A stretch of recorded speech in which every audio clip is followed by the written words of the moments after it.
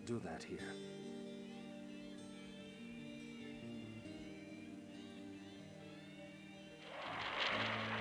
Not in town.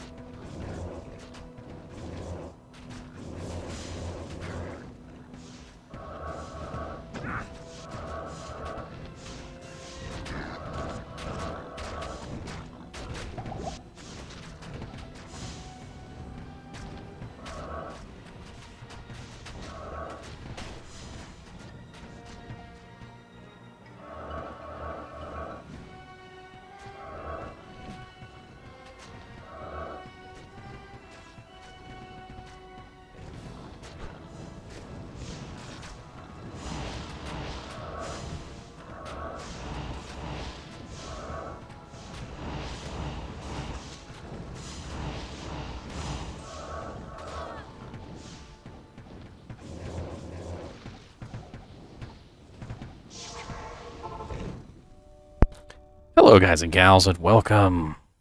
So I thought it was only fitting if I was going to start out a Necromancer video, to start out a Necromancer video with an entire full army of the undead.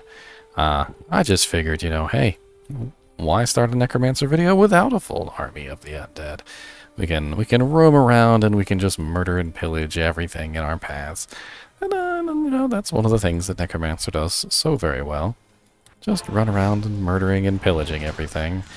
A full army of 12 skeletons, 12 mages, and 32 revives.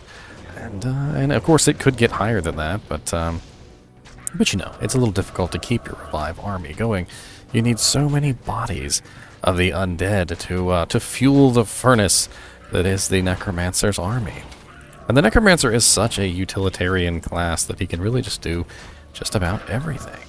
I mean, he can even turn into a vampire of the undead and start casting forth meteors and fireballs. He really has no limit to what he is capable of. And he can even run around and he can slash people with a scythe and just start murdering people with that. It's absolutely excellent.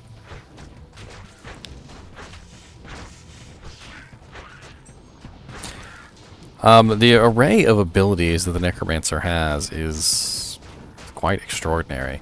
In this particular Necromancer, he is super cheated, so I will give it to him. But we will play a non-cheated Necromancer later. The goal of this is to show off all of the wonderful abilities that the Necromancer has.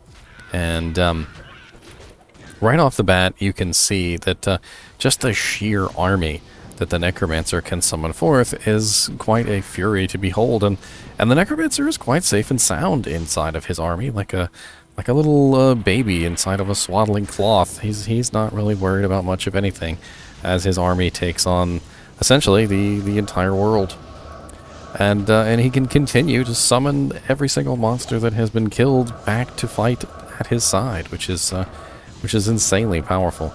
And of course, some monsters are less useful than others, but you know, it doesn't really matter. At some point, you're just throwing bodies at the problem, and then you can even start exploding those corpses as well.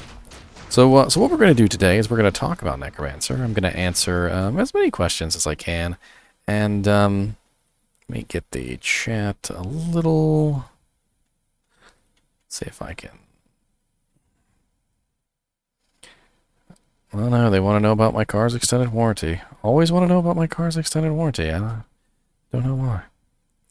Pretty sure my car's been out of warranty for quite some time. I don't know what to tell them. Half the time I just tell them I don't have a car. I'm like, I don't have a car. And they're like, bye. Like, so, well, okay. Well, don't want to talk to me if I don't have a car. Fine, then. I didn't want to talk to you anyway.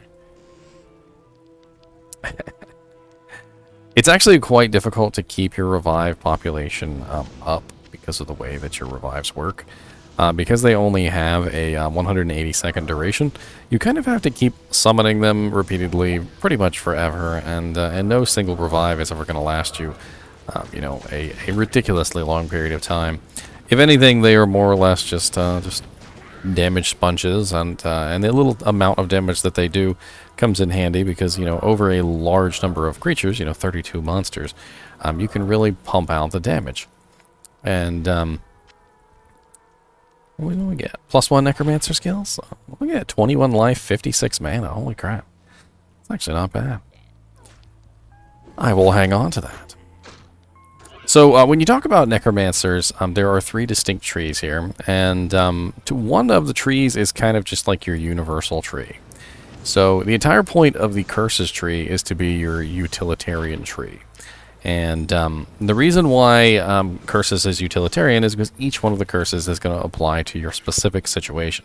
And I feel like it's a good starting point for Necromancer to show you guys and gals the curses and go over, you know, how they are useful, why they're useful, you know, why you would want to use them and why you wouldn't want to use them. So start off with the most basic of curses, the 1-point wonder itself, amplify damage. Amplify damage is 100% damage taken goes, you know, to physical damage. So if a monster is standing there and you hit him for 100 damage and you curse him with amplify damage, he will take 200 damage. it actually reduces the resistance of the monster. So monsters have what's called a physical damage resistance, and most monsters are at 0, and there are some monsters who have a decent amount of physical damage resistance. And by the time you get to Hell difficulty, most monsters have some sort of physical damage resistance, and there are also monsters that are actually immune to physical damage as well. But when you curse them with the Amplify Damage curse, it reduces that resistance by 100%. And if they are, for instance, immune to physical, it's only going to reduce their resistance by 20% of that, which I actually do have that calculation right here. So Amplify Damage is negative 100% physical resistance, 20% effectiveness versus immunes. So 100% divided by 5 is 20% reduction. So they're going to go down by 20% of their physical resistance, and it will break their immunity essentially, as long as they are close enough to that zone where you can break them. Even if they're at 99%, they will still be broken from the physical immunity, and they will, now be able to take at least some damage. Decrepify also reduces physical immunity, but only by 50% instead of 100. And as you can see, it has a very small radius. So it's really just like one particular target you're casting it on. Of course, if they're all grouped up like that, you can hit a couple. But it just has such a tiny little radius, and that's like at max level too. So don't expect the radius of your Decrepify to go up very much. Another very, very beautiful skill is Lower Resist. So Lower Resist is a curse, much like Conviction on the Paladin, which we talked about yesterday. And Lower Resist reduces the resistance of all monsters by 66%, and it's really, really effective. In fact, it's the only curse that reduces the resistance of poison damage. So poison damage is something that the Necromancer has in spades because he has multiple skills with poison. So poison or Lower Resist goes very well with a poison Necromancer. So you're definitely going to want to build Lower Resist as a poison Necromancer. It's one of your main abilities. So you have 3 different poison skills. There is the Poison Explosion, which actually makes a cloud come out of the corpse, which does pretty massive amounts of damage, 29,378 to 32,353. And of course, this is going to be negated and modified by poison resistance, poison length reduction, things like that. So it does. It seems higher than it really is because of the massive amount of damage that it has to be to accurately dish out a decent amount of damage to the targets. You also have Poison Nova, and then you also have Poison Dagger, which you can actually go up and just stab people. That's actually pretty effective as well. So we've talked about Amplify Damage, we've talked about Decrepify, and we've talked about Lower Resist, but what about all the other curses in the tree? What are they good for? So let's talk about one in particular that is not overwritable. So this is Attract, and Attract cannot be overwritten by any other curses. Attract is interesting because it is a way for you to have crowd control inside of a group of monsters. So when you cast Attract on a monster, they then are attacked by everyone else around them. And it kind of helps you keep maybe your teammates alive, things like that. It can be very effective as a means of crowd control. You're not really going to get the thing killed that you're attracting, but it will be very effective just to grab attention away from maybe one of the people in your group. And as I said, the other thing is it can't be overwritten. So when you curse the other monsters around the one that's attracted, it will not be overwritten, but everything else will still obtain that curse, which is fairly nice. There is another really nice crowd control ability, which is Confuse. But the difference between a Confuse and Attract is that Confuse does everybody, and Attract only does one person. And Confuse can also be overwritten, so if I cast Amplify Damage, Confuse is gone. So keep that in mind when you're choosing your crowd control curses. A lot of these curses are one-point wonders. You literally just put 1 point into them and you just forget about them. You don't really have to keep stacking points into them. Life Tap is absolutely amazing for a lot of characters. And as a utility skill, you will find that there are smiters, there are all sorts of melee characters that absolutely love to have Life Tap, because Life Tap literally gives you a 50% heal of attack damage. So it's like 50% lifesteal. And so you cast that on something, of course, and you see the little bubbles, almost look like little red bubbles up here above the monster's head. And those little red bubbles actually are very, very sweet for restoring life. Now, as a Necromancer, you don't necessarily need life tap yourself, unless you're going to be like a in-there melee Necromancer and you really want to micromanage your curses. But if you were going to be a melee Necromancer, then the highest probability is that you're going to be running Amplify Damage, which is the 100% damage boost, because you know you're going to want to do as much damage as humanly possible. So having Amp is definitely going to help you in that regard. And I can run around and I can just slash things with my beautiful Grimm's Burning Dead Scythe. Beautiful, beautiful scythe.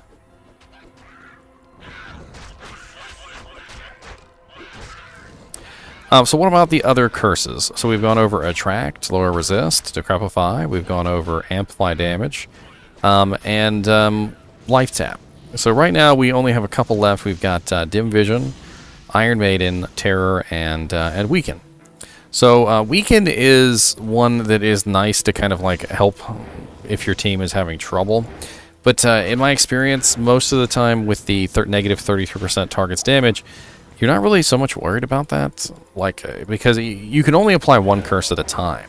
And no matter how good that negative 33% damage is on Weaken, I feel like there's always a better choice. You know, you want to be doing more damage necessarily. You don't necessarily want to be making the monsters do less, and so you're trying to up your damage, not reduce theirs. Because you know your minions, you don't really care about your minions dying. If your minions are dying, you know, oh well.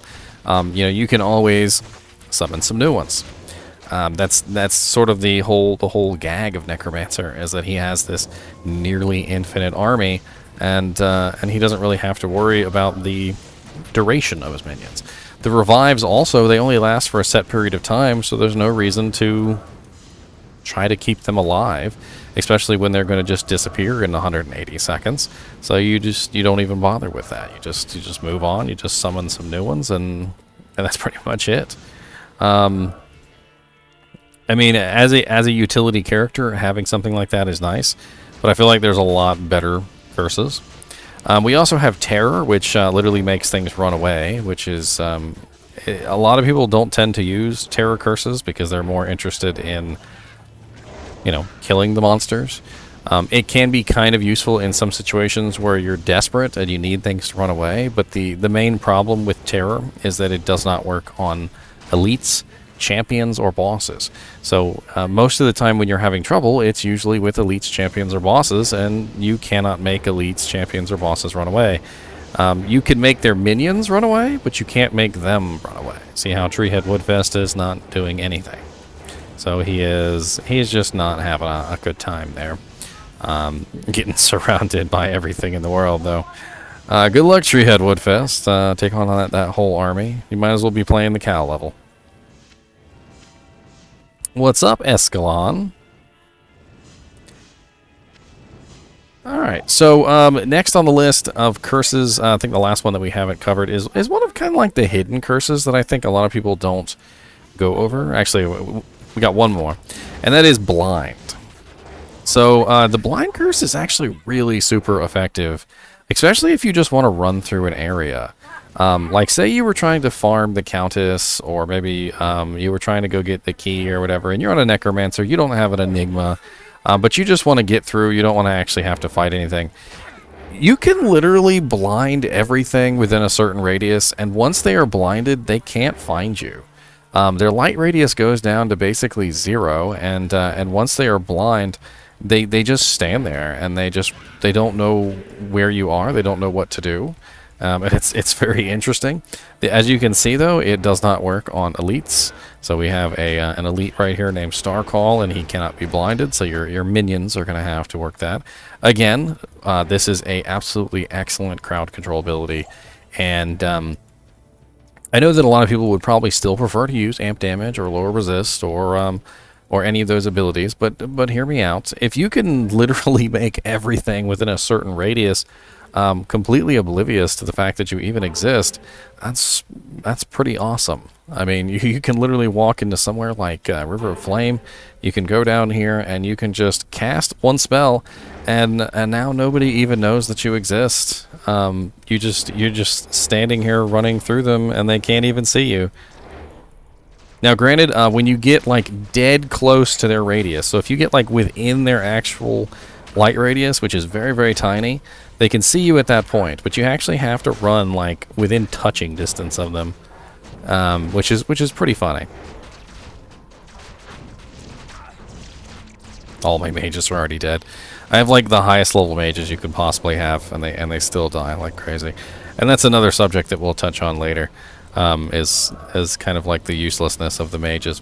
But we do have one more curse to go over, which is Iron Maiden, and Iron Maiden is the same as Thorns, essentially. So back in the day, I don't know if any of you guys remember this, but the Chaos Sanctuary knights would cast Iron Maiden and would kill many melee characters in the process. It was actually quite hilarious. I died many times to them myself. You would just be mid-swing and they would cast Iron Maiden on you and you would just instant die. Because, of course, you know, you're doing this massive amount of damage yourself, and then as soon as you hit a target, it all reflects back on you, and you have absolutely no chance. You've got no chance whatsoever to survive. Which is it was always pretty funny to me. Like, I would just be whirlwinding along on my barbarian, and I would just hear the Iron Maiden noise, the signature Iron Maiden noise. See if I can. There it is. The signature Iron Maiden noise, and then all of a sudden you just knew you were dead, and that was it. You died. Golems do, I believe. Not 100% sure on that. I know the bear does on the druid, but so your golems and your minions gain life through skills. So your raised skeleton gets lots of life through building up raised skeleton, and then he gets even more life by building up skeleton mastery. So like, when you finally get skeleton mastery to its highest potential, your skeletons are running about where is it? 907 life, which is pretty darn good for one skeleton. 907 is pretty good for a regular character, so I would definitely think that 12 skeletons running 907 life apiece would still be pretty sweet. Alright, so now that we've gone over the curses, let's go over the poison and bone spells. So we have a really large array of abilities here. First off on the list, we have Bone Armor, which is a defensive ability. So defensive in the way that it absorbs physical damage only. So you cast it around yourself and you get this nice little shield, and the shield will absorb all your physical damage that comes in. This skill receives bonuses from Bone Wall and Bone Prison, and because of that, you tend to build this when you build a Bone Spear Necromancer. And it's a pretty sweet way to just absorb a couple hits. 910 damage is certainly nothing to shake a stick at, but it's not elemental damage, and therein lies the biggest problem with it, because it's not going to help you versus things like Diablo, who's shooting fire out of his butthole, or Bale, who's spamming cold novas and crazy things like that. But it will help you against that brute that comes along and just tries to smash your face in. That's definitely something that's going to be useful against. So you go forward in here, and you also got your Bone Wall and your Bone Prison. And as if the Necromancer didn't already have enough crowd control between Dim Vision, Confuse, Attract, Terror, those are all excellent crowd control abilities, and you could even throw Decrepify in there, because Decrepify slows down targets and it makes them very weak. So if they didn't have enough crowd control abilities already, now you also have these crowd control abilities. So you can actually cast walls, and you can basically hold monsters in place and keep them from being able to do anything to you. The wall, and then you also have Bone Prison, where you can single out a specific monster and you can cast a wall around that specific monster, making it so that specific monster is absolutely useless. Take, for instance, like Diablo or Bale or something like that. You could literally just spam walls around him and he wouldn't be able to do much of anything. And believe it or not, Decrepify will also prevent Bale from being able to teleport. So if you were to combine the walls and the Decrepify skill against Bale, he would be stuck and wouldn't be able to do absolutely anything except for stand there and look silly. So you've got all these crowd control curses, just amazing utilitarian crowd control curses, things you can just put 1 point into, and they actually work amazing. In fact, the only curse you really need to max out, from my recollection, is Lower Resist. Lower Resist tends to be one of those curses where you definitely want to max it out for the benefit of the negative resistance. All right, so next on the list we've got our bone tree here. So this is the Teeth, the Corpse Explosion, the Bone Spear, and the Bone Spirit. And Teeth is a low-level skill, and it's not very good even at its maximum, but it does have a lot of AoE potential. So later on in the game, when you go back to, say, Nightmare and normal difficulties, it actually does become a very nice ability just for clearing, like, big, large rooms. You know, you just walk in and you just shoot one teeth out, and everything will die. But in Hell difficulty, it just doesn't have the damage, quite the damage, to be able to really kill things as quickly as it should. But Teeth is a synergy for some of the higher skills, like Bone Spear. And Bone Spear's main benefit is that it can pierce through targets, and that it is magic damage. So you can line yourself just right, and you can pierce this Bone Spear through 4, 5, or 6 people at one time, and you can really get a lot of damage in at once. And because magic damage is fairly unresistible, most monsters and players tend to have no magic resistance, you can pretty much kill just about anything with it. You're going to have to build some faster cast rate and things like that, but it tends to work very, very well. In fact, I have a Bone Spear Necromancer on ladder who's running like 3,600-ish Bone Spear damage. Puts this one to shame. This Bone Spear Necromancer is only using Triangle's set because I just wanted to put something on him, and he could be better. I guess would be the term. He could be much better. And then the other skill that is on this tree is Bone Spirit, and Bone Spirit is a single target seeking attack. So it actually seeks out and it finds monsters and it hits them one time. So not quite as effective as Bone Spear, but it tends to do more damage than Bone Spear if you have it specifically built for Bone Spear. It's much higher single target attack. And you can attack kind of off the screen. You don't actually need to be within range because you just kind of let it seek its targets. It's very, very effective and for a lot of reasons, even in PvP. You can use Bone Spirit like a defensive mechanism. So what you do is you take your Bone Spirits and you fire them in a line. And one of the silliest things that people love to do in PvP now is telestomp. So they telly right on top of you. So what you do is you fire yourself a nice little line of Bone Spirits, and it would look much better than this if I had faster cast, and you run with your Bone Spirits. And by running with your Bone Spirits, what you do is you create this sort of like defensive little zone, and as soon as they teleport inside of this area, your Bone Spirits will automatically lock onto them and hit them.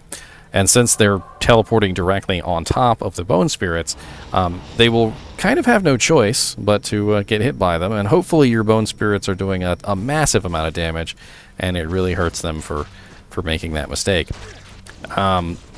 Bone Spears tend to be a little bit better, though, in PvP, just simply because a lot of people use satellites, like wolves, and various types of summons and mercenaries and things that will absorb your Bone Spirits. So if it hits a wolf, instead of hitting the person, then the person takes no damage. So that's kind of what they use the low-level wolves for.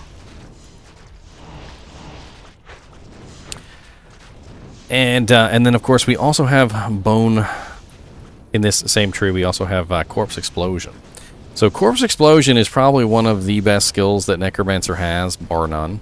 And the reason why Corpse Explosion is just so amazing is because Corpse Explosion does 70 to 120% of the monster's hit points in damage. So say if you explode a monster and the monster has like 10,000 hit points, then you're going to be doing about somewhere around 10,000 damage to everything nearby. And you can explode every single corpse nearby. And the higher level that Corpse Explosion gets, the bigger the radius is. So even with 1 point, Corpse Explosion can be effective. But when you max out Corpse Explosion, it hits everything on the screen just about. And you can really dish out the damage to the monsters with Corpse Explosion. Most Necromancers, no matter what they are, tend to at least put a couple points into Corpse Explosion, or 1 point and a bunch of plus to skills. And the reason is because it is just so effective. In fact, a lot of the Necromancer's builds usually revolve around killing something and then using Corpse Explosion to finish everything off. And Corpse Explosion actually does gain benefit from both lower resist and amplify damage. So when you have lower resist up and you use Corpse Explosion, you will see that the damage will go up. And the reason why is because Corpse Explosion is 50% fire damage and 50% physical damage. So what you got is you have an attack which is half elemental and half physical, and so amplify damage increases the damage of Corpse Explosion, and also lower resist increases the damage of Corpse Explosion. So it doesn't matter which one you're using. If you're a Poison Necromancer, Corpse Explosion is still great. If you're a Summon Necromancer and using amp damage, Corpse Explosion is still great. And the only real downside to Corpse Explosion is that when you don't have any corpses, you can't do anything. So you have to really kind of pay attention to, you know, your your corpse micromanagement. What's up, Token Blitz? We are training for Diablo 2 Resurrected. That is the goal here. So today is the day of the Necromancer. So if you have any questions specifically about the Necromancer, feel free to ask. Now, we've covered the sort of, you know, like defensive side of the tree and the bone side of the tree here. And then we also have the poison side of the tree. So the poison side of the tree is very interesting. Poison Explosion is very similar to Corpse Explosion in the way that it uses corpses. So once you have something that dies, you're going to go ahead and you're going to explode, and you're going to get these nice little poison clouds that come up, and it's really going to hurt. You're going to tag that together with lower resistance, because lower resistance is going to really make that poison damage super effective. Most people tend to go with Poison Nova more so than Poison Explosion, because it's more of an active skill and it can be spammed. So you basically just make sure you've got that lower resist up, and you just watch the monster's HP just melt away. So we're going to go ahead and we'll put our lower resist up. We're going to grab our Nova, and you just watch the monster just sort of melt. You just keep applying it every now and then, every time it goes off. It's not really a big deal. It hits everything on the screen, so it's very AoE. Very nice. Then we also have the Poison Dagger, and I don't have a dagger on me right this second, but basically it's just the same as Poison Nova and Poison Explosion. Lots and lots of poison damage, except you actually have to go up and you gotta actually stab the monster, and it's actually kind of sweet because there are a couple daggers that are made specifically for the Necromancer. Skooma, this is the Grimm's Burning Dead. It's a scythe that's made specifically for the Necromancer. As you can see, it's +3 Necromancer skills, 180% enhanced damage, negative 50% target's defense, 250 to attack rating, 131 to 230 fire damage, 20% enhanced defense, because obviously if you're a Necromancer and you're getting in there beating things, you're going to need some defense. Fire resist 45%, attacker takes damage of 8, and of course it has negative 50% requirements, because if you're a Necromancer, you're not building strength and dex. So it's one of those things that's made specifically for the Necromancer, just for the fun of it. And of course you can get in there, you can use your amp damage, you can really get in there and you can do a bit of swinging on the targets. Oh, you got fanaticism, buddy? Alright, Mr. Mephisto. I ain't got no attack rating, but I'm still gonna beat on you. I'm still gonna swing. Alright, we're gonna use some Corpse Explosion here, and I'm gonna show you just how effective Corpse Explosion can be. And as you can see, just about everything is dead except for Hephaestus. Well, let's get some more monsters in here. Come on. Come over here. Come over here. Let's get some of this beautiful amp damage up.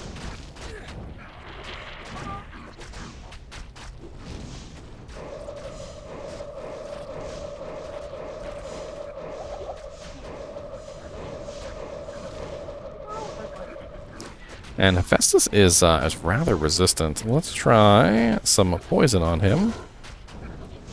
And let's do a little bit of lower resistance. Now, of course, as a Necromancer, you're going to specialize in whatever it is that you're doing. So if you're a Poison and Bone Necromancer, you're going to get stuff that increases your poison damage. If you're a summoning Necromancer, you're going to get things that increase your summoning damage, and so forth and so on. It's going to be proportionate. So this character is kind of like just doing everything, and that's kind of the point of him. And I can't wait to see wait to see what the vampire looks like. This is the vampire when you put on the entire Triangles set. It's actually really, really cool.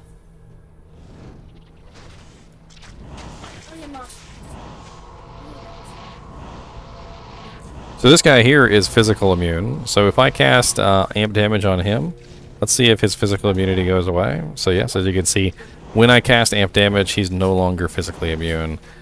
He is immune to poison though, so he's not taking any damage from my poison nova. So I'm gonna have to let my little minions do their job.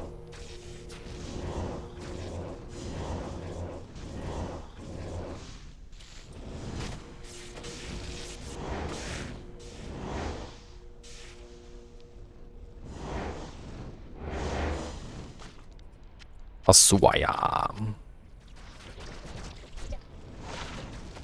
Blades of Ice. Alright, so let's talk about some more skills here. So we've gone over the Poison and Bone tree, we've gone over the Curses tree, and now we need to go over the Summoning tree. So the Summoning tree is a little complex. A lot of things are interconnected, like Summon Resist is interconnected with the Golem, the Skeletons, and the Revives. Summon Resist is also going to really help out, just like all your monsters in general. Skeleton Mastery is also linked to Revives, so when you look at your Skeleton Mastery, it says Monster's Life, Monster's Damage. So you see here the Revive down here is getting a bonus from your Skeleton Mastery, which is nice. So are the Skeletons and the Skeleton Mage. And it's really complicated on how to build a Summon Necromancer. A lot of people will try and spread their points out. A lot of people will try and build into one of the Golems. The problem with the Summoning tree in general is that you don't really have enough points to specialize in like more than one thing. So as you're leveling up your character, you really have to focus your points into the Skeletons first. And then once you've got your Skeletons maxed out, then you can start focusing your points into things like Skeleton Mastery, your Golem, Summon Resist, stuff like that. So you kind of like work it as you level up your character. And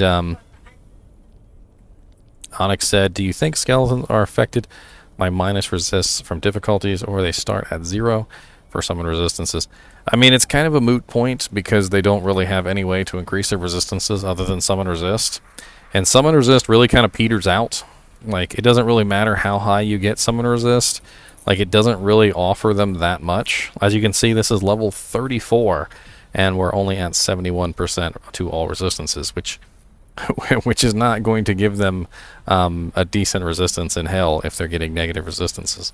I mean, the only other way to give your Skeletons resistances is to have a Paladin in the group with Salvation Aura, or one of the specific resistance auras.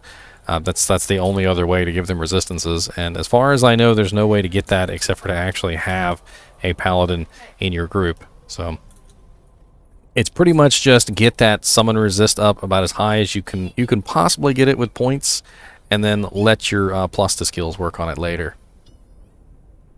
What's up, Old Man Stalker?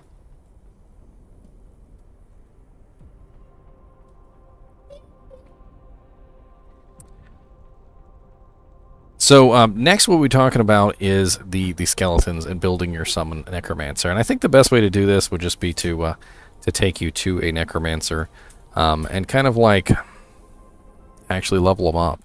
Because you've already seen what a full Necromancer looks like. So let's go to a little newbie Necromancer, shall we?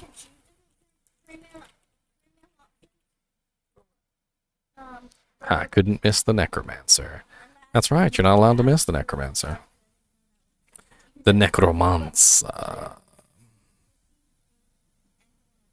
Alright, so what are we gonna do? I got too many characters and I don't quite know what to do. Let's take a look at Mr. Jazzromancer and see if he has a reset.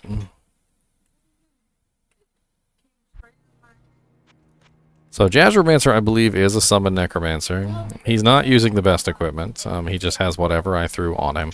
And I believe he is set up for summoning. Yeah, he's fairly good. So as you can see, he has level 12 summon resistance. And level 12 summon resistance, he's at 60%. So as you can see, the difference between level 12 and level 34 is not really that great. So there is just this point with summon resistance that it just has such a huge diminishing returns that you really just don't invest too many points into it. I usually just do about 5 points. About 5 points in summon resist is usually more than enough. And then I let my plus to skills work from there. So he's got level 26 skeletons. He doesn't quite have all the revives. He's running a level 26 clay golem, which he's running that specifically for the slowest target by, and of course we're also running a nice mercenary, which he's got a prudence, he's got a steel cast, he's got a razor tine Fushina. It's an upgraded razor tine. Let's go see how he performs in hell difficulty. So let's just go ahead, and first thing you want to do with a Necromancer is get your army. And the weaker the monster is, the better, because you only have 2 things to kill monsters with as a summon Necromancer, and that's your golem and your merc. So you want to go out somewhere where it's not too difficult for your monsters to get some kills, so you can start summoning your army. Let's go ahead and grab a couple skeletons. I didn't mean to grab one of those, but it's not going to hurt anything.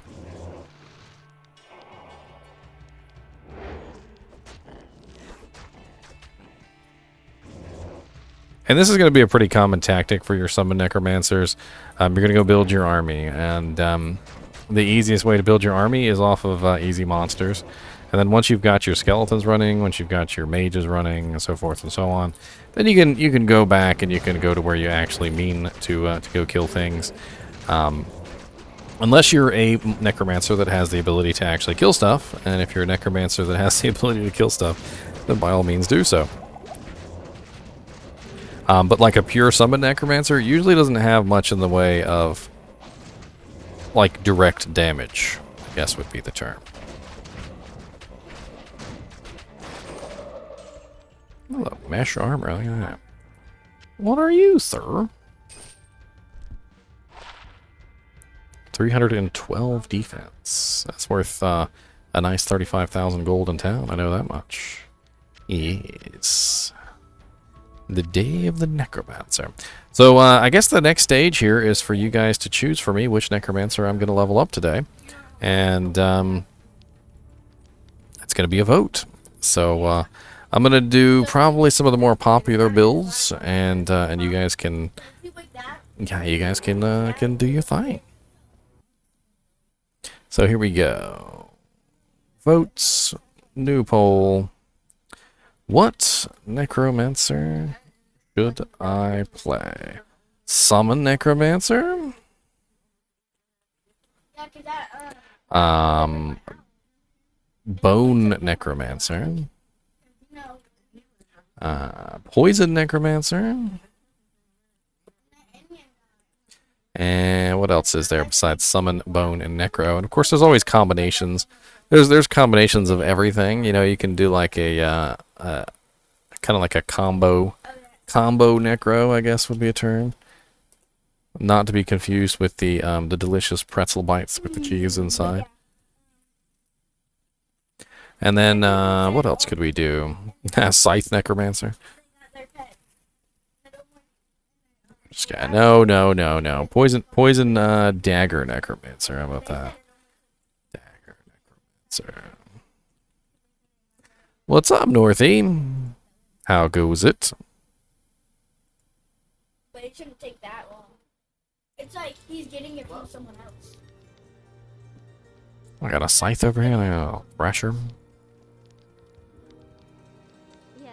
I mean, curses can't really be a tree by itself because the curses augment whatever else you're doing, so it's kind of like a whole thing. You know, you're not necessarily playing a curses necromancer, you're playing something else that utilizes curses.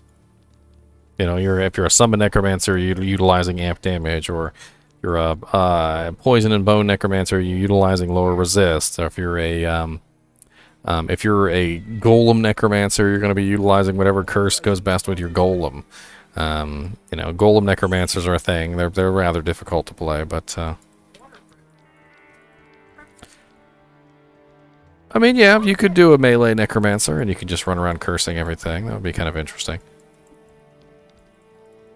My first character is definitely going to be a necromancer, Northy. It's one of the easiest characters to play. First off, like just in general. All right, so we need to make a slot for our necromancer, our little newbie necromancer. We need to make a slot. So who are we gonna delete? That's the question. A non-ladder character, so we're gonna delete Solid Shot. My apologies, Solid Shot. Goodbye. Actually, we might need her. No, because I have a freezing arrow Amazon down here. That's right. No, she's fine. Goodbye, Solid Shot. Goodbye, dear sir. Day of the Necromancer. Ah, look at him glow. Look at him glow. Everybody will be playing Sorceress, J Banana. I can pretty much guarantee you that. Sorceress has teleport, and there are too many people who can't live without teleport. Like it's in there. They're not allowed to walk. Nobody's allowed to walk anymore. It's teleport or die, and they won't play any of the other characters unless they have an enigma. So once they do actually play characters that don't have teleport, they do have teleport. So. Walking is for losers, apparently. Loser.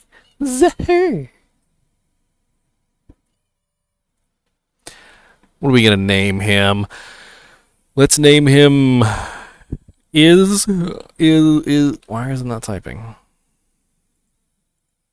Is it September 23rd? I can't do numbers yet. Is it September yet? Bart M. McShart. Man, you sound like you naming characters like my girlfriend. She made a farm on Stardew Valley, named the farm Anal Slice. Her character's name is Buttus. She named her cat Shit. Anything else crazy in that? What are you gonna name the cow? And then like there's this little scene in Stardew Valley where like somebody comes up and hands you your cat, and they literally like they bring you the cat and they're like, here you go, here's your little shit. And I'm just dying laughing. Oh yeah, now we're gonna eat Starcraft. It says dreams of Sodom. You should have did dreams of Buffalo. Combo Necro. A combo Necro is a Necro that does more than one thing. So instead of just simply being a Poison and Bone Necromancer, or a Bone Spear Necromancer, or a Summon Necromancer, kind of does a little bit of everything. So like maybe you make a Bone Spear Necromancer who also summons. Maybe you make a Poison and Bone Necromancer who has a really nice Golem. You know, which could work out really nicely since you're going to be spamming lower resist. It might work out to have a Fire Golem, for instance. A Fire Golem could go very well with a Poison and Bone Necromancer since you're spamming lower resist anyway, and since Fire Golem has tons of fire damage, he's going to be dishing out some pretty nice DPS. You know, like, for instance, a Poison and Bone Necromancer is probably going to use Decrepify as his curse.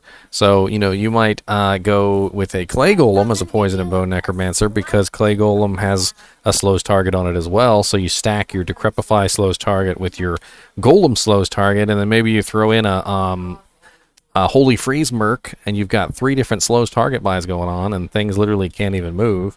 Which is pretty hilarious. Like you're fighting Diablo, and Diablo's just like trying to attack you, and his hand is moving like this. And like by the time he completes one attack, like literally you've already hit him about 10,000 times.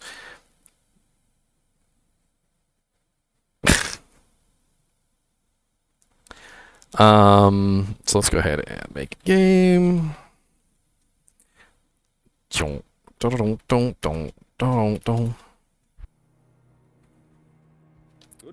Summon your bone necro. Summon my bone necro. Look at that, tied between bone necro and summon necro. I'm gonna go grab my bone necro while you guys are deciding.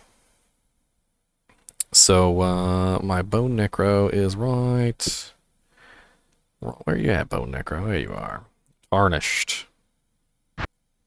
Tarnished the bone necro.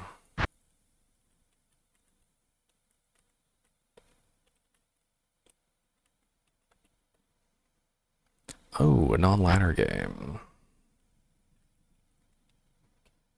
Oh, yeah, that's what I'm doing wacky with the Pretty much, boat. Northy. I wouldn't do a poison and bone necromancer first, because poison and bone necromancers tend to be a little bit more difficult to play. Gear-wise, anyway, they need more gear than most other characters do. And it's not bad to have a little bit of an army to go along with your poison and bone necromancer. Not necessarily to do damage, but just to be meat shields. You know, a couple skeletons doesn't hurt.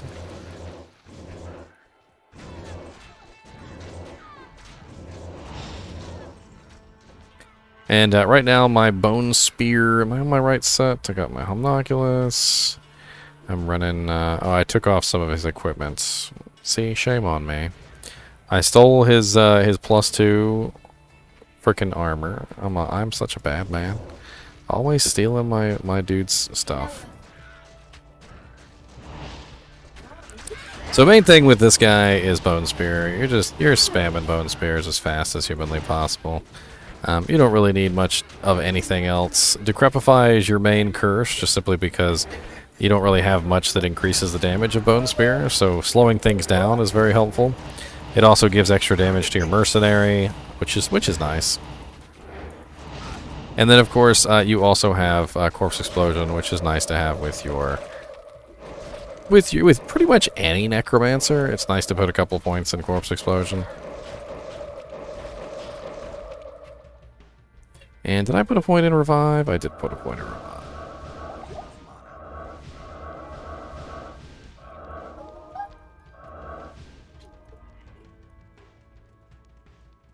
Summons do die very fast to bosses, Scott. If they're not built correctly, they die extremely fast. When you build them correctly, they don't tend to die too quickly. It really depends. Your golem tends to become one of your main allies when bosses, since you can resummon him at will. So that's why I always find that it's nice to have at least one golem that you can really count on to get in there and tank while you dish out your damage. So you know, if you've got a summon necromancer who's completely dependent on his minions for damage, you know that's a whole another ballpark. And you might want to go with a different golem as a complete summon necromancer than a clay golem. Because although Clay Golem is very nice with that 57% slowest target by, there's no damage involved in him. But he does have 5,874 life, which means that he's gonna be able to tank fairly effectively. And at any point you can just resummon him, so it's not like a big deal. Yeah, I mean, and you can also use the Iron Maiden Golem trick, which is basically where you summon your Iron Maiden, you kill, and you just kill him with your golem. You just keep summoning your golem over and over again.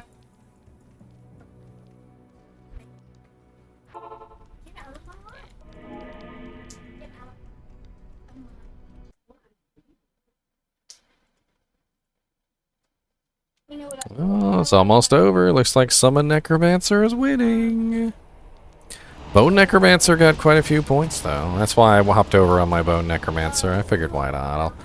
I'll play around on my Bone Necromancer for you guys and gals. That's what all my secret for. I didn't even see those ones.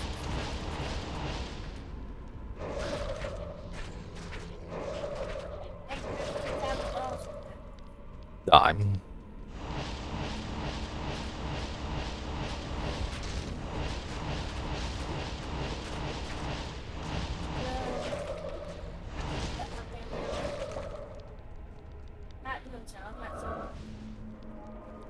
Well, summon Necromancer it is. So here we go. Let's go ahead and make a nice little summon Necromancer from scratch. So we're not going to give him any equipment because, to be honest with you, summon Necromancers don't need it. You can literally take a summon Necromancer from the lowest of levels with absolutely nothing, and you can make him into a rather strong fighter very, very quickly. First thing you do, of course, is you go outside town and kill something and summon yourself one skeleton. And your little one skeleton, from there, he grows into a mighty army. You just have to keep pumping points into him. So, let's see if we can... Is there nothing alive out here in the Bloodmoor? And we have our first warrior. And unfortunately, we can only summon one right now, which is the sadness. So sad. Get this experience shrine so we can level up faster. Yes.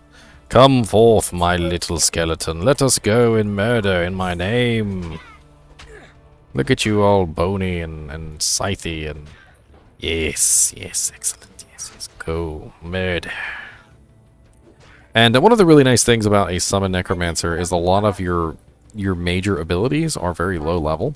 And because a lot of your major abilities are very low level, you will tend to find some very, very nice wands and heads as you level up. And it's one of the few classes that you don't really have to worry too much about gear, because there's wands and heads dropping everywhere. Trust me when I say that that not only can you find them everywhere, but you can also go to town and you can buy the wands from the shop. So you start looking for plus skeleton mastery wand, and early on in the game you can get a +3/+3 fairly easily, and then you can find a head that will have like +3 skeleton or +3 skeleton mastery on it very easily. So you just got to keep your eyes open, and once you find those, it's fairly nice. So the first thing you want to do, obviously, is you're going to put another point into skeletons, and you're going to resummon both skeletons because and this is important.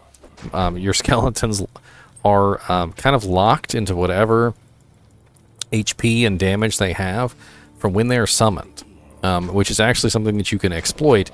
So later on in the game, if you happen to have like a really nice wand for faster cast, and you got like a really nice like thing with corpse explosion on it, but you've got like these really nice like +2 skeleton or +2 skeleton mastery, like like wands and stuff, and you just really don't want to wear them, you can swap to them, summon your skeletons, and swap back. Now, you won't keep the number of skeletons, but the skeletons that you will summon will be stronger as a result of them being summoned with the better equipment. And as you can see, my 2 skeletons are already ripping everything to shreds. Let's go into the Den of Evils, shall we? The Den of Evil. I sense death within this place.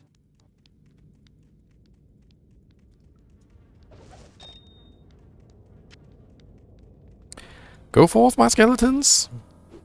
Now, your second point is not going to be in skeletons. Your second point is actually going to be in curses, because you're really going to want that amplify damage.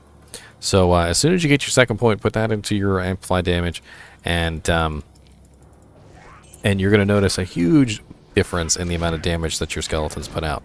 So right now they put out 1 to 2 damage, and with amplify damage they're going to put out 2 to 4. So wow, the difference. You guys are really going to see it. Trust me. As for stats, as a Necromancer, you honestly don't even have to spend them. Like, I find a lot of the times as a Necromancer, since I'm so safe and so comfy behind my skeleton army, that I really don't even need to put points into anything. And a lot of the times I end up just saving my points and not doing anything with them for levels and levels at a time. And then finally, when I will find a piece of equipment that I want to use, I will put the points in where I need them. But it's like you just don't even need to use them, so you forget to put points in. And I'm not saying don't, but what I'm saying is that it's a Necromancer as one of those unique classes that you can just kind of ignore it. Now, what would you put your points into? Well, I would recommend at the very beginning putting a couple points into strength at the very least. And the reason why is because you need to be able to equip gear that you find. And there's going to be a lot of pieces of equipment that are going to need a little bit of strength at the very least. So, you know, it's nice to have some strength to wear equipment. Jay Banana said, do you think that the summoning exploit will work in D2R? I'm not quite sure exactly what you're referring to, Banana. Could I elaborate?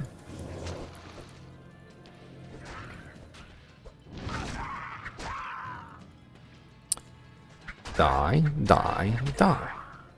Alright, so our next point goes into amplify damage, and so we're going to F1, F2. So now we've got our little swappies here. Yeah, I'm assuming it will still be there. I don't see any reason why not. It's not really an exploit so much as it is just the way that the game works. So when you summon a monster, he's summoned at the level that you had when you summoned him. So when you switch off of the pieces of equipment that increase his level, it doesn't decrease his level, but it does decrease the level of your skill. And by decreasing the level of your skill, it does remove the number of skeletons that you've summoned. So like, say for instance you have +6 to skeletons and you get like 3 extra skeletons from that. When you take off those pieces of equipment, you will lose those 3 extra skeletons. But the difference is that you will still have the boost to their HP and damage, which is nice.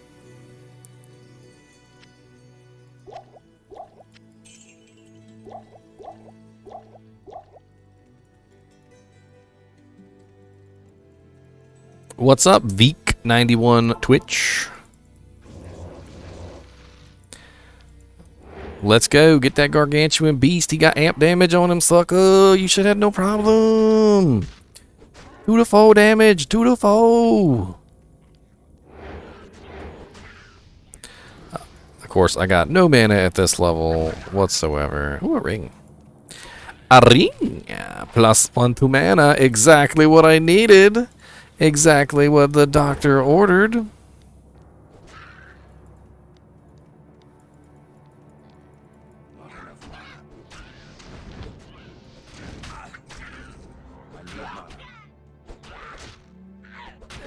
When do you guys drop me a mana potion?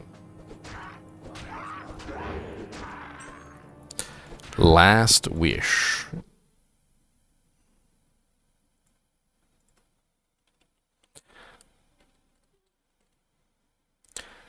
Boop. I mean, 6% chance to cast level 11 Fade is pretty nice. 10% chance to cast level 18 Life Tap is really nice, although you can get Life Tap from other places. You can also get Fade from other places also, so, I mean, there's kind of a catch-22 there on both of those. Level 17 Might Aura when equipped. That's pretty nice to beef up your damage a little bit. And then you also got 354% enhanced damage, ignores target's defense. Crushing Blow, 64% chance to Crushing Blow, that's really nice. Prevent Monster Heal, that's very nice. Hit blinds targets, and Magic Find. Seems like a fairly solid melee weapon for a lot of characters. The runes Jaw Mal Jaw Sir Jaw is kind of expensive though, so I'm not really sure about the cost there. I mean, it sounds like you've got quite a high cost for a weapon like that.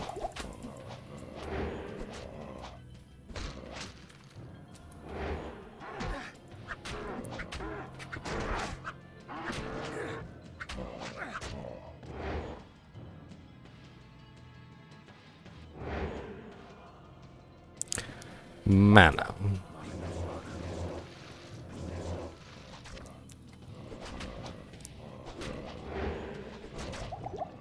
Go forth, my army, and kill. I know you are but a meager army now, and you have much work to do yet, but your naked Necromancer King orders you. Okay, alright, kill my little skeleton. That's okay, I'll raise another one from your buddy. How about that? I will raise another skeleton from your buddy's corpse. That's right, give me that throwing knife and that leather armor. I'll take all of it. I'm a naked necromancer. I need armor. The naked necromancer dons his first piece of equipment. The naked one. Now, the Summon Necromancer really starts to pick up steam once you really start getting your army going. Because the more your army, the bigger your army is, the more damage you're doing, and the more, just in general, the better everything goes. So let's go ahead and grab our skill points. And what you're going to do with this skill point is you're going to go ahead and throw this into Skeleton Mastery. So 1 point into Skeleton Mastery is going to help you out a little bit. I would not recommend building Skeleton Mastery to begin with. It doesn't work out. But definitely put at least 1 point into Skeleton Mastery. I do not like Skeleton Mages Revision. They die too easily and they don't really do a lot of damage. They're two very bad things for those particular characters. And it's just they just don't tend to be as useful as they should be. So what we're going to do is we're going to go in here. We're going to take a look and see if she's got any nice wands.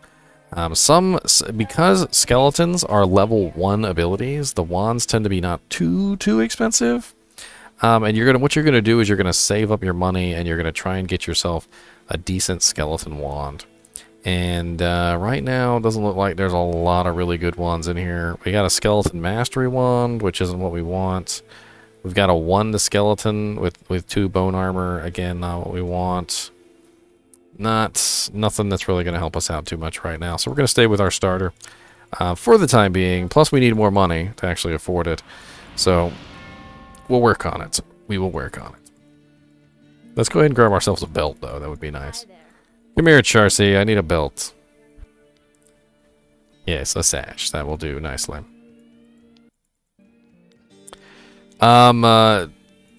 Stealth will help you out a little bit if you're a casting type necro, because it has faster cast on it. Run speed is going to be nice. The real fact of the matter is when you're a summon necromancer, you don't really need equipment. You're very, very skill based, and you just kind of work off of your skills. Equipment will help you with survivability. It will help your mana restoration. But usually once you get your army running, you don't even really have to worry about mana too much either, except for casting your curses. And after a little while, even your curses become sort of non-existent on the mana cost as well.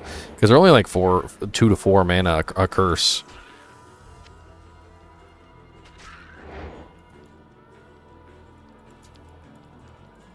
Alright, so let's go kill Blood Raven's punky.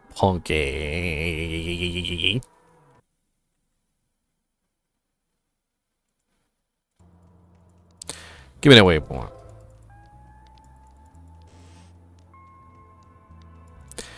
Well, and that's kind of the beauty of Summon Necromancer, is that you don't necessarily need equipment until you get to Hell difficulty. So once you get to Hell difficulty, you're going to need equipment to make your character work. That's when things start to get a little difficult. You're going to need plus to skills. You're going to need various things to actually make everything work. But before Hell difficulty, you can pretty much just be a naked Necromancer with magic find equipment. You don't really necessarily need anything specific to make your character work. So yes, you can pretty much just fill your character with every magic find piece of equipment that you find, and as such, your character will be a very good magic find walk character. So not targeting magic find, but walking magic find. Yep, Gull Dagger, Rhyme Shield, Millibrage's shield if you can find it. Rhyme Shield's a little bit better than Millibrage's, but it just depends on what you've got. Chance Guards, Gold Wrap, Nagel Rings, Vidala. I mean, Vidalis has 50% on it too with 2 pieces. Basically, whatever you can just slam in there. Actually, a lot of my older videos, I still have long hair, Veek. I still have a little ponytail, my little ponytail, but I don't have the long one anymore. It used to go all the way down to my butt crack.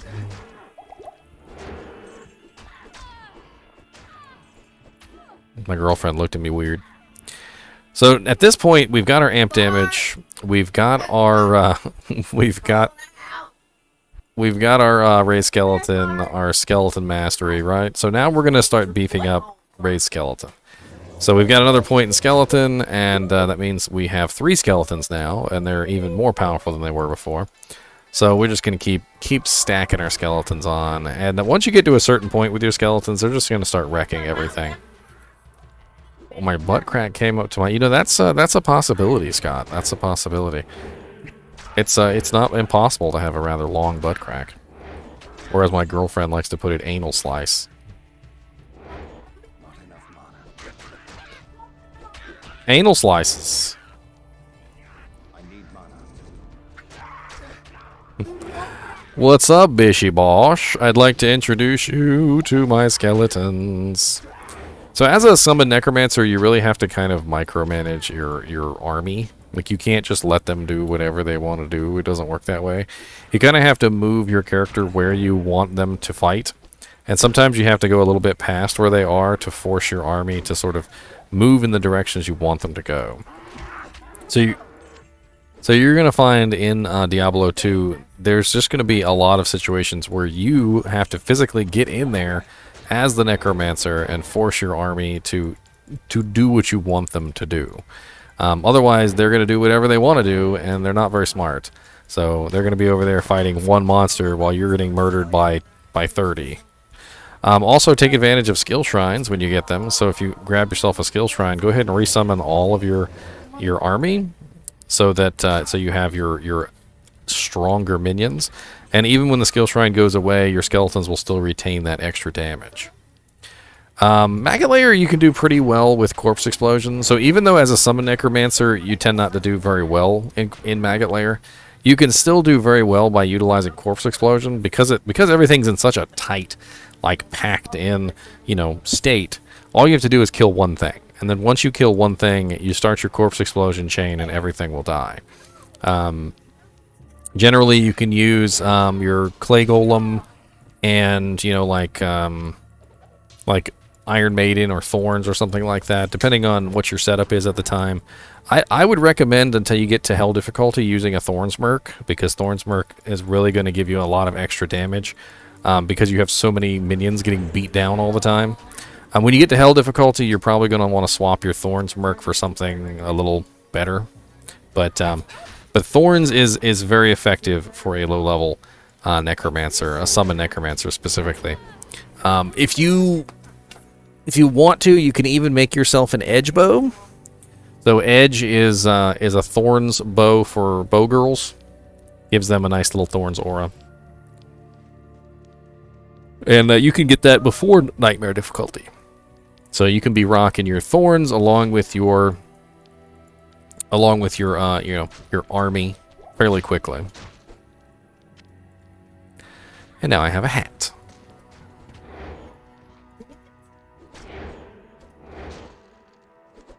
And amp damage really has a small radius when you start out, doesn't it?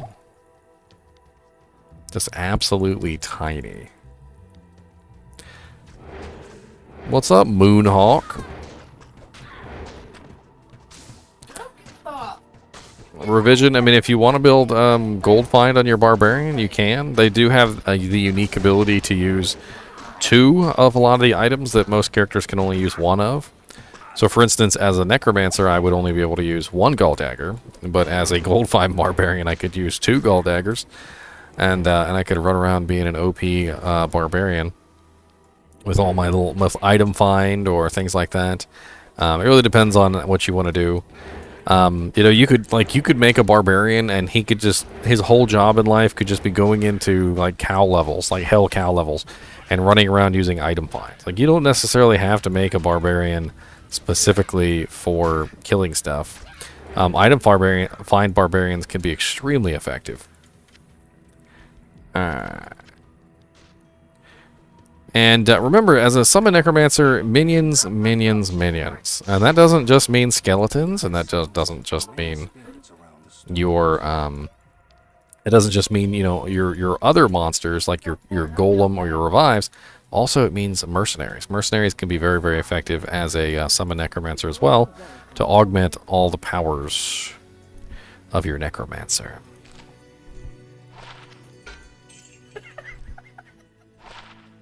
I don't know what that was. 5% chance to cast amplify damage on striking. I don't care about none of this. I want my janks.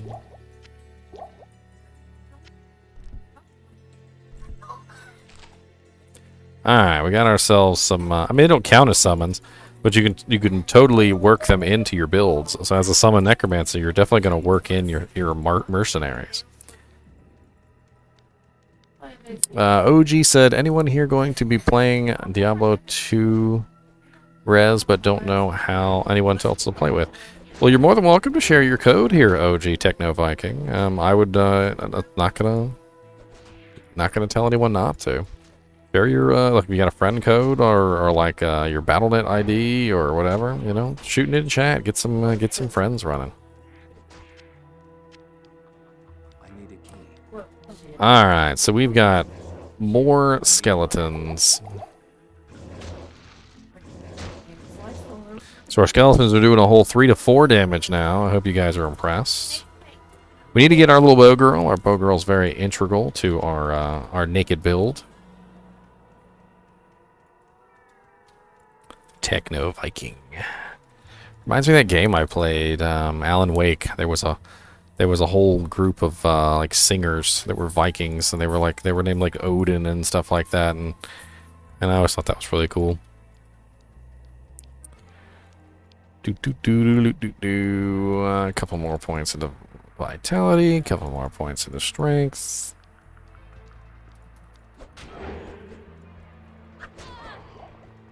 Get to work, skeletons. I ain't got time.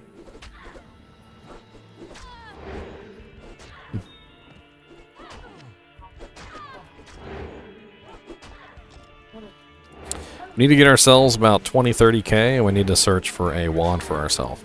That's going to be our next step. Oh, wait, low quality wand. What we got? +1 to skeleton mastery, +1 to dim vision. Not the greatest.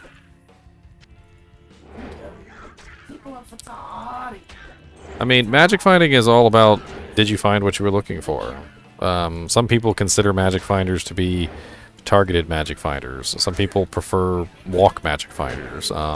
Some people only magic find one particular monster and no one else, like Mephisto, over and over and over again. You know, some people think magic finding is killing Pindleskin over and over and over again. So I mean, it really depends on what you're trying to do. Like if you're walk magic finding, I find Necromancer tends to be very effective at it. If you are like target magic finding, you need teleport. Teleport is a good way to do target magic finding. So sorcerers tend to be one of the best magic finders for target magic finding. And as we were talking about earlier, you can also make a barbarian who runs around and grunts at corpses and magic finds that way, who doesn't have to kill anything, because your item find barbarian is literally just, like I said, grunting at corpses. He's got tons and tons of magic find, and he's just running around grunting. So I mean, as Deviant Brute put it, you know, sounded like a oh, I won't say that on camera. My army will destroy you. I mean, you can leech off of other people's corpses, Aether, right? Who needs that? You go into a cow level that's already finished and just run around and start grunting at corpses. Or, you know, you just run behind people and grunt at corpses. It really doesn't matter.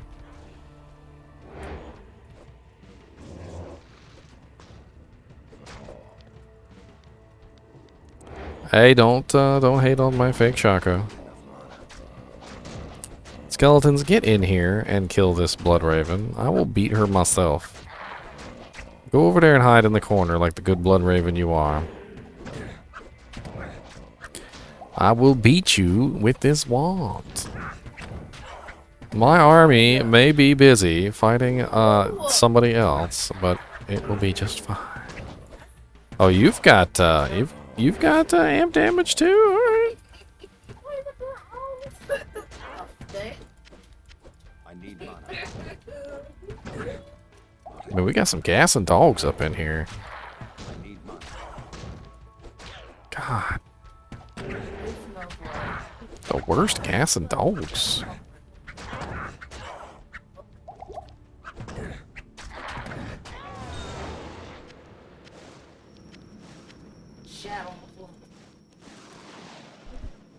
Hard leather armor. Yeah, boy. Alright, let's go get our little Murky Merc. And we're going to give her a little Bowie bow. A little Murky Merc with a little Bowie bow. Rest well. Akara, take this here and this. I don't need that. And this crappy wand that's no good. And these potions that are no good. And give me some more of them ID scrolls.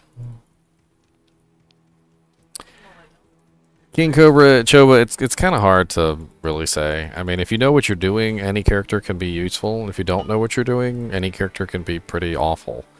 I mean, there's really no other way to put it other than that. What level merc you give me? Why you always give me the lowest level merc that ever existed? Why can't you ever give me like a high level merc?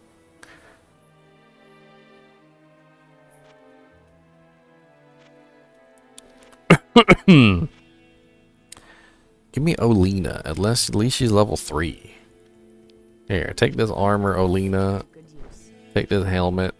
See if I can find you something later. Put on that actually isn't garbage. I mean, Sorceress is definitely a powerful character, and in the right hands, Sorceress can be very, very effective. But if it's the first character you've ever played, I'm not gonna recommend Sorceress, because Sorceress is one of those characters that doesn't do well in melee combat. She doesn't do well getting beat up. She has rather poor hit recovery. You know, just in general, if you're not good at kiting or keeping yourself away from the enemy, it can turn out pretty poorly for you.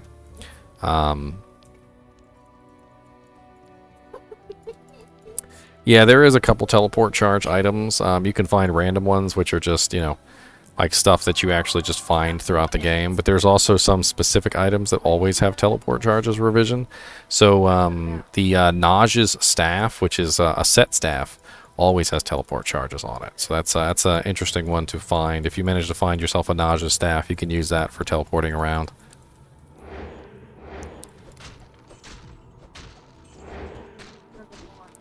Druid definitely does have a very intricate number of playstyles. He has a very melee playstyle. He has a very summoning playstyle. He has a very DPS orientated playstyle. So we're gonna make our bow girl a little bow here. Just anything that we find. So some rubies and poison, and that's gonna give her a pretty decent amount of damage to start out with. She's gonna be pretty much murdering things. And she will act as backup to our skeletons, which is exactly what we want. Hey, I got your shorts. And before too long here, you'll notice that once my army starts to get bigger and bigger, and the damage on my army gets better and better, I'll start clearing areas faster and faster. It's just a matter of working up to that point. And then once you get to that point, it's really not a big deal anymore. So the reason why we're focusing on skeletons instead of skeleton mastery is exactly that reason. We need numbers. We need more skeletons. So at this point, I'm going to go ahead and put 1 point into Clay Golem, just so I have myself a golem. That's another minion. So it's always nice to have as many minions as possible. Let's go ahead and grab our Clay Golem. Now we got our mercenary, we got our Clay Golem, and we've got 3 skeletons. So we're running 5 minions at this particular point, and we're just going to keep beefing up that number as much as possible.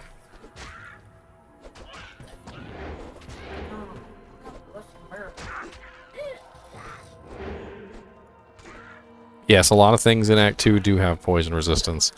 But I didn't find that my Rabies Druid did too terribly. Even on the stuff that were fairly resistant to poison, he still did okay.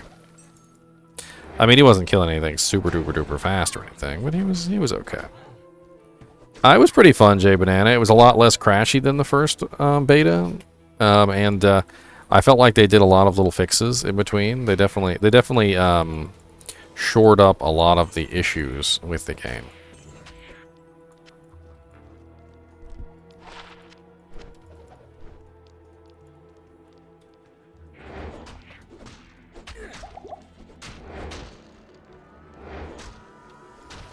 I think they did a good job demonstrating that that they are capable of fixing these bugs.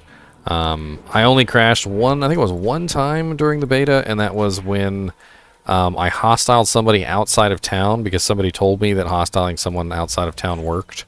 And maybe they were just trolling me, but as soon as I hostiled somebody out of town, it crashed the game. That was the only crash I had during the second part of the beta, which was pretty nice. I mean, poison will still hurt Radamant. He's not immune to poison. But yes, you're right. It is very ineffective against Radamant. But, you know, if you have some physical damage and other damage as well, usually you just gotta beat the crap out of him until he falls down.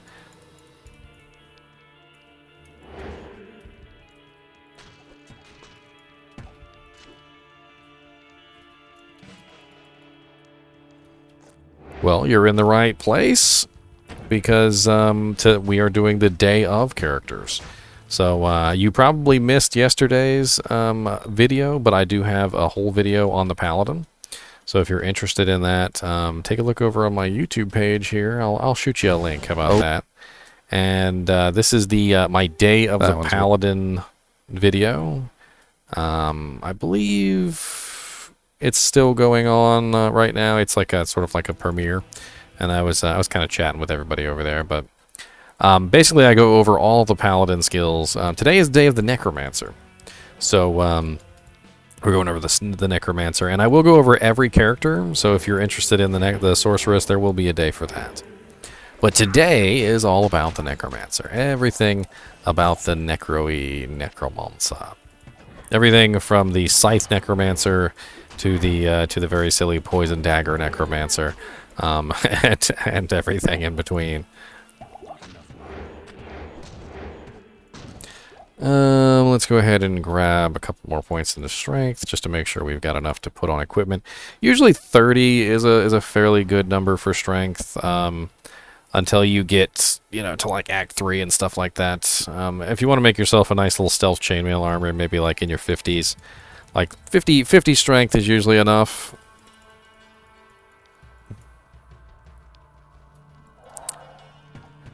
That's kind of a difficult one. It really depends on what you specifically want to do. So your clay golem is going to slow everything down. He has a slows enemies by effect, which is very, very nice. The clay golem is very effective in PvP because of that slows target by. So if you want to be a PvP necromancer, I recommend clay golem in general. You also have the blood the blood golem, and the blood golem is about healing you. So it transfers health back to you, and it's very effective at that. So every time it hits, it's healing you. So if you find yourself always in dire need of potions, I guess the blood golem could come in handy for that. The iron golem is very, very effective because you can create an iron golem out of an item. So if you have a really, really nice item that has a lot of really, really nice effects, you can take an item like this, drop it on the ground, and create an iron golem out of it, which will then have all of the effects of that particular item on it. I wouldn't say that there's none viable. It's just they're difficult. They're extremely difficult to get to work properly. I mean, the Necromancer has all these curses that he can use, which is things that are very capable of helping him out. He's probably still going to have to use like a golem to give himself a little bit of a help there to spread the damage out. He also has his nice little bone armor here, which he's probably going to have to build. So if you were like a melee necromancer, you'd have to build bone armor. You would have to build a bone wall and bone prison to help out that bone armor to get it as high as possible. You would probably be building things like amplify damage or decrepify to really help yourself out in the middle of combat. Things like confuse would probably help you out a ton too for crowd control, or attract for crowd control, things like that. It would be a whole thing. Like, you would definitely have to work out all the abilities and make it work. And then on top of that, you're going to need a really, really nice weapon. Something that does a lot of damage. You're not going to be able to just get away with any weapon that you're going to slap on your character. So you definitely are going to have to make sure that you pick the right weapon for your Necromancer.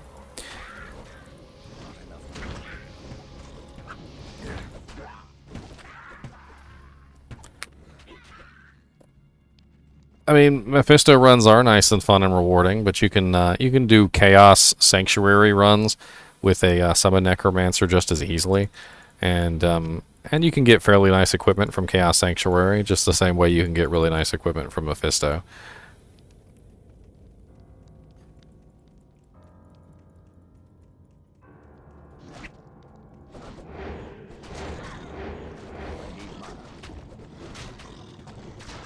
Not enough.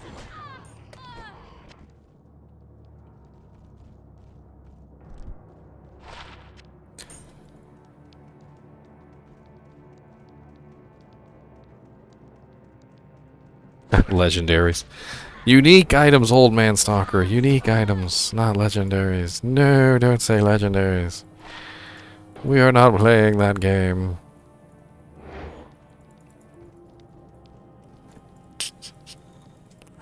Not enough mana. Not enough mana. I know that's going to be a whole thing. All the players coming in from other games are going to say legendaries, and all the players coming in from the old days are going to say uniques.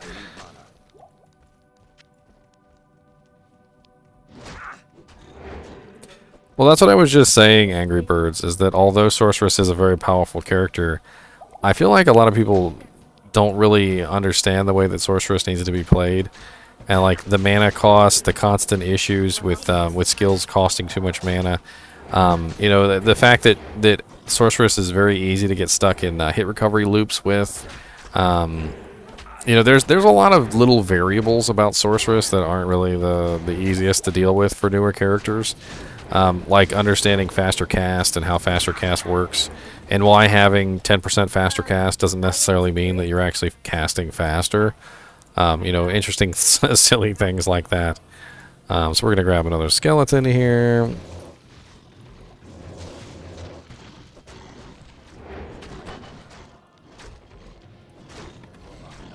And we've got our little spine horn. And we're busting through pretty fast. We're not having too much trouble here at all. Everything is dying. Oh, 10% faster cast. I will take it. I can cast my amp damage faster.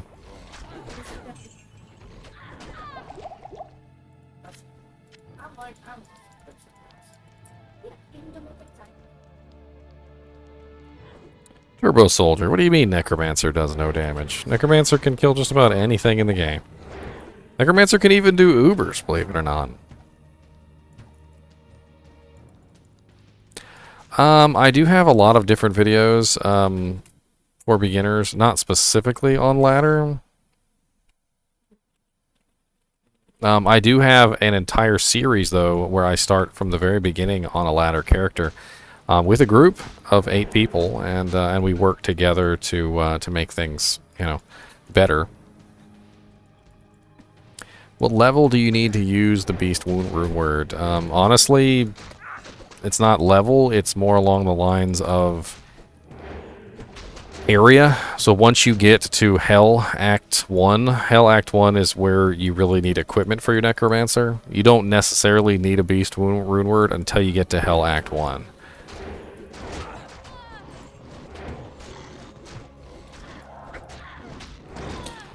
I would definitely say Hell Act 1 is where things get a little difficult for Summon Necromancer, and you really have to min-max your equipment. Up until Hell Act 1, you can practically be naked. You don't even need to use Corpse Explosion. You can pretty much get through everything all the way up to Hell Act 1, even without Corpse Explosion. Which is a little bit of a torture, because, you know, Corpse Explosion does make things so much easier. But what I'm trying to say is that you don't need it to make it work. I would recommend grabbing Corpse Explosion, but it's up to you. It's not necessary, but once you get to Hell Act 1, you do need Corpse Explosion, and it's gonna make your life so much easier. So definitely plan for that, at least for Hell Act 1.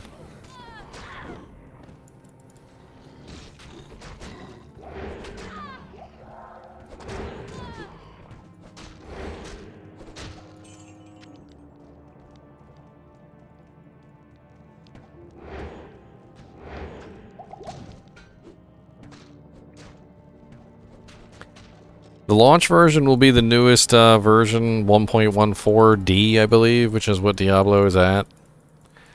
I'm pretty sure they're keeping the version the same as what we have right now. At least that's what they said, anyway.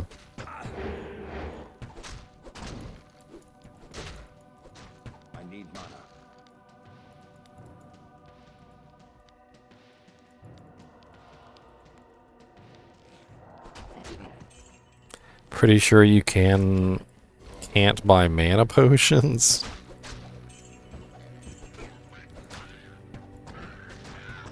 I don't know. Summon Druid can't really handle himself in hell. It's a pretty big difficult. See, your skeletons are all physical damage, and there's so many like almost physically immune monsters in hell that your skeletons just really can't do anything. So you really need amplify damage to make it work. So if you don't have a source of amplify damage, you're in for a bad surprise in hell. And while summon necromancers and summon druids are very similar in the regard of, you know, minions, damage, yay, summon druid does not have any form of amplify damage that is reliable. So you're gonna have an issue there.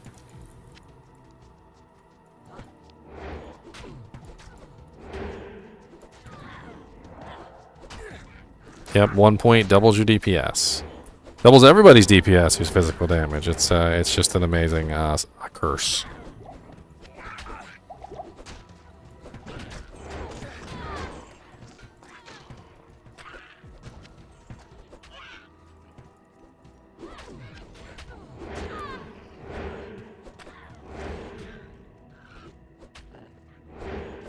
Hello, Treehead Woodfist.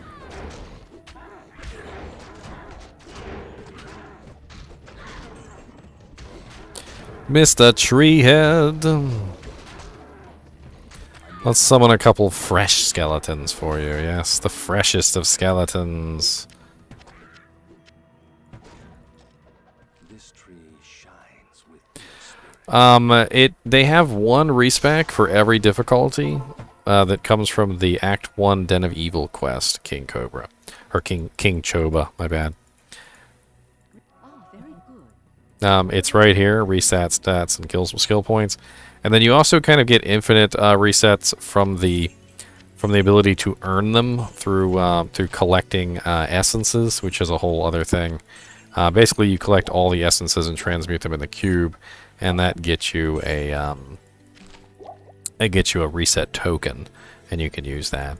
So let's take a look at these wands again. Let's see if we've got anything better for our little summon necromancer. +1 clay golem, not really the greatest. We've got golem mastery, skeleton mastery, and amp, but that's 10,000, so that's not going to be very nice for our wallet. We need some more stuff to sell. I'll sell everything. I don't care, except for these mana potions. I'm gonna keep these. You can have these juvies too. I don't need juvies.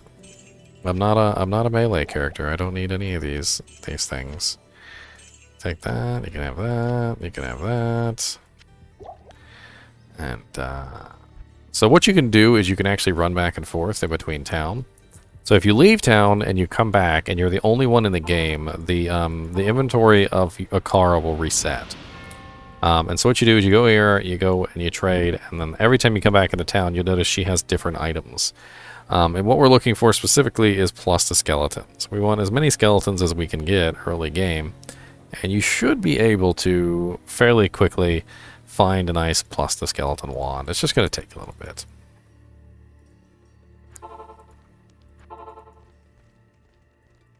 Of course, you start out with a +1 to skeleton wand.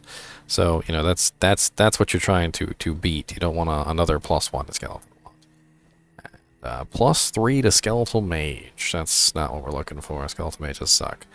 +1 to skeletal mage. No, why are you offering me skeletal mages? I don't want it. It doesn't work if you go from Act 1 town to Act 2 town. Yeah, you have to actually leave town. And Necromancer has an easy time finding good wands this way. You can actually find some pretty nice wands. Like here's +3 skeleton mastery, +2 amplify damage, +1 bone wall, but I don't have 50k for that. So we're trying to look for one that has just skeletons on it. Nope, skeleton mages are awful Angry Birds. They are awful. They don't have enough hit points, they don't last long enough, and they don't really do very much damage either. I usually build them last. That's like the last thing I build on my Summon Necromancer.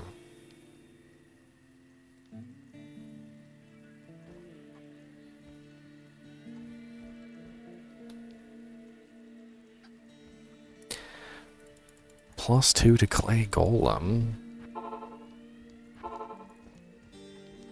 They block doorways. Revives do damage. They have pretty nice damage. +3 to skeleton mastery. Now that might be worth it. It's 8,400 though. I don't have enough. You poopy poopers. It's got to be a +8 to energy one. That's why it costs so much money.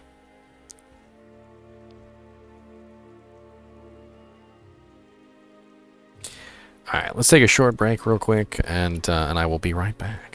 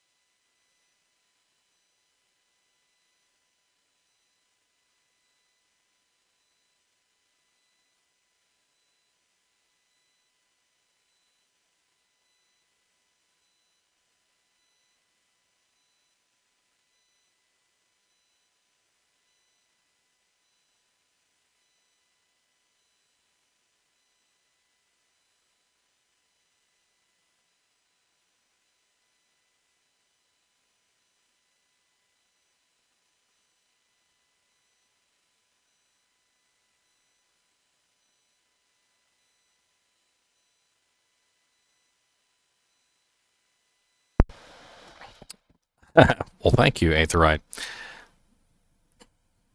Nightbot with the prime spam there. Yeah, you don't spam teleport if you're using a teleport staff with charges. Your goal is to use it sparingly when you need it. The important moments.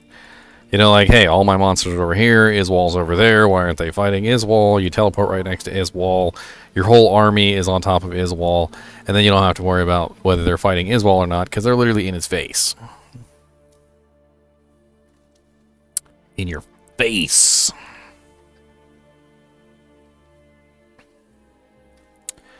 +3 to raise skeleton, right there, 13,562. Not enough gold. Unfortunately, we need more gold. That is the sadness of this. We have a greed. We have a greed charm and everything. No, I will sell all my equipment for that If I sell all my equipment, will I have enough? The answer to the question is... Ooh, that faster cast amulet is worth 4,966. That brings me pretty close. Hold on, we might be in the running. We get 756 for our greed. Oof, we're gonna sell everything we own for this this wand, I'm telling you. Who needs equipment? Equipment is for losers.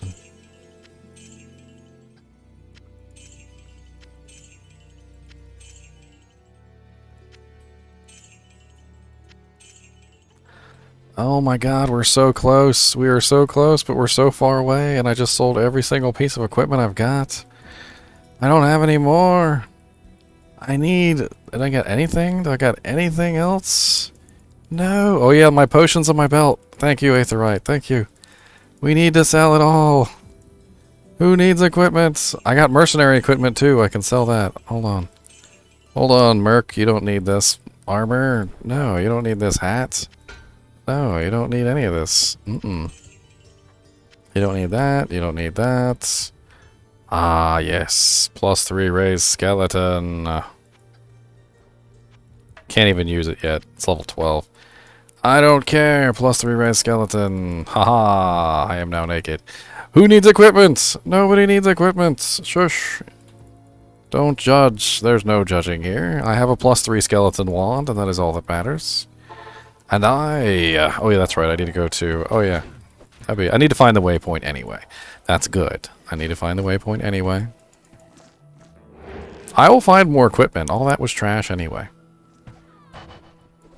Yes, level up. You have no equipment. I'll find you something. Don't worry. The naked... Yeah, that's... we're going to change the title of this video to the stranded naked man in the woods who seems to be very good at summoning skeletons.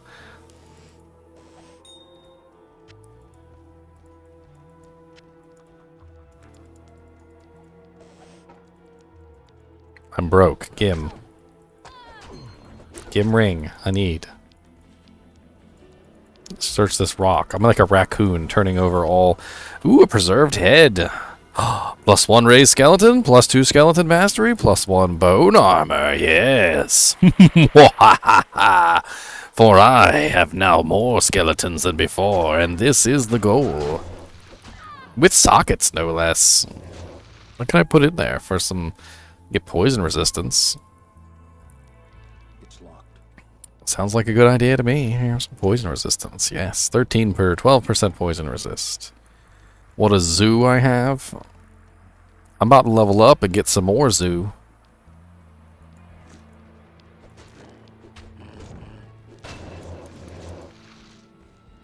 Yes, more skeletons for the pyre.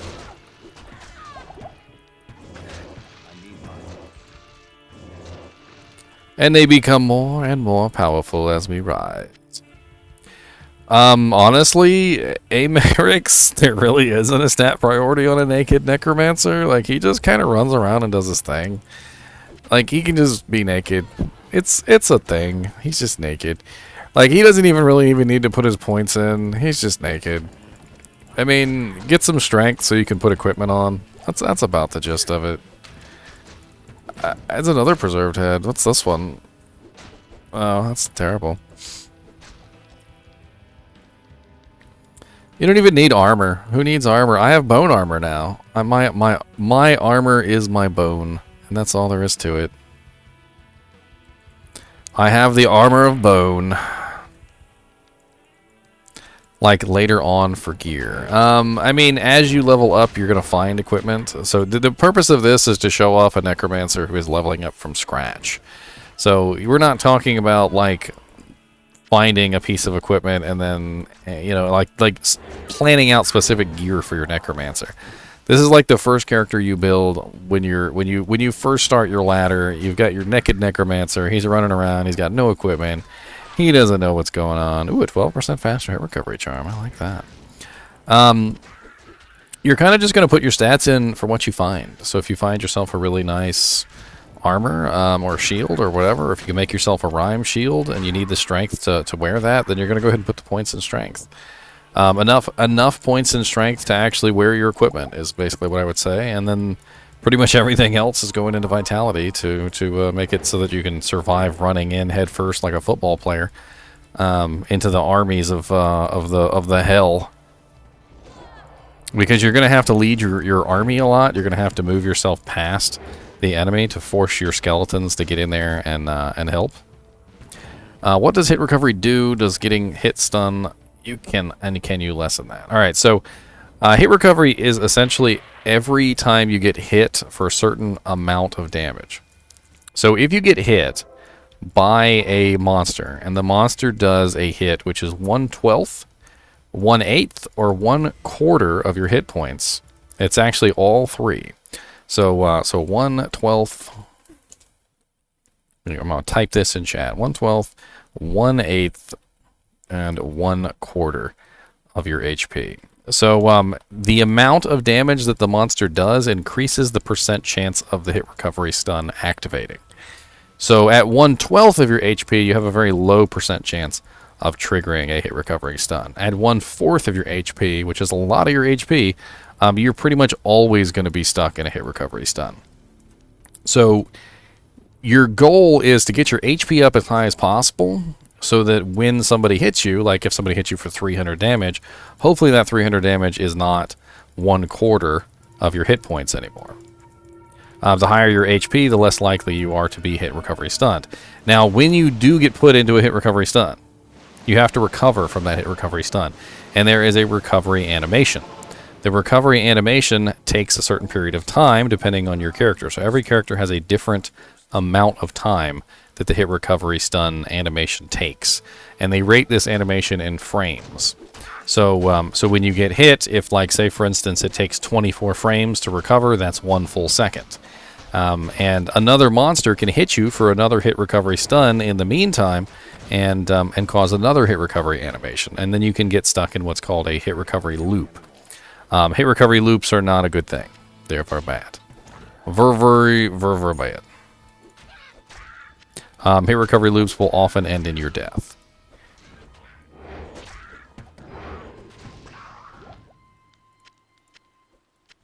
I am overburdened. Yes, it's basically stun locked.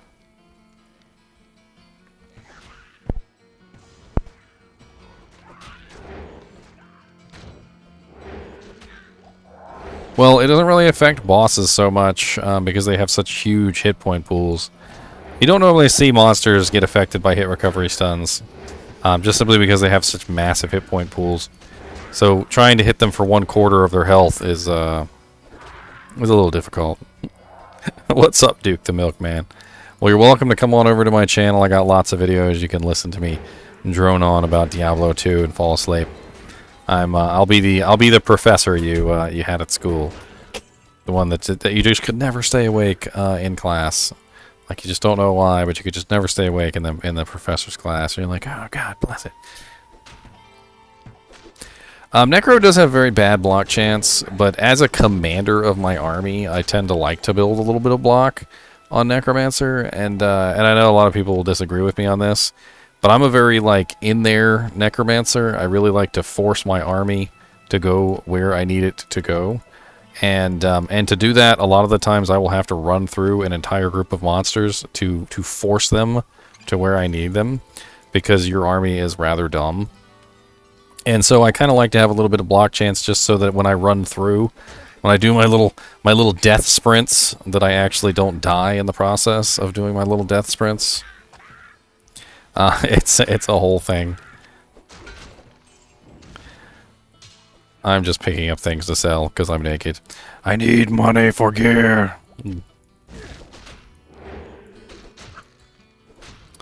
That's right. That's right. Just farm Mephisto. This is normal Diablo Duke the Milkman because we're training for Diablo 2 Resurrected. And if you're training for Diablo 2 Resurrected, Diablo 2 Resurrected doesn't have any of those modifications that PD2 has. So we're not trying to spoil ourselves, essentially. You know, we want a vanilla experience, because that's what we're gonna get with Diablo 2 Resurrected, is a vanilla experience.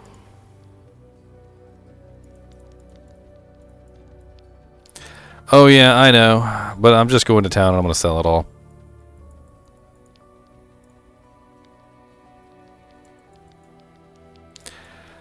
Try running it in windowed mode, Duke the Milkman. So go to your desktop where your shortcut is. Right-click on the shortcut and go to the properties, and then in the properties, type in -W on the end of the executable path, and -W will actually get you some pretty nice visuals. You can actually run it in windowed mode essentially, and then once you run it in windowed mode, you'll have a lot easier time with it.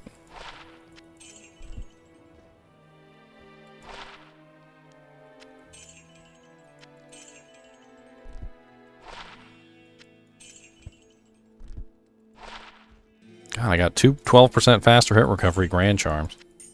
I'm gonna keep them too.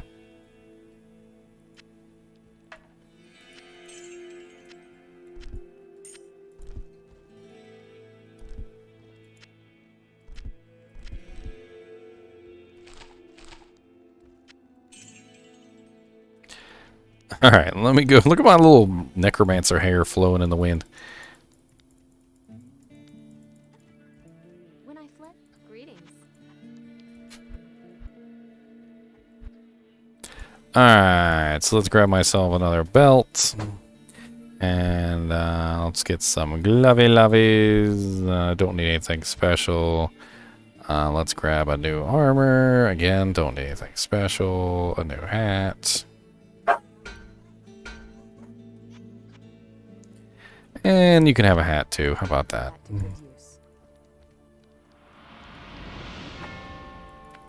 Alright, we are on our way. We are on our way to the Dark Wood. Let's go.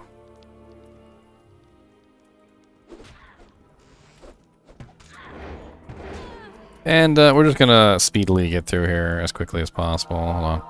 Let me resummon my golem and resummon my skeletons. Now that we've got a skill shrine, they're going to be even more powerful. Let's move on. Yeah, that would have been nice, Aetherite, but I never think about that. Gotta min-max my doll hairs. All them doll hairs. Min-maxing them doll hairs.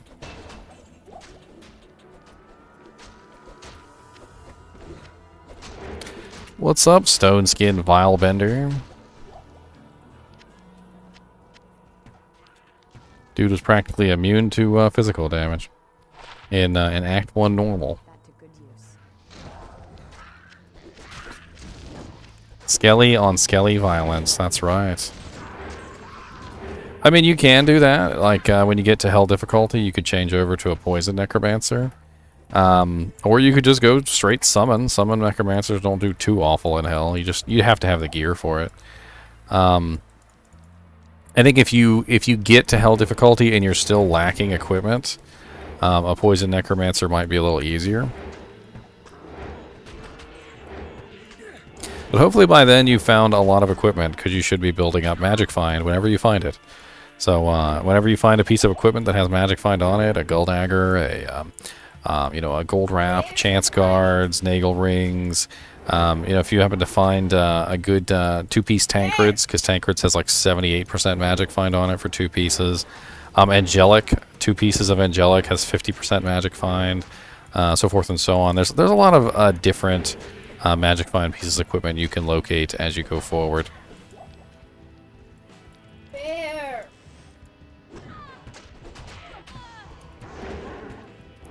What did my +3 skeleton mastery wand cost me? It cost me everything. But it was worth it. It was worth it.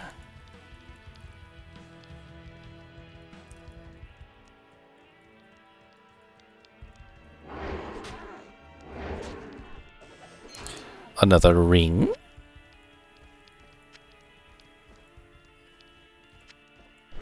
It was worth it. Actually, you know what? She needs the hit recovery. That leather armor actually might be worth something. I'll take that back down. I need every doll hair I can get. Do specific bosses have specific gear pools or just drop percentages? I think most monsters in the game have pretty much the same gear pools or loot tables, as it were. There are some monsters that have special loot tables, but for the most part, yeah, they're pretty much all the same. Ghosts, swarms, and several other monsters of that type, they have different loot tables because they cannot drop weapons. So ghosts actually drop runes more often because they are completely incapable of dropping weapons. It's kind of interesting. Pindleskin used to have like a loot table that was absolutely ridiculous back in the day, but they nerfed him. He no longer has the broken loot table that he once did.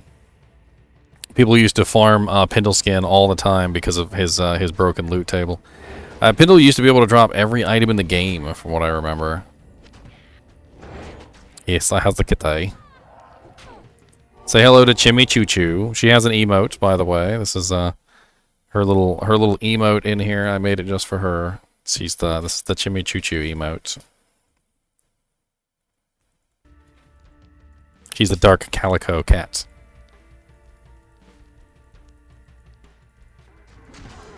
I don't know if she actually qualifies as a calico, but you know, she kind of looks like one.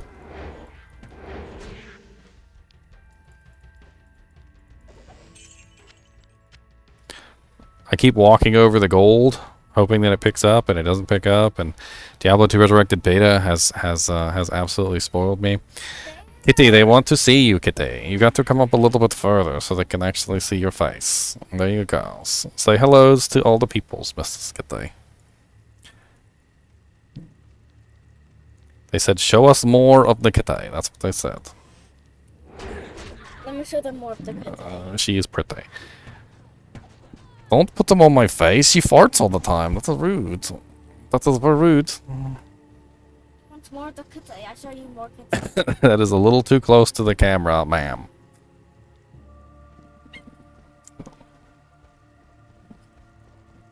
Boop snoot. Alright, let her down. She's getting aggravated. Kitty cats don't like it when you handle them all weird. Let her lay down. Let her be a good girl.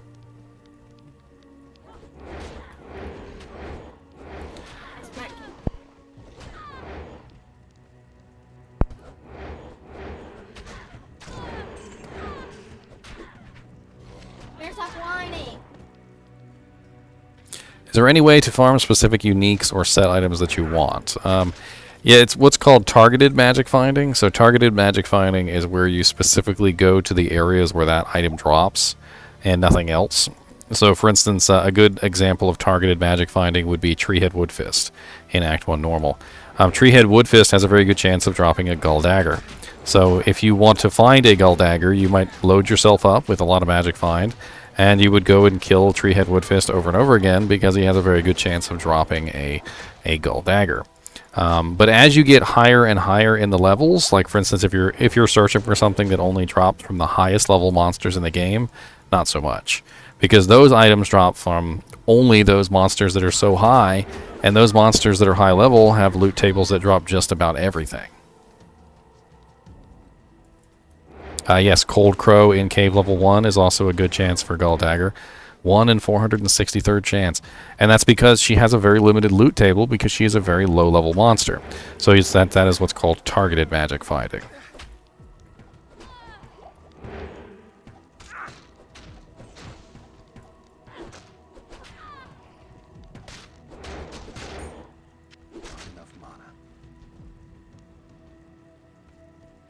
Yes, Treehead is less than Cold Crow, but if you're going to kill Cold Crow, why not kill Treehead as well?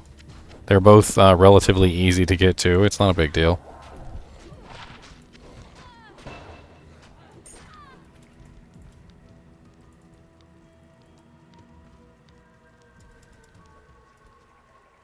Yes, Andoriel is good to farm for Nagel Rings. Nagel Rings is a good ring to get from her. That's your early level magic find rings.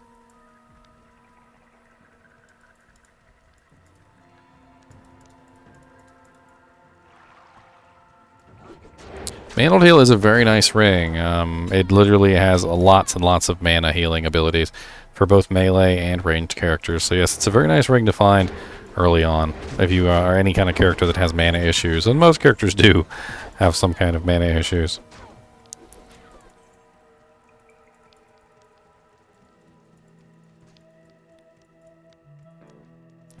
Lower Kurast Aetheryte, is that what you're saying? Ooh, a small charm.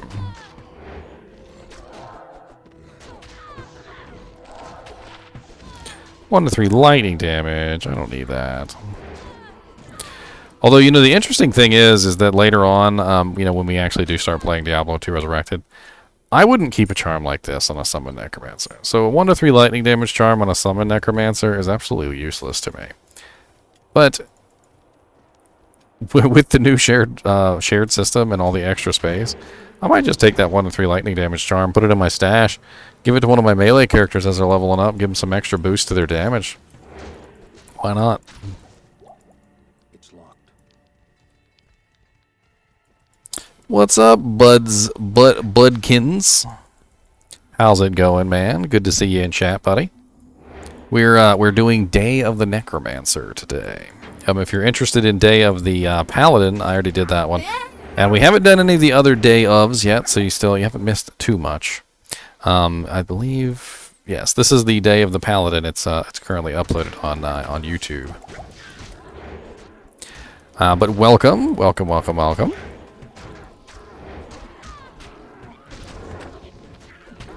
Probably Necromancer, Budkins, for multiple reasons.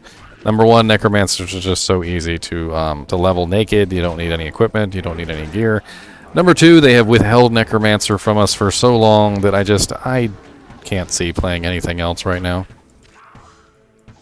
They have withheld the glory of the Necromancer from us for far too long. We must. Yes, if you're seeing actual Diablo 2 Resurrected footage, it's either a rerun or it is a legal copy of the game. One or the other. Neither of which should be. You definitely shouldn't be seeing anyone actually playing, because you can't play till September 23rd, unfortunately. Wind Druid is a very good starter class. I would definitely recommend a Wind Druid to some people. However, you're not going to be able to build a Wind Druid to start out with. Wind Druid is one of those classes where they don't really let you build it until you get to a certain level, so you're going to have to start out with a Fire Druid. Either that, or you're just going to have to limp along essentially until you get to the right point.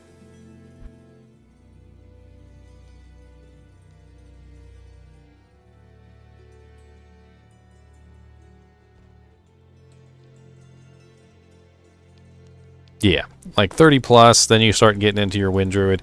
I mean, you can start your Wind Druid once you get to Tornado. Tornado is about where you can actually start your Wind Druid and you can actually make it work. You laugh, you make jokes, Angry Birds, but I actually did max out Arctic Wind on a Druid one time before. And he did actually end up becoming a Wind Druid.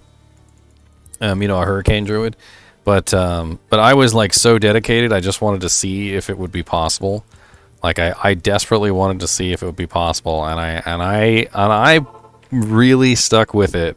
Level 20 Arctic Blast. I had tons of like skills that improved Arctic Blast, all sorts of interesting things like that, and then finally, I had Hurricane along with Arctic Blast, and I was running around murdering things with Hurricane. Arctic Blast wasn't doing so much damage, but Hurricane was doing lots of damage. And it was a very silly character, and it was specifically meant to be a silly character, but wow, she is my little kitty down here is just hiding her eyes. You sliding? Are you sliding, little kitty? Turn a little bit like this. Like here, I'll slouch down a little bit. Hopefully that'll give you more of a perch. I have a gaming buddy. See my little gaming buddy down here? My little gaming cat? I know you guys are jealous of my little gaming cat. Don't lie.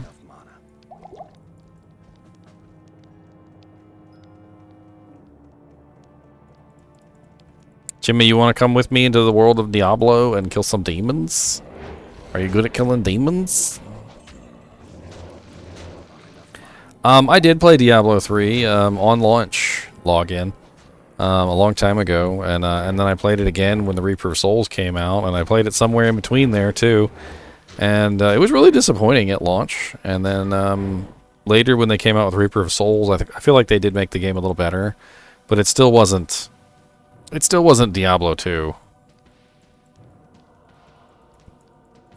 And because it wasn't Diablo 2, I was still dissatisfied.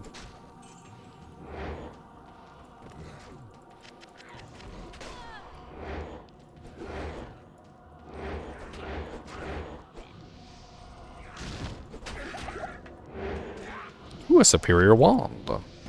A superior wand of weaken and amplify damage. Ooh-wee.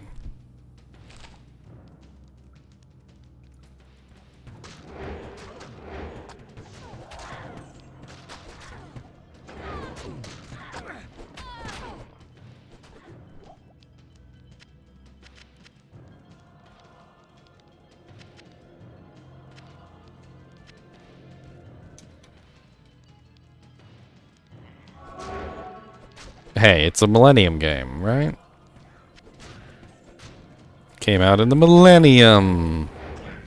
Millennium Edition.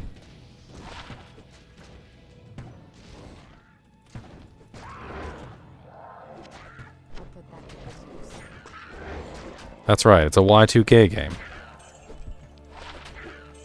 Came out right during the Y2K bug. Are we old or are we just well seasoned? We are well seasoned, that's all, well seasoned.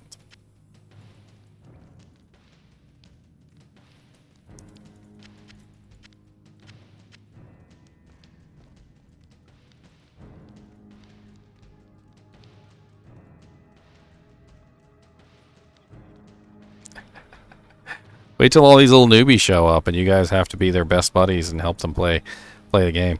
Can you imagine, like, do you remember what we were like when we were like 13, 14, 15 years old playing this game for the first time and we had absolutely no idea what we were doing? Running around like with a hammer on our necromancers, like beating everything to death. Like, you know, it's gonna be that way. Trust me. There are gonna be these little new kids coming in who have absolutely no idea what they're doing. And they just want to play, and they're having so much fun. And you're gonna be that old coot. You're gonna be the Deckard Cain, and they're gonna be like, sir, please, how do I play barbarian? And you're gonna be like, stay a while and listen.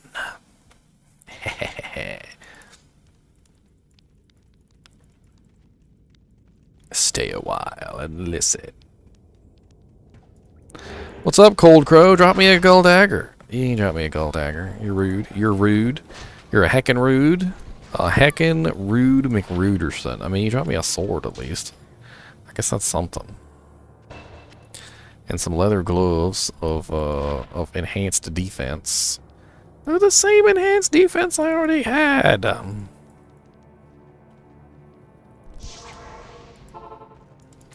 Bone snap. You're running around beating people with a bone snap, madman? You truly are a madman, sir. Truly are a madman. The maddest of men. Am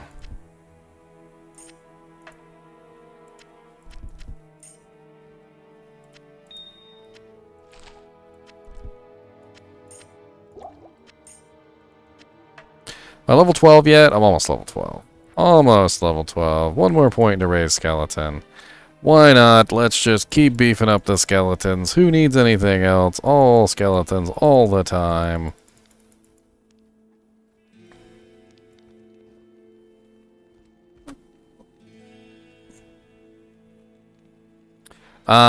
You want to put it into the actual shortcut for the game. So let me see if I can pull this up on camera for you. Just out of the kindness of my heart. My mutated little heart. Is this it? I think this is it. Right here. This is what you want. Bleep.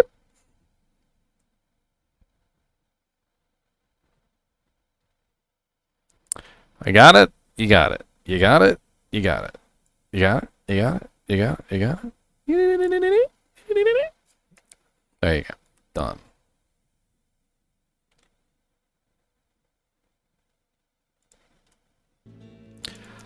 How many drives do I have? Ooh, don't hurt me like that, because it's a lot. I have a lot of drives. I have 2 4-terabyte drives to store my video information on. I have 3 NVMe drives. I have a hybrid Seagate 1-terabyte drive. I have a 3-terabyte regular HGST. I have, you know what? I'm going to stop counting.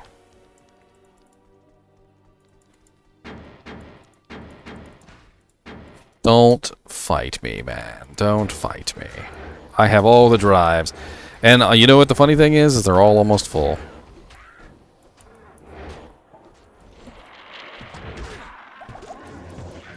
I'm gonna need more drives soon. I'm gonna need more. I want it all. Especially ever since I started doing 4K content. Definitely need a lot of drives when you start doing 4K content. I got all them 4K videos up on my YouTube channel for y'all, so you guys can see Diablo 2 Resurrected in all of its glory. If you guys really want to see those, they are on my YouTube channel.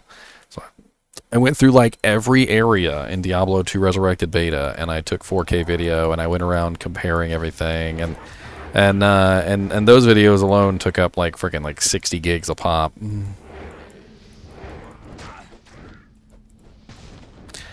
No, I like to see posts from people saying new to the game, but experienced RPG player looking for a group to show me the ropes and gets bombarded with hate. That's the freaking Facebook. Like, there's a Facebook group I'm in, and literally, like, every single time a new player comes in and is like, I'm excited to play Diablo 2, like, they literally, like, whip out cans of mace and start, like, spraying them in the eyes. Like, it's like, that's how terrible it is. And I'm like, why are you guys so hostile to new players? Like, leave them alone. Like, let them be new players and have fun. Like, what is going on here? Like, some little newbie character, like, finds this godlike sword that's, like, level 3, and he shares it with everybody because he's super excited, and literally they're all telling him to Charcy it because it's a piece of crap. And I'm like, dude, it's a really sweet level 3 sword. You should use that. And he's like, why is everybody telling me to sell it? It seems pretty good. Is it really a piece of garbage? And I'm like, no, it's not a piece of garbage. You're level 3. That's like the best sword in the world you could possibly be using right now. Don't listen to these idiots.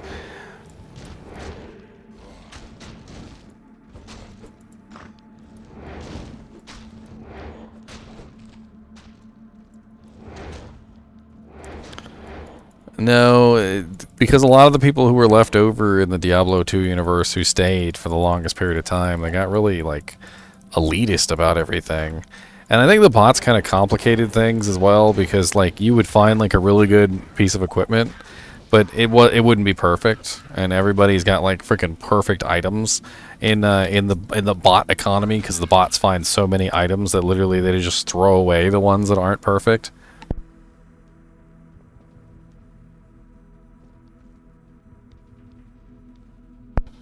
So finding an item, no matter how good it is, if it's not perfect, it's like, oh, trash it. And you're like, no, I can actually use this piece of equipment.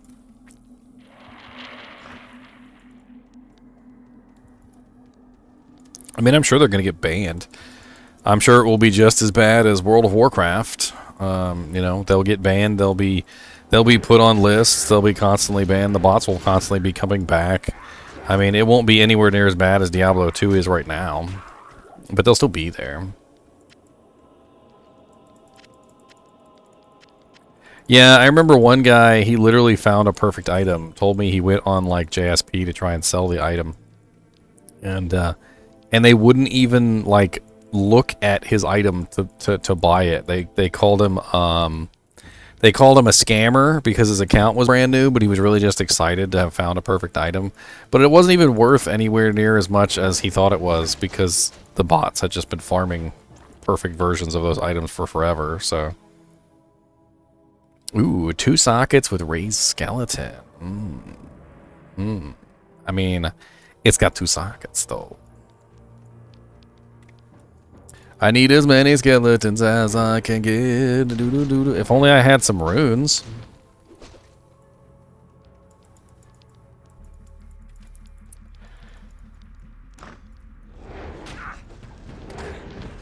Get in here, army. I need you.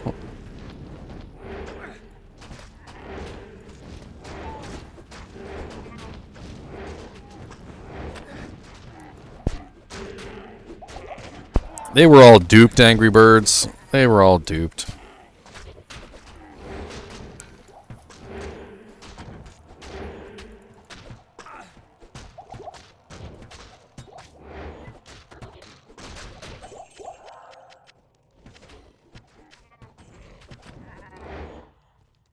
So many monsters.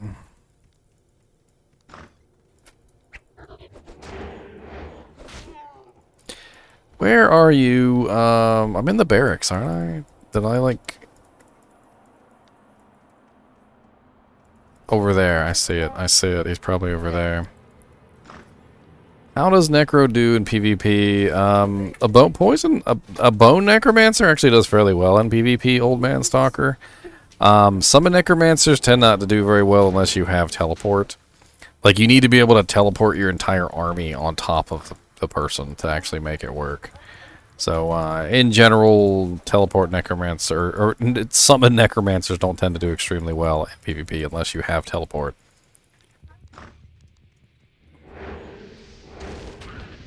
And the worst thing is that when they kill you, your entire army dies with you, so...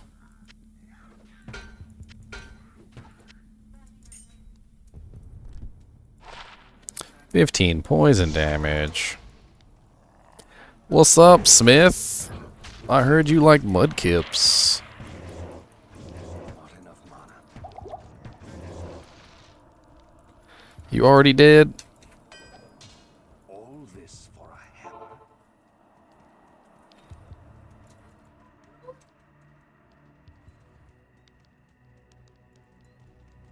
Alright, so we're gonna do a Hail Mary. Hail Mary, Mother full of grace, so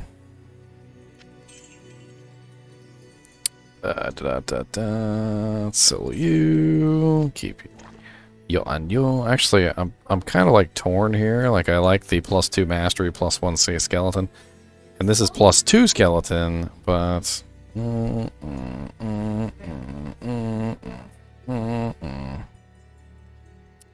I think I'll keep the +1 skeleton, +2 mastery. I think that's probably going to work out a little bit better. But we're going to do a Hail Mary Mother full of grace here. Hold on. Let's get a regular wand with nothing on it. Let's see if we end up with anything good.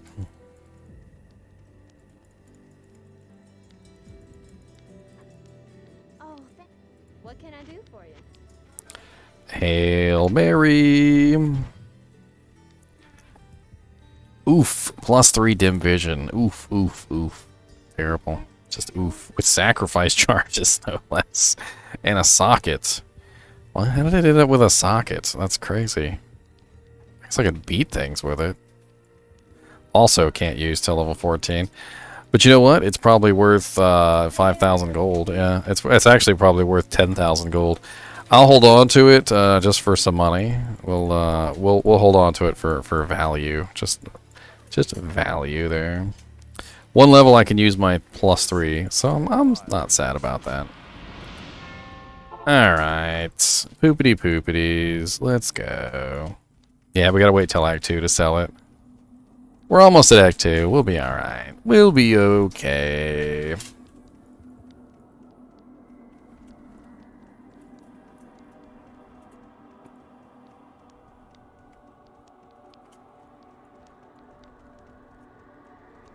Nah, I should be able to take her down with my minions. I don't see having any trouble. By the time I get there, I should be level 12, and I should have almost what, +3, so 2 more. So I'll have level 13 raised skeleton by then. They should be able to handle her fairly readily. I mean, right now they've already got 13 to 14 damage and 118 life, which is a hell of a lot more than I've got. If you think about all of them combined together, the poison's going to be a little bit of a trouble, but we'll see how it works out. We'll see. Ooh, cracked globe. I shall take it. I need a key. Yeah, usually you save your imbues. I was just doing a Hail Mary because I wanted a really nice plus skeleton wand, which I didn't get. Ooh, you got conviction in there. Generally, if you save it till around level 94, I think is the right level, and then you use it to imbue circlets with, you can usually get some pretty sweet circlets. Some very, very nice circlets indeed. And now we have our +3 on, so we are now rocking even more skeletons than before. And our skeletons are doing even more damage than before. And at this point, we're going to go ahead and put 1 point into Golem Mastery. So we've got, actually, you know what? Let's hold off on that for right now. Let's just focus on our skeletons for right now. Focus. Focus, Daniel.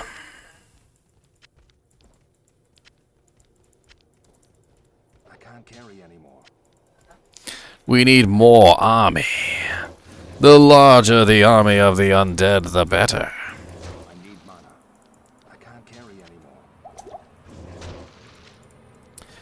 All right. What's up, Death Clan? I heard you like skeletons, because I got a whole bunch of them. Yeah. Kill that. Kill everything. You don't. What do we need anything for? Just kill it all. Kill that. Kill you. Because you need to go to Summon Resist. So Summon Resist is very important, Jedi Master. By the time you get to Diablo, if you don't have Summon Resist, you're going to be in very poor shape. And to get there, you need at least 1 point into Clay Golem, and it's gonna be very, very important later on. You'll see. The higher level your Golem, your army gets, you really need that Summon Resist for all of your summons, and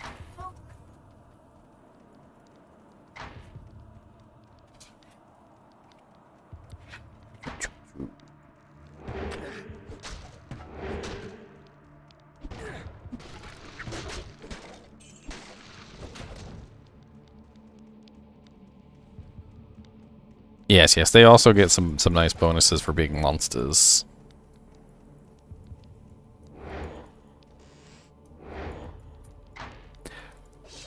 Weapon racks, armor stands. I need some magic find. I haven't found any magic find equipment yet.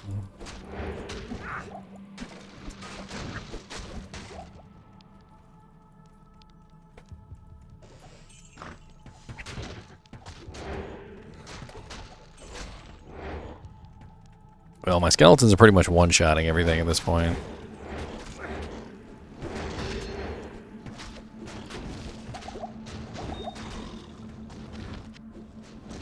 I am overburdened. Let's make some money, shall we?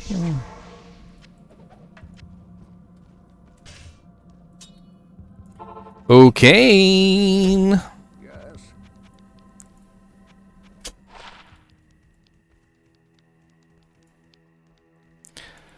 The order welcomes Unfortunately, I can't use any of this stuff because I have this really nice preserved head. And it's all useless to me. What's up, Interlope?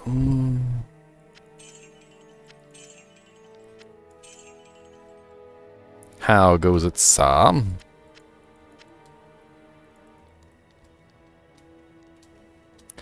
I mean, you kind of just put on whatever you find this early. I mean, I don't really see any point in farming it so much as just whatever you happen to find that has magic find on it, you're going to put on. And, you know, you'll socket some items with some chipped topazes, whatever it takes to get your magic find up a little bit so you start getting some armor, getting some weapons, getting, you know, what it is that you actually need to start finding items. It's sort of like a snowball effect. The more magic find you have, the more good stuff you find, and so forth and so on, until eventually you're swimming in magic find. Yeah, Andy will drop some gems. There's a very good chance she'll drop some Magic Find equipment as well. So it's a good idea to keep an eye out from her. I'm going to quest bug her as well. So if you guys have never quest bug Andariel, just, you know, stick around for that. I'll show you how to do quest bugging so that Andariel will drop good items every single time you kill her. And, oh, well, thank you. My armor is something that I've always taken great pride in. I made that myself, so it was a lot of fun making that armor. I always wanted to make myself another one, to be honest, out of titanium.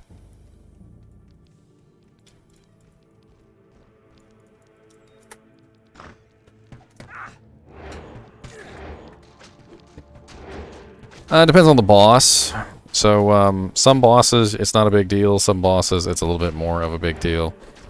Take for instance Bale. When you get into Bale's throne room, things can be a little bit difficult because you know, there's no monsters in there to summon from. There's no corpses to use for exploding. So you need to go in there with a full army, and you need to really hit him hard. Make sure you're hitting him with the curses. Make sure you're doing as much damage as you can in that period of time when all your monsters are alive. If your monsters are dying really quickly, your best bet is just to back off, get some more plus to skills, level up your mercenary, your minions and whatnot more, so that they're able to take the damage. Because if they can't take the damage that he's dishing out, then you're not gonna be able to kill him. Because he's gonna kill all your monsters before you have a chance to kill him. But if you get your mercenaries, your monsters, and everything to the point where they can take the damage that he's dishing out, and as Wide Glide said, decrepify him. Decrepifying helps a lot. They will last long enough to kill him, and that's usually all there is to it. Same thing with Diablo. Diablo has a lot of elemental and AoE damage, and so he's a kind of a wrecker of summons. And that's one of the problems with him, is that if you build a summon Necromancer, a lot of the times you'll have trouble getting past Diablo if you don't build it correctly. You really have to focus on getting your skeletons as high as humanly possible with as much health as skeletonly possible, as quickly as skeletonly possible. What's up, Jaden? How's it going, man? Yes, gore bellies are nice. If you can get your hands on moonlords are very nice revives. There's quite a few good revives that you can go and farm specifically for bosses. They actually work extremely well.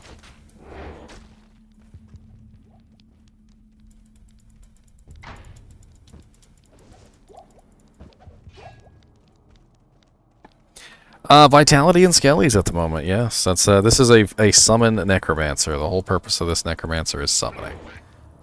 Corpse Explosion is not going to help me versus Diablo. There's not going to be a lot of corpses around him. So Corpse Explosion will be something that I'll work on later, but for the moment, it's actually kind of useless against, like, for instance, the bosses and whatnot. So I really need to make sure my army is capable of actually taking on Diablo versus having the utility of things like Corpse Explosion.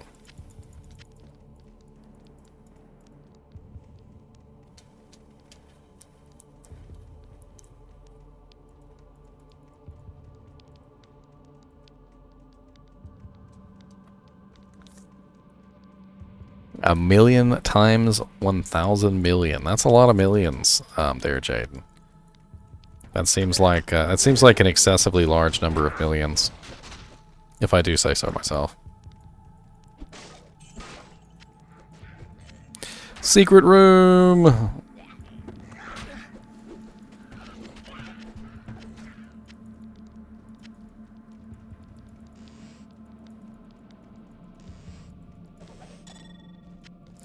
Hey, my first amulet.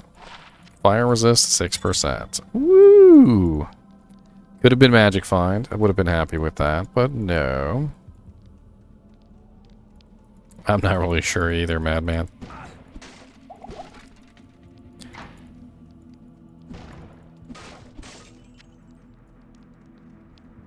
Man, the jail is just a gruesome area with so much blood and guts and blood.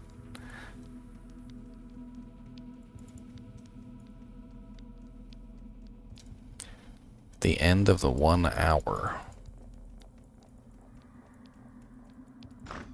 not quite sure what you're talking about, Jade. I am not quite sure.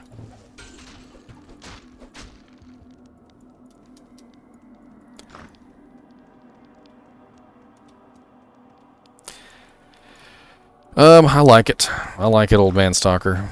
I feel like they did a pretty good job representing the Diablo 2 lighting.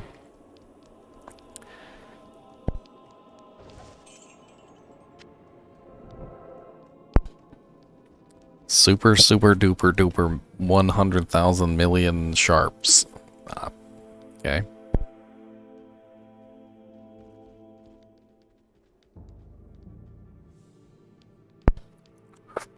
I missed that hydrate from Northy, my bad. I have remedied the situation.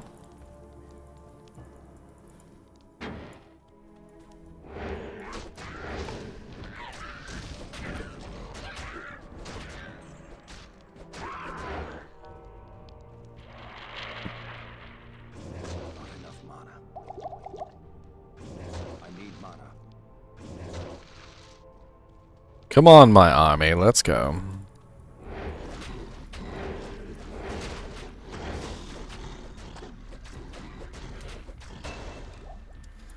And more skeletons, and more skeletons. And did you know that I wanted some more skeletons? Oh, yes, yes, more skeletons. More skeletons.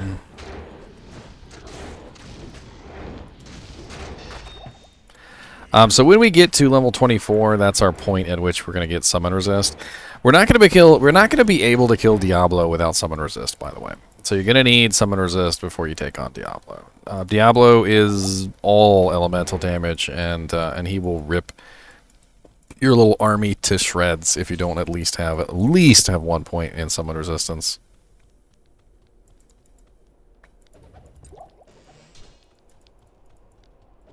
Did I already kill Bone Ash? Where are you at, Bone Ash? Why are you not up front and center, sir? Yeah, Bone Ash is a nice super unique, easy to get to, extremely easy to get to, so you can usually find him without trouble. A demonic presence here.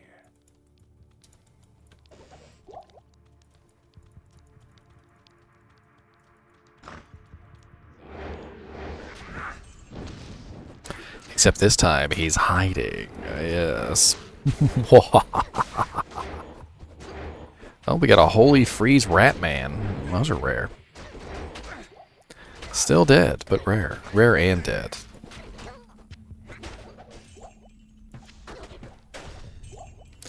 He's scared of the army.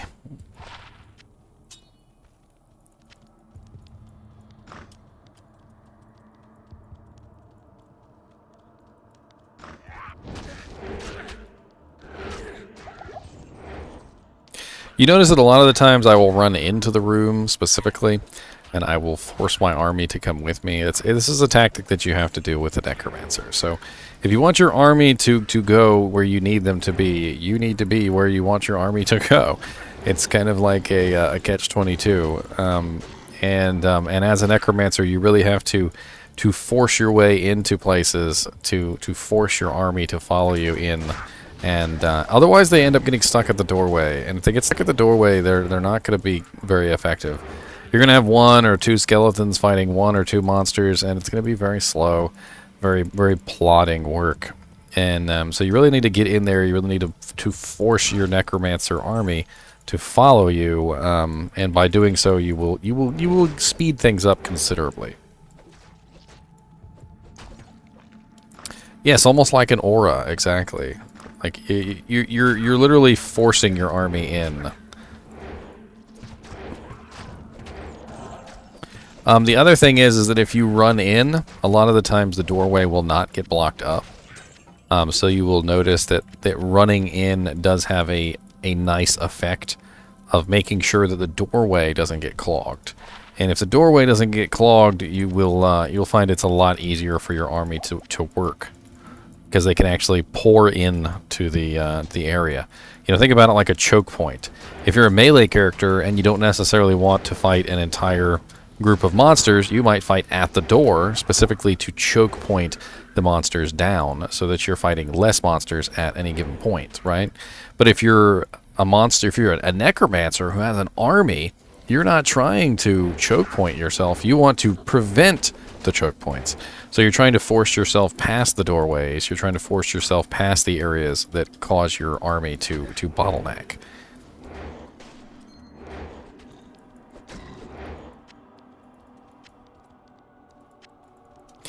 Until you get Corpse Explosion. Yes, and Corpse Explosion is very effective for clearing out doorways, that's for sure.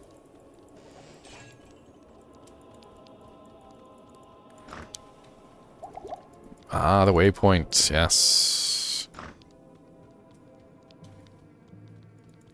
It's locked. Welcome back, Jaden. Welcome back, sir. The day of the Necromancer! Stone skin. Too bad I've got amp damage, sir, and your stone skin is meaningless in the eyes of the Necromancer gods.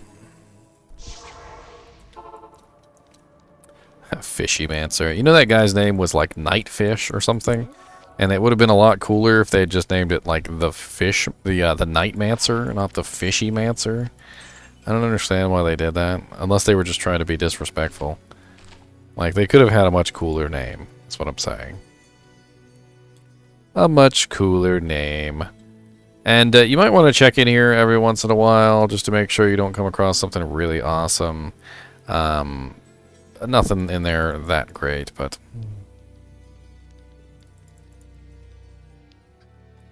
Cobra Bubbles said, yeah, they show up sometimes near Act 1. I feel like there's going to be a bunch out the gate, slowly taper down to slightly more now than on D2.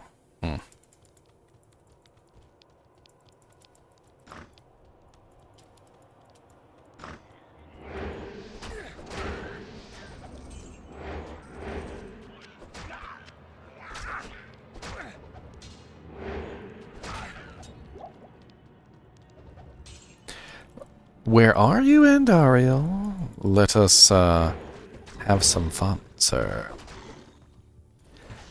What game are you playing, Jaden? Are you playing Diablo 2?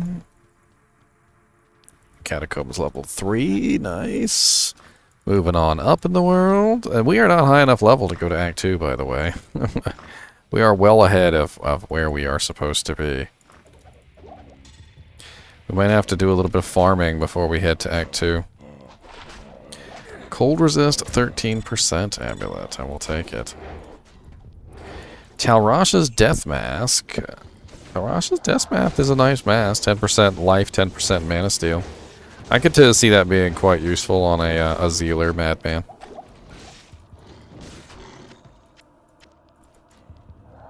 I think I used one of those on my Zealer for a little while. I did never do the tower. I will go back and we'll do the tower for EXP. That'll be a good idea. Because we still have to get to level 15 before we can move on to Act 2. Otherwise, we're not going to get very good EXP there. You're playing Roblox. What game are you playing inside of Roblox, though?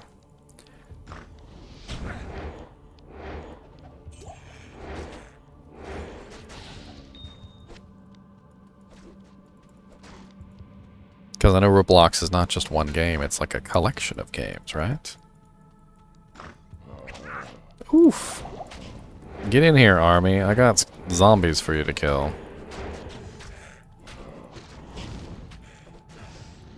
Now we're gonna go do the Countess so that we can actually grab some runes. Maybe we'll get enough for a stealth or something like that. And who knows? We'll see. Some boots. I don't even got boots on. Give me them boots. Look at the first time I've seen boots drop the entire time I've been playing.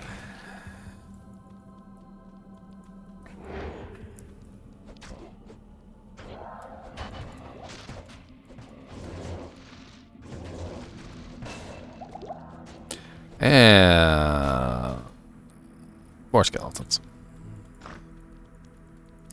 If we're lucky, we'll have level 20 skeletons before we know it.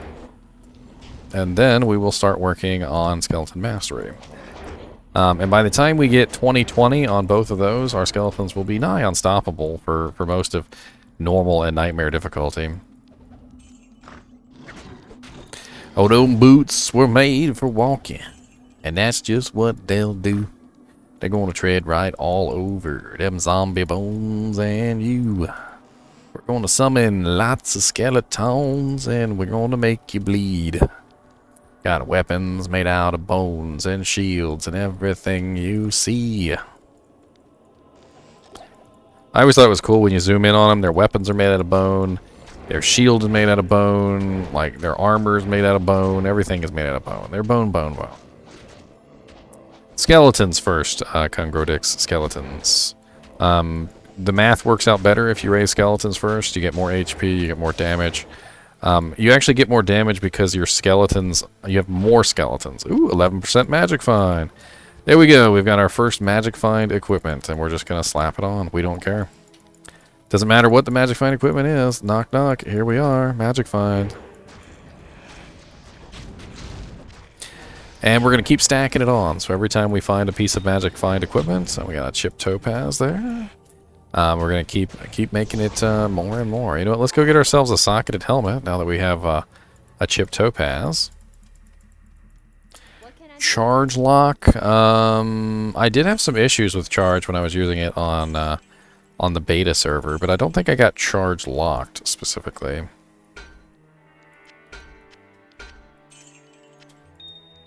Alright, so we're looking for another topaz to get ourselves a little bit more magic find. So we've got a whole 20% right now, which believe it or not, the way that magic find works, when you first start out and you have 0% magic find, 20% is a lot. And then later on, when you start to get more and more magic find, it diminishes. So once you get to around like 250 magic find, it starts to be less effective. Much less effective. Man, 9% magic find or 11% magic find. I mean, this one's got that sweet poison resist on it. I think we're going to have to swap. Man. They're making me make them hard choices. Could I explain cores in graphics cards? I'm not quite sure what you mean. You mean like, not really. There used to be a long time ago, Mr. E. Like, there used to be like a sweet spot for sets and a sweet spot for rares and a sweet spot for, like, magic items and whatnot. But not anymore. They kind of fixed all that. Long time ago, though, you used to be able to hover at, like, an exact percentage, and it used to, like, almost always drop you one particular type of item. But that was, like, pre-1.09 days. I have a whole video on Magic Find, by the way, if you're interested in that. It's on my YouTube channel. I go over, like, basically a whole hour. I talk about Magic Find, the Magic Find scale, how Magic Find diminishing returns, you know, like, good low-level items to find for Magic Find, you know, what to hold on to, what to throw away. Like, I even go over targeted Magic Finding, which is a whole thing, as well as, you know, knowing where to find a specific item. Because, like, certain items will not drop in certain areas. An old hand? I'm 37. How old do I look? Do I look older than 37?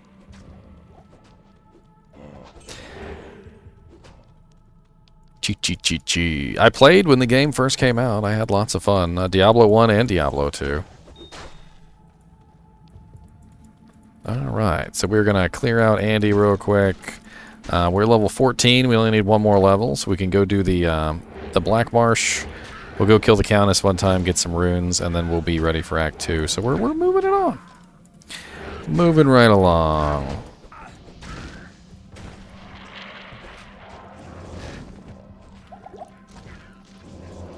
Alright, let's get some fresh skeletons. The freshest of skeletons.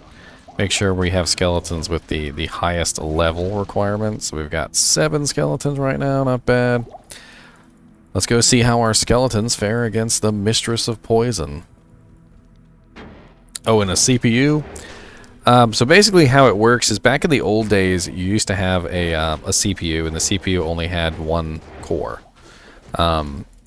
And then came out computers that actually could have more than one core. So basically, you had computers that actually had 2 physical processors in them, and the 2 physical processors could perform 2 separate tasks at the same time, which was very, very nice. So imagine, if you will, you have like 2 people who are running a calculator at the same time, and those people can, can both run the calculator and do different calculations at the same time.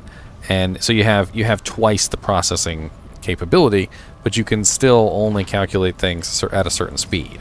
So you're calculating them at the speed of 2 people working 2 processes at the same time, whereas one person could not perform 2 sets of calculations on one calculator, right? So when you have multiple cores is the process by which you are creating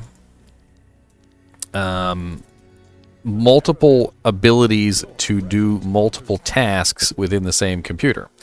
And that's how you do the Andariel bug, by the way, as what I just did. So you go to town, you don't talk to anybody, you go east immediately, and then you save and exit on the other side. Hopefully I think I wasn't paying attention, but I'm gonna make a new game. So we're gonna do GGM 2:16, and so now I've bugged Andariel, which means I can go back and I can fight her again. Bugging normal Andariel isn't really a big deal. If you mess that up, it's not like the worst thing in the world. Early game when you first start, maybe might be kind of detrimental. But God, I can't control click things. I can't control click things. So it depends on Solid more on whether a game is set up specifically for using multiple cores. So some games are specifically set up for using multiple cores, and some games are not. You really have to understand like which games have multi-core rendering, actually go through the process of using multiple cores, and even if they use multiple cores, are they actually using all of your cores, or are they just using 2 or 3 of your cores? That sheep scream got me, by the way. So like Diablo 2 Resurrected was definitely using multi-cores. I can tell you for a fact it was using multiple cores, 100%. Let's get ourselves some equipment, shall we? Maybe something a little bit better for our mercenary. Or actually, you know what? Let's replace our mercenary entirely. We don't need this merc anymore. So let's go ahead and remove her equipment, sell her bow. We're gonna go grab ourselves a mercenary that actually gives an aura to our group of monsters. And yes, a better belt with more space would be so nice. So nice. Let's get a better belt with a more space. A better belt with a more space. Yes, please.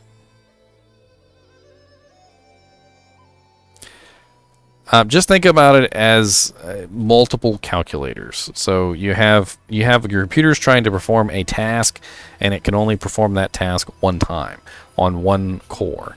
And then sometimes the cores have multiple threads, so think about that as multiple different keypads that you can type things into on your calculator.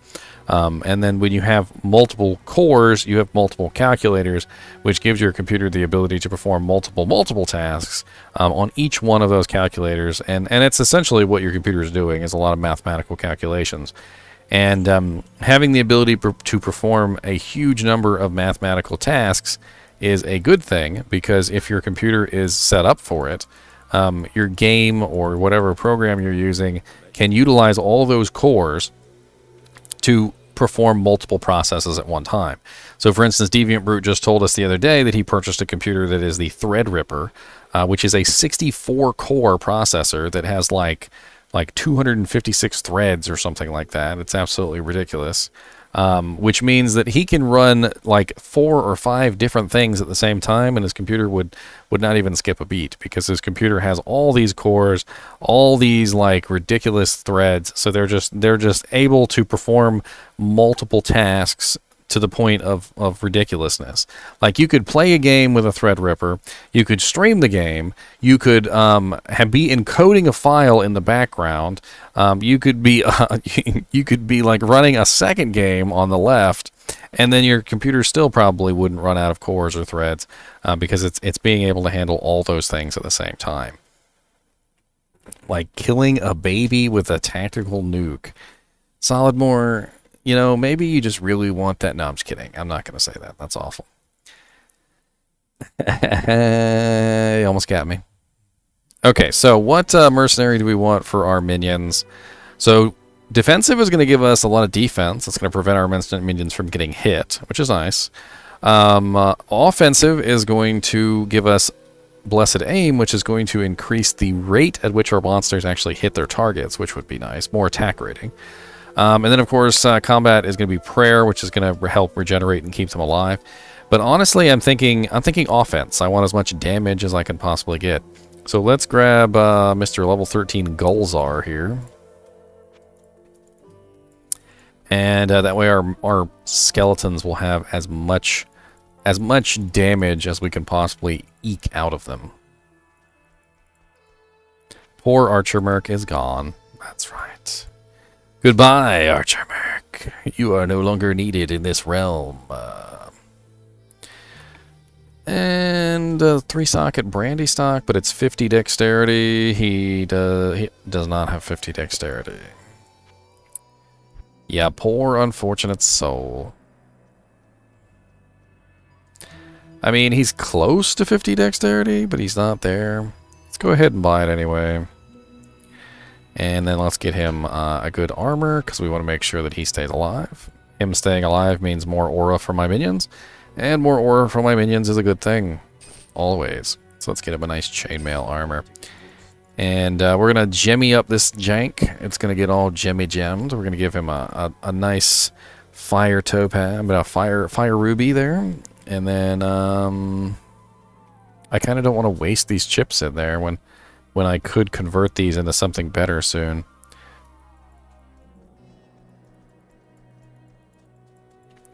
Yeah, I'm going to go kill the Countess. We're going to go kill her real quick. Alright, so armor up, get my golem up, and now we need to resurrect our army.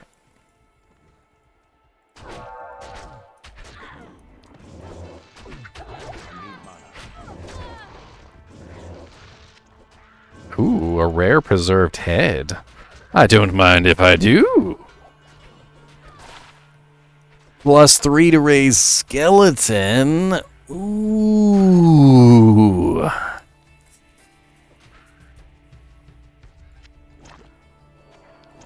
+3 to raise skeleton. And 15% faster block rate, and 10% increased chance of blocking, and 2 resistances, and attack takes damage up, and repairs durability. You should be jealous.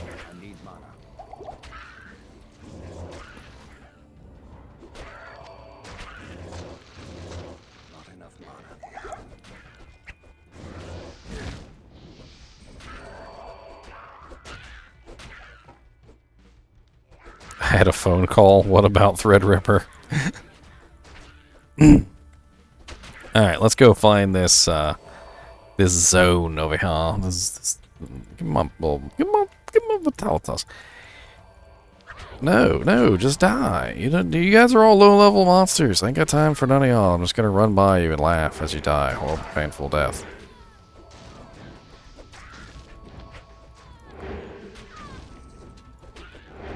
Drop me something good, like a rare wand with +3 skeleton mastery, +3 skeleton, +3 clay golem.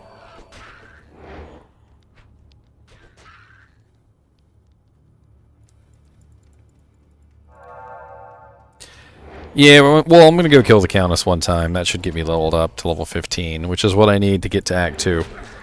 Be level 15 to go to Act 2, otherwise you're too low level and you don't really get a lot of EXP. It's not that I can't handle Act 2, I can handle it just fine, but the EXP will be very, very low due to the penalties involved. One more level at level 15, all the penalties will sort of fade away, and Act 2 will be open to me. But I need that one level to make it work. So I figured, why not go kill the Countess real quick? We'll have a little bit of fun doing that. And I'm in the wrong place, aren't I? It's Black Marsh, not Darkwood. But I didn't get the Black Marsh waypoint, did I? So that's okay. Just gotta find it, I suppose.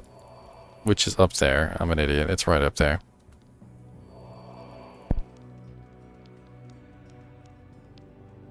Oh, clock cycles is easy to explain.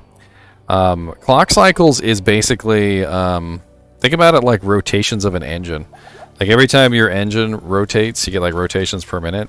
Your engine is providing force for that, you know, your car, your truck, or whatever it is that you're running. And clock cycles is like how many times your system actually runs the calculations. So the more clock cycles, the more calculations it runs. Just like the more rotations per minute, the faster your engine is going. And of course, you know, with engines, you also got torque thrown in there.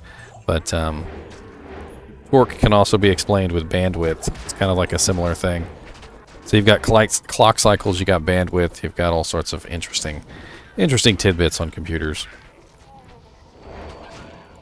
Well, yes, but you know, you also need good bandwidth too. So if you have really high clock cycles, but you're not really pushing a lot of information, it might not be that great either. Yes, I'm gonna be MF summon Necro when the game hits. That's what I'm running. That's my first character, and then I'm gonna take all that equipment that I find on this character and slew it to the others. I'm gonna slew it.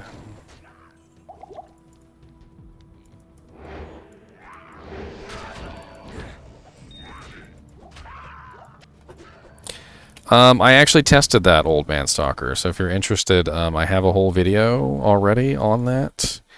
Let me shoot you a link to that video. It is right here. Take a look at this video. It'll give you an idea, Old Man Stalker, of how the game runs on an older computer.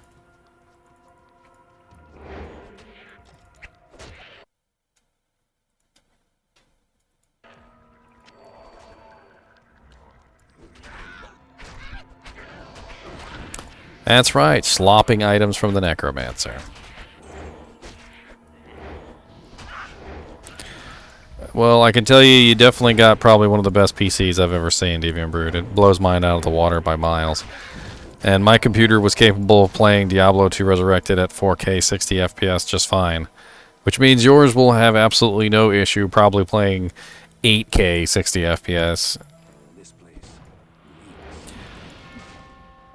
Although there is a little bit of a, what's the term? A crowd that thinks that the Threadripper is not really the best for gaming. Like, it's an amazing processor. Don't get me wrong. It is an amazing processor. But specifically for gaming, if gaming is your only purpose, a lot of people would prefer, like, some other cards or some other chips. But the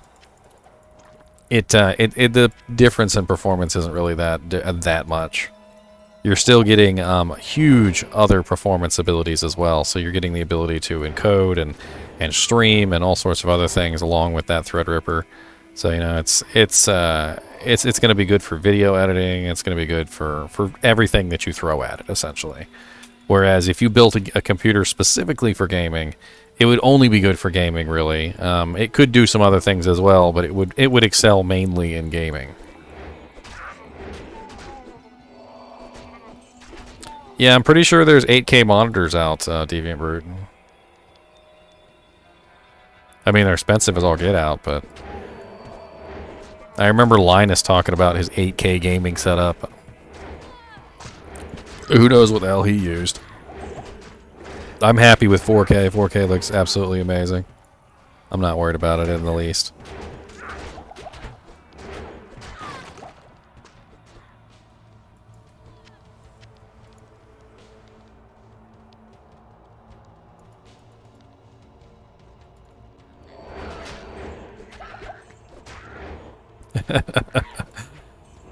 Look at Deviant Brute go. I started him off. I'm sorry, Deviant Brute's wife. I'm sorry. I didn't mean to make your husband buy an 8K monitor. My apologies.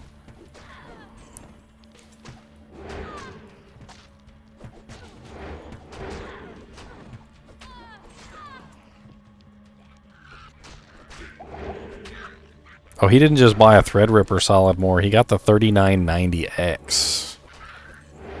You know what the 3990X costs? It's not a cheap processor by any means.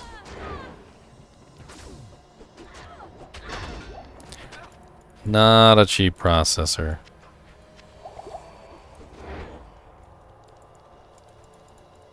Alright, well, we're almost level 15 and we're almost to the Countess, so it's working out nicely.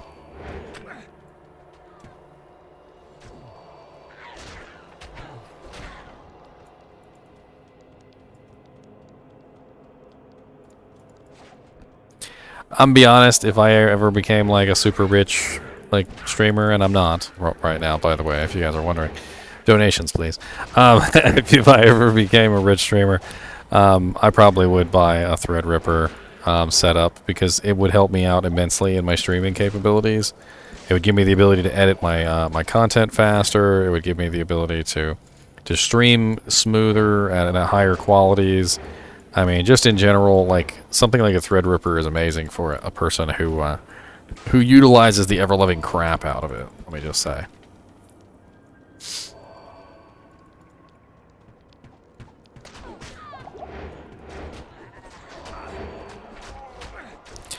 More raise skeleton.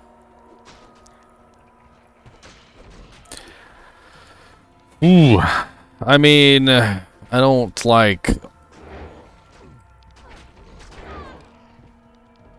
I mean, I think Alienware used to be really good back when they weren't owned by Dell. I don't particularly like Dell, but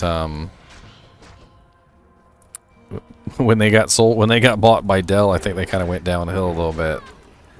I mean, a monitor is a monitor. They usually come with pretty good warranties. You could look up the monitor and see what people think about it. A Tal and a Ral Rune. Interesting.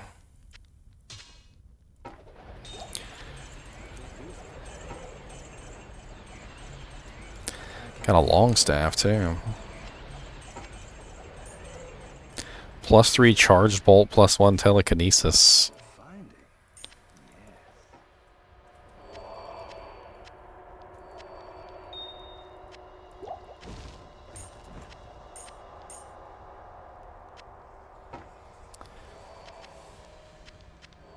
Oh my god, I gotta pick up all the gold manually. Why?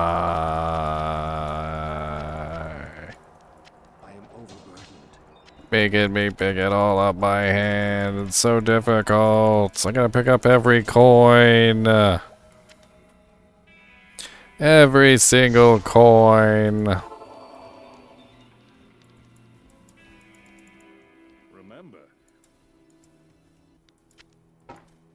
Yeah, your computer's gonna last you quite some time, Deviant Brute. That thing's a beast.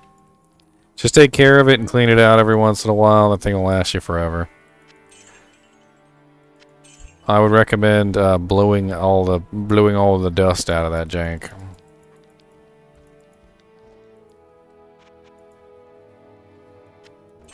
Like usually once every 6 months, you want to take it out, blow all the dust out of that thing.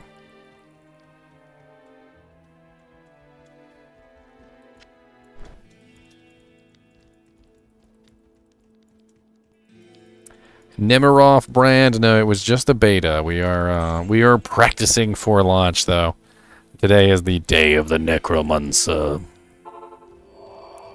Talrune, Ralrune, and a throwing axe. I'll take it. I'm not going to be mad about it. Talrune and a Ralrune is a pretty good combination, actually. If I can find an Eth, I can get myself a stealth. Or, you know, I can take this Talrune and I could throw it in this weapon. That would actually be pretty nice. In fact, oh no, they're level 17 and 19, so no, that's probably not the greatest idea. Because he wouldn't be able to use them for quite some time.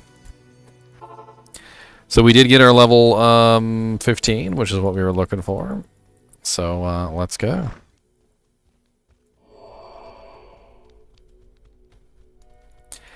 I mean, it is an issue sometimes. Pre-builts will cheap out on the power supply. You're correct, Solomore.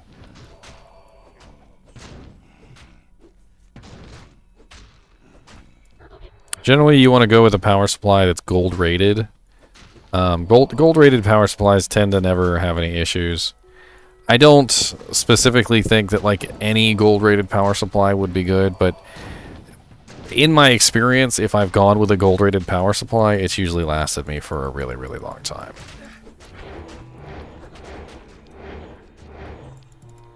The one I have in my system right now was a really nice power supply that I picked out that was gold rated, and this thing has lasted me for like freaking 8 years, 9 years, and it's still running, and I don't even care. I'm just going to keep using it. It's probably never going to die. Cross his fingers.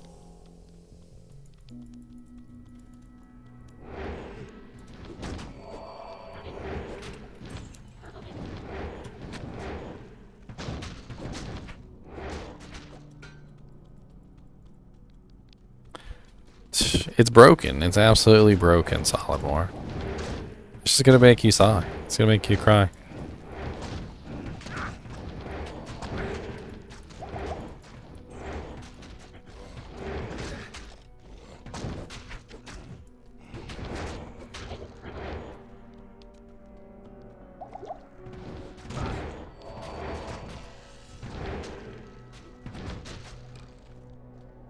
I remember what he built, Solidmore. He literally built a Ryzen Threadripper 3990X, which is a ridiculous processor.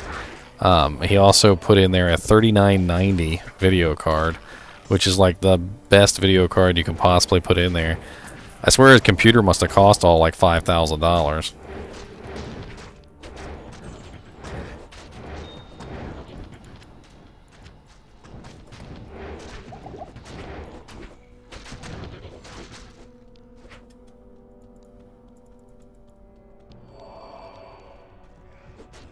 Literally, I'd stab a dude for that PC. Yeah, the Threadripper alone is that chip that you bought is one of the highest quality chips that they make right now. It's absolutely ridiculous.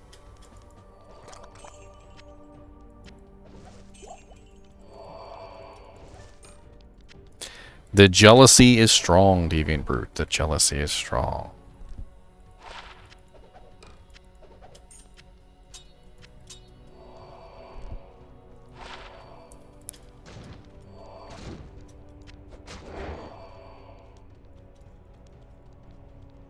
Oh no, it's still up, Devil Dog. It's still been up for quite some time. It's never gone down.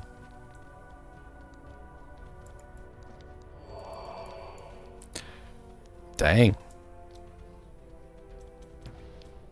That's a week-long trip to visit GGM. Why are we visiting GGM? You can come play with our dogs and cats and chinchillas and bird. Too many animals, too many buttholes in this house. They're all farting too. Every single one of them farts all the time. Literally, we don't even know who farts. There's too many buttholes. It's like, who that farting there?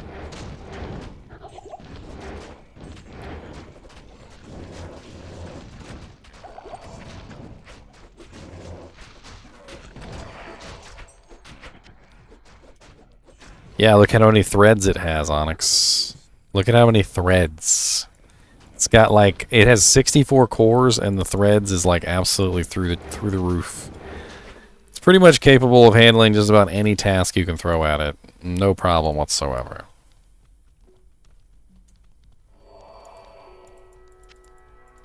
Like I said, that computer will probably last him about 10 years. Between the parts that he has literally the best processor that you can possibly buy right now and the best video card that you can possibly buy right now. It'll probably last for about 10 years. Yeah, you got to patch it up to 1.14D. Make sure you don't have it blocked by your firewall or anything. A lot of the times that will mess it up.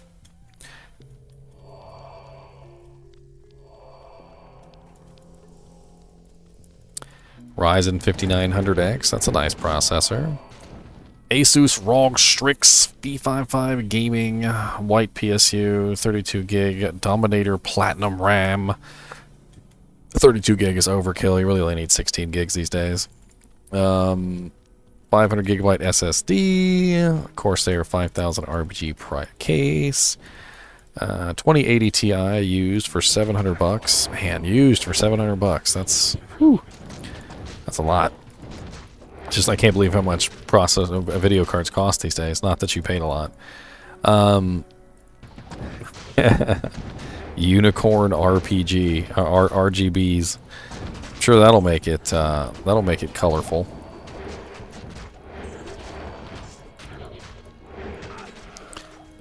I never really bothered with any of that myself, honestly. The RGB stuff. I have a NiNi case. It's a very just plain black NiNi case. Nothing fancy about it. It is not fancy at all. It's a very, very nice case, but it's still just a plain black aluminum NiNi case. It's a very large case though, and it holds everything that I need in it, like all my many, many hard drives. As you guys found out earlier, from my from the fact that I literally have a hard drive labeled J.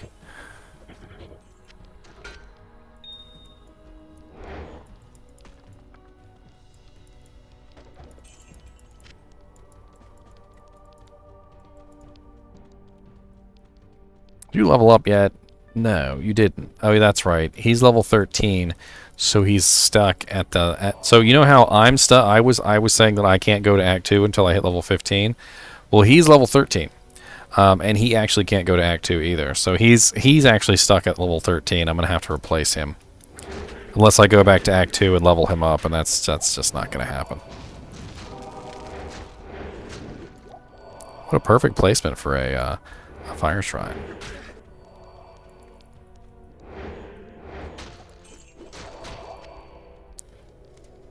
What's up, Fallen Spartan? Today is the day that we all ask questions about Necromancers. We play Necromancers. We talk about Necromancers. It is the day of the Necro. Do you have any specific questions, Fallen Spartan, about the Necromancer? I'd be happy to answer.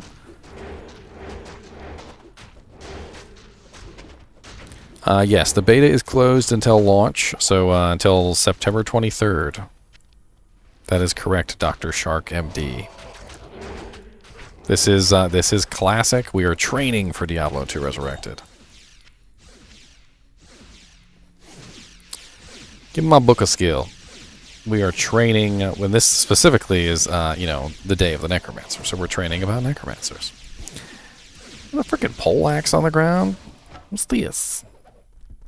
I like pole axes. Can you use this, sir? You can use that, sir. Good job. Well, Necromancer is definitely a fun class. This video will be up later on YouTube, Fallen Spartan, if you want to link it to him. Like said, I was looking through some forums, a little confused. Does amp damage curse actually break physical immunity? Yes, it does. The calculations for amp damage breaking physical immunity are right here. I'll put them up on the screen for a little while for you to read. So those are the exact calculations for each skill, including amplify damage and decrepify. Good day.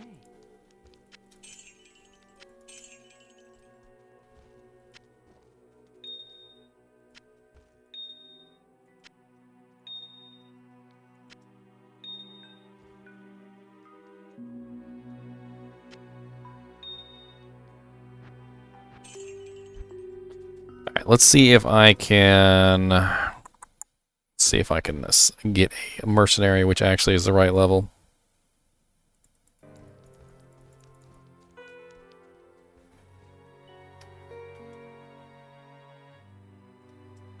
What spots are you going to farm when you hit end game level with your Magic Find Necromancer? River of Flame tends to be a good area. Very wide, very open space, lots of high level monsters, which is what you need. You need the higher level the monster, the better. That's kind of the important thing there, because the level of the monster is what determines what they drop, and you just tend to need some really nice high level monsters to get your equipment right. All right, so we are approaching level 15. We're gonna keep pumping those points into skeletons.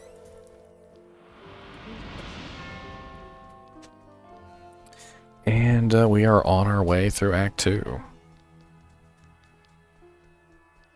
What build will you be going? What builds are S tier? S tier builds. I mean, S tier builds in Diablo are like some of the most common builds. So like hammered ins, lightning sorceresses, various things like that. They tend to be what are considered S tier builds, I guess. On the Necromancer, Summon Necromancer isn't probably an S tier build. I mean, you can do just about anything on a Summon Necromancer. You don't have any issues. But I definitely wouldn't call it an S tier build. It's definitely a build that you can do naked, though.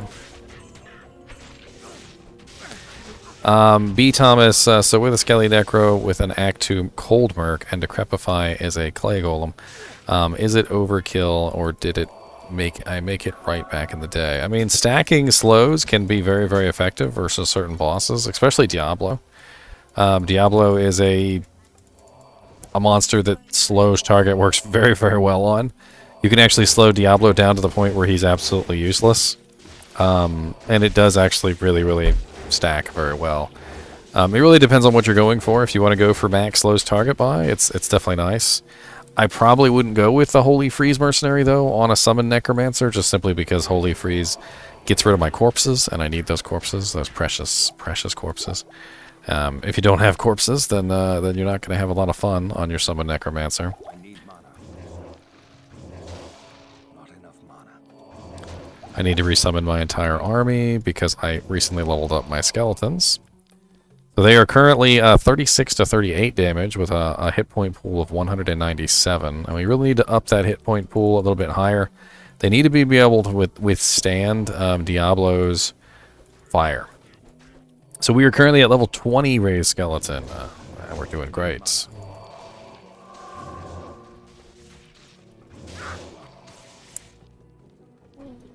I need mana. I mean, it depends on gear. So, like, if you're on a Hammerden and you've got yourself an Enigma and you're teleporting around, yeah, it's definitely a lot slower. I definitely wouldn't say it's a lot slower when you're first starting. So, like, when you first start a Sorceress, or when you first start a Hammerden and you're trying to roll through the axe, Necromancer does just fine. He keeps up with pretty much all of it. Now, when you finally get your max faster cast on your Sorceress and you've got your Enigma on your Hammerden and you're running around with the, your full equipment, yeah, they are much faster than the Summon Necromancer, that's for sure. And they're much better at targeted magic finding too. But Necromancers tend to do just fine with walk magic finding, which is a whole other thing. And Deviant Brute posted his specs, so he's got Red Ripper 3990X, A-Data Spectrix D880X4, RTX 3090, Platinum Certified 1200 watt, and Nurmax power supply. Yeah, you should have no problem with that power supply. That thing is ridiculous. You got Elgato 4K 60 Pro full build details. Yeah, that's a really sweet system. That's, like I said, that thing will probably last you like 10 years. The sweet spot for MF isn't an exact percentage where it's lag. It's how high can you get while maintaining your kill speed. If you're diminishing your kill speed too much, then you're not helping yourself out any. So, if you're going into an area and you can kill 10 monsters in 10 minutes, but then you up your magic find by 20% and all of a sudden you can only kill 10 monsters in 20 minutes, you've done yourself a disservice. You want to be able to kill those monsters faster. So don't sacrifice too much damage for magic find. Now, that being said, as a Summon Necromancer, I'm not sacrificing any damage for magic find. Because I don't really have to sacrifice. I can be a naked Necromancer and my minions just do their job. Now, in Hell difficulty, when you actually need equipment to kill things, that's a whole other story. So I do recommend actually having some decent equipment on your Magic Find Necromancer in Hell. But hopefully by then you've gathered enough equipment and you've got yourself enough faster cast equipment, like Sorceress items, you found a nice staff, and you've probably got yourself a Sorceress rocking by then.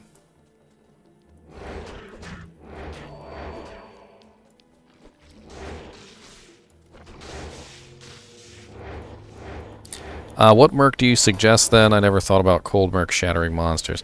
I would recommend for a normal difficulty and nightmare difficulty Necromancer, go for the Thorns Aura. Get yourself a Thorns Aura whatever way you can. It's going to help you out a super ton. In normal difficulty, when you can't get access to the Thorns Aura, use a lifesteal, nice. Use a Blessed Aim merc, because Blessed Aim is going to help your skeletons make sure they're hitting. So you want to make sure they're hitting their targets, and Blessed Aim is going to get that extra damage off for you. Anything to give your monsters extra damage. And then once you get to Hell difficulty, you're going to swap your Thorns Aura out for a Might merc. Because at that point, when you get to Hell difficulty, Thorns is not going to be any good in Hell. So, just make sure you're hiring your mercenaries in the correct zones too. So, Nightmare mercenaries in Nightmare difficulty. If you're going for like a Defiance merc or a Blessed Aim merc, sure you're hiring them in normal difficulty. You can also go with an Edge Bow on a Bow Girl. Doesn't work too bad either. You can actually get that before you get to Nightmare.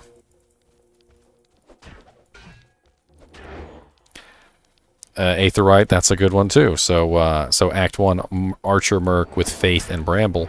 And then you have Fanaticism and Thorns, and that's a pretty sweet combo as well. Absolutely correct. Of course, Faith is a little bit difficult to make for a low-level character, but definitely nice nonetheless. And if you're a Poison and Bone Necromancer, you can actually use that Bramble yourself, because Bramble has a huge poison skill damage bonus on it. So if you happen to run Poison Nova, you can actually have that Thorns yourself.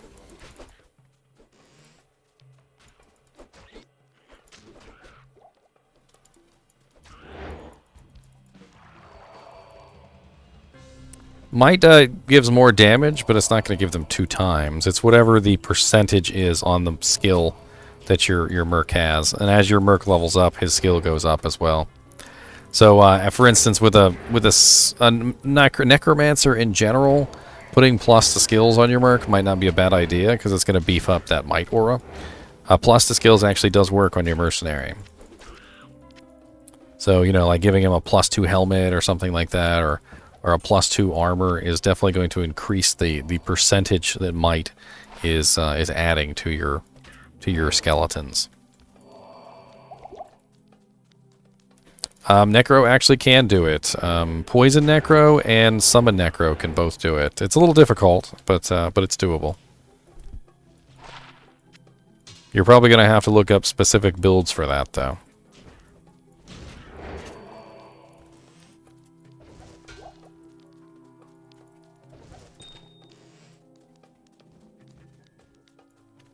Moon Lords are absolutely great. The blunder things, I can't remember their name. The big giant like ogres that tend to be in River of Flame. Those are really good. Ghosts are actually absolutely excellent. I actually prefer ghosts over most monsters, and the reason why is because ghosts have no physical presence. So I don't know if you've noticed, but there's a pretty serious issue when it comes to your summons, is that they can't all stack on one monster because they are taking up room around this monster, and the room that they are taking up is finite. Well, ghosts do not have that same issue, and because ghosts do not have that same issue, they all stack up on a monster and they hit him all at once, and it's just absolutely amazing. So if you get like 1,000 million ghosts, they can just fly around the battlefield and they can just murder everything, and they're absolutely great at it. Moon Lords, like I said, are really good. Blunder ones are pretty good. The Black Souls tend to be really nice for elemental damage, like if you want to murder something with lots and lots of elemental damage. I've noticed they do pretty well at that.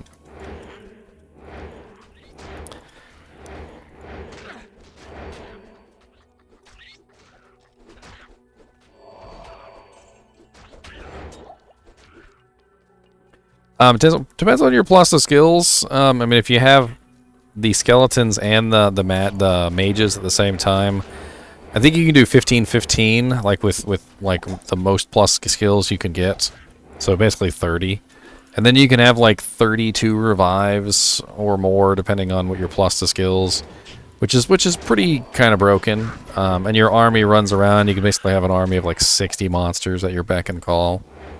You know, plus your mercenary and your golem. Which is why your mercenary becomes such a integral part of your setup, because you really need that aura to just boof up all of your lovely stuff. King Leoric's arm is a very good wand, definitely.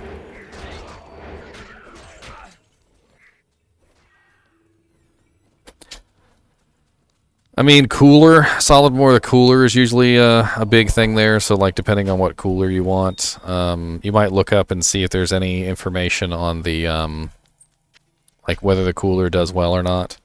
A lot of people will look that information up on video cards to see, like, how it performs.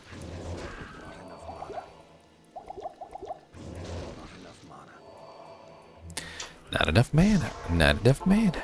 Not enough mana. Come on, skeletons. I got 9 skeletons. I need more.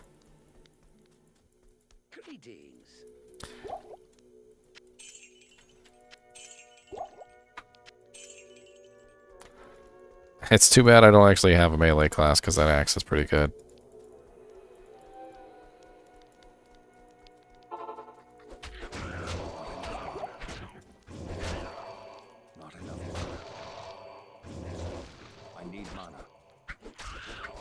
So I'm trying to get my army resummoned while I have this plus to skill shrine up, because it's going to beef up their damage pretty considerably. They are currently 62 to 65 damage a hit on the skeletons, and capable of summoning 9 of them at the moment because of this +2 to skill shrine. And I want to get them all up and refreshed before the skill shrine goes down, so that they maintain that damage. Just small benefits. And I want my cube. Where's my cube? Where? Oh, there you are. Okay. Let's get in here. Oh, I'm sure they will revision. We'll have to see exactly what they cause. Especially if you happen to have a whole summon necro gang going. That would be interesting. The summon necro gang.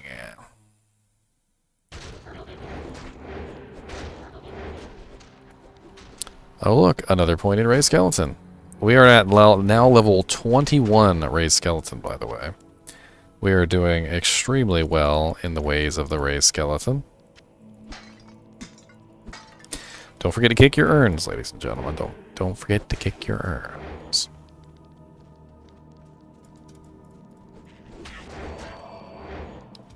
Yes, a white wand would be absolutely excellent, but that requires a Dole rune and an IO rune, and both of those are currently out of my reach. So eventually, I will try and get my hands on one of those, but not right now. So as a necromancer who summons things, you really have a lot of extra time on your hands to run around, kick pots, collect gold, click on chests. I mean, you really got a little bit of extra time, like just to do things and have fun. You know, if you're not kicking urns as a summoned necro, what kind of life are you living? What kind of life do you live? Exactly.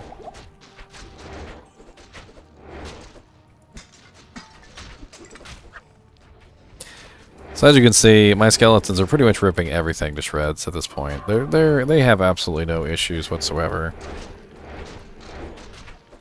Yep, normal Hellforge might be worthwhile.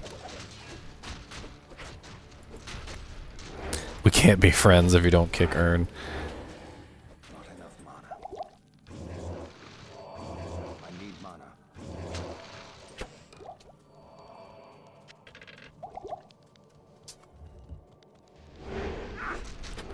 Woo, there's a couple monsters in there. Let's go, leading the way, get to the back. Army, rise. Yep. Assassins are pretty good naked as well. Trap assassins anyway. You can do just about anything on them.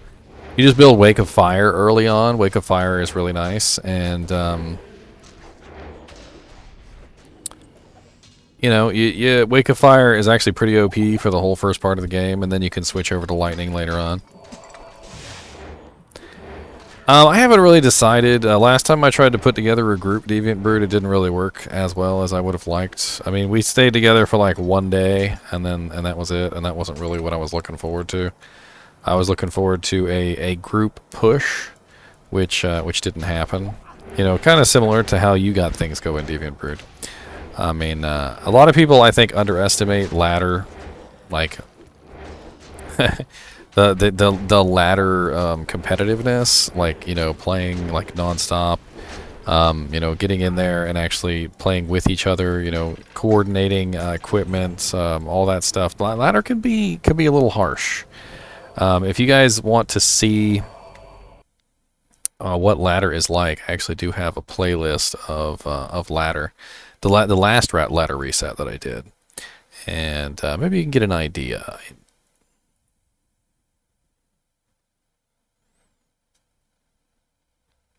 Where is that? Here we go. It's 20 videos long. I follow pretty much from the beginning, like from the first 8-man run, all the way up to basically day XVIII, so day 18 is when I stopped, and so you can really get an idea, especially if you watch it from the beginning, what a ladder reset is like joining, the excitement of it, you know, getting your little noob characters some equipment that you wouldn't even blink twice at when you're high level, you know, and you're so excited to get a stealth armor, or you're so excited to get a you know, your first white wand or something like that, and you know, this is stuff that comes so easy to you later on in the game, but you're just super excited about because, you know, you've finally managed to grab this rare piece of loot. It's not even rare, but it's rare to you, and that's all that matters. When you have nothing, everything is exciting, and that's part of the excitement of ladder, I think, is that when you have nothing, everything is exciting. What do I think about ladder-only items being available in single player? I like it.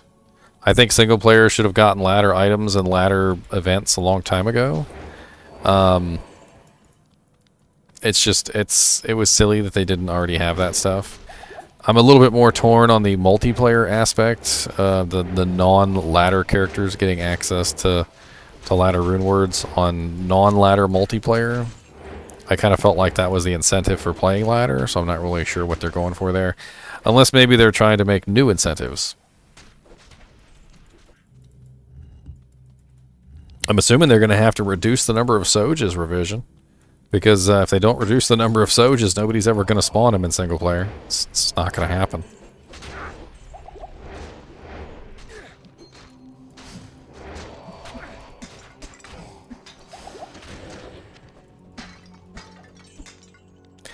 They said there would be ladder-only Haraja Cube recipes allowed on non-ladder, Joe to read.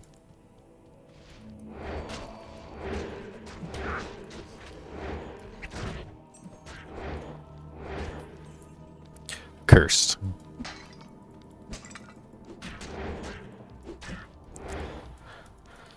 Yeah, if they leave it as is, you definitely won't be able to spawn Diablo. Diablo clone. Definitely not.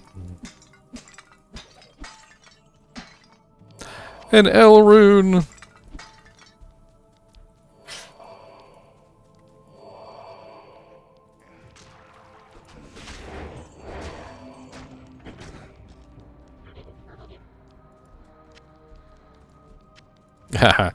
They were so against that whole idea. Like when they were asked if they had taken popular ideas from mods in one of the Q&As, they pretty much like said in a nutshell that no, because all of this stuff is pretty standard now, and that saying that they took it from a mod is would be a disservice, since these are pretty much standard features in most MMO, or, you know, in ARPGs these days. And they really tried to play it off as like these are not things that we took directly from any mods, despite the fact that the mods have those things in them. So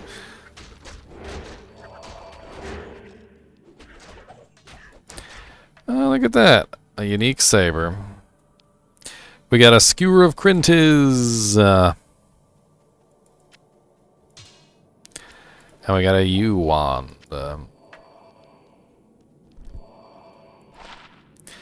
+1 to raise skeletal mage. No, thank you. I will sell it though. Now give me my Herodric Cube.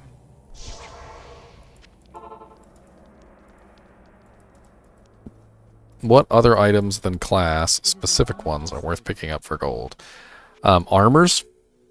Armors specifically tend to be worth a lot of money.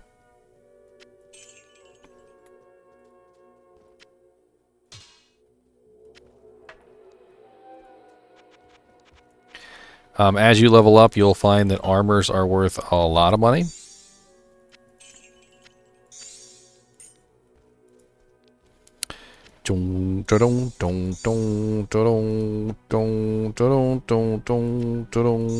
We need some jemmies to cube up, and a cubing up jemmies is for you. God, this is so much more difficult without quick swap. Like, this is like a nightmare without quick swap. I don't even like this.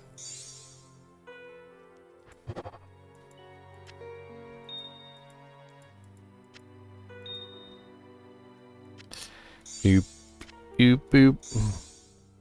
Time to buy a cheap blue wand and cube them with 3 chip gems for money. Interesting. Interesting indeed.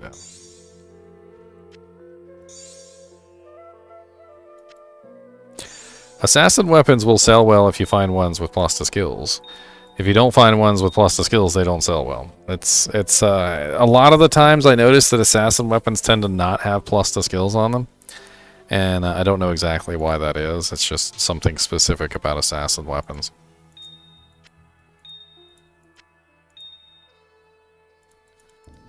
But when they do have plus to skills on them, they will sell for a lot of money. I've heard that you approach and let's trade.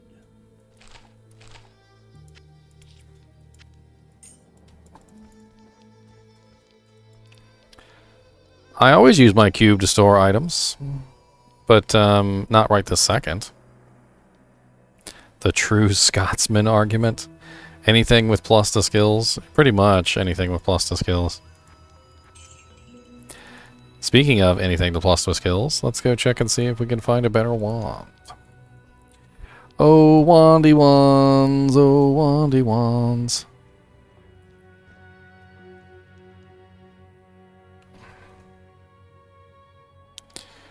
PayPal sent you a receipt for your order. What did I order?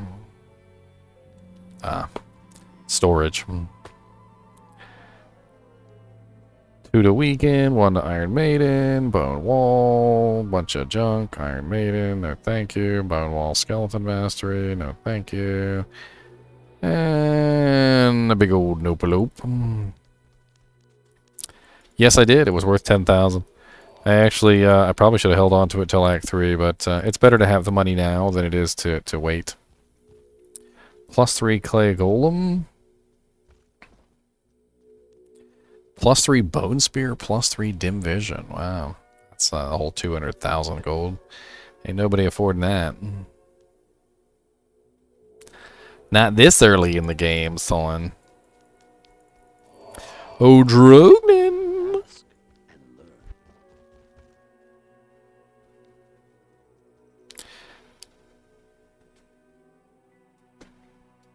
I don't even know why I'm looking, because oh, +1 summoning skills.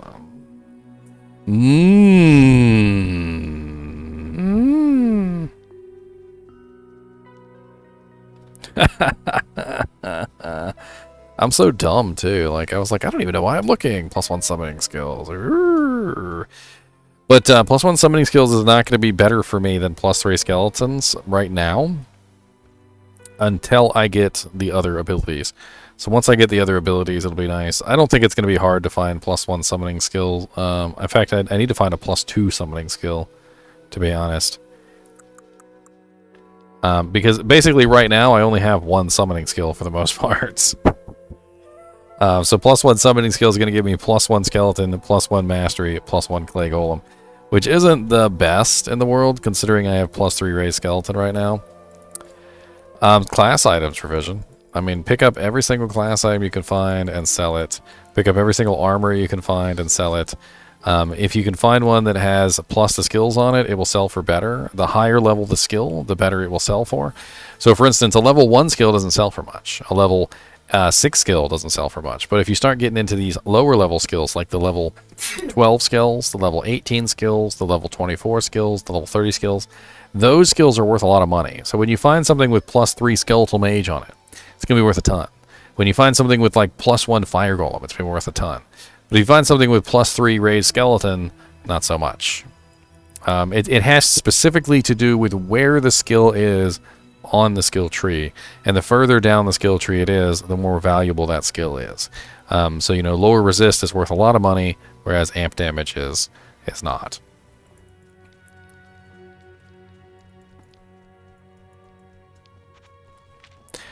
Alright, let's grab a couple potions and let us continue our journey. Oh wait, that's right, I was gonna refresh my mercenary so that he can actually level up. He's still not quite the right level, he needs to be refreshed. Need some help. Alright, so we need another offensive, and we need the highest level offensive we can get, which... still don't have a level 15 offensive, which sucks.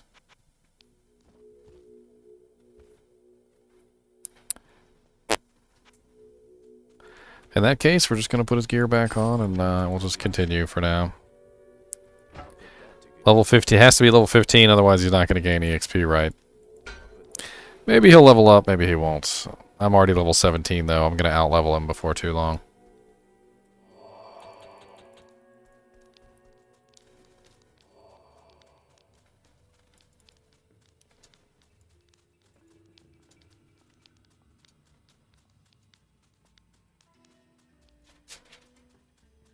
And my little skeletons. Come on, little skeletons. Let's go.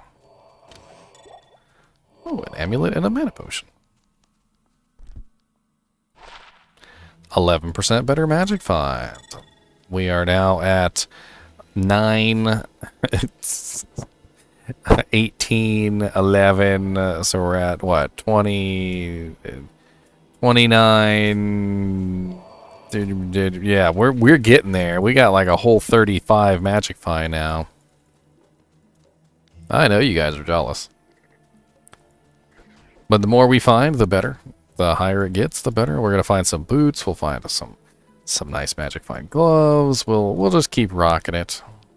Keep on rocking it, baby. Yeah, yeah, yeah. Keep on rocking it, baby. And then the more magic find we find, the more good stuff we will find, and it just continues to snowball like that. Enrolling in the jelly school now? That's right. Enroll in the jelly school. Be jelly.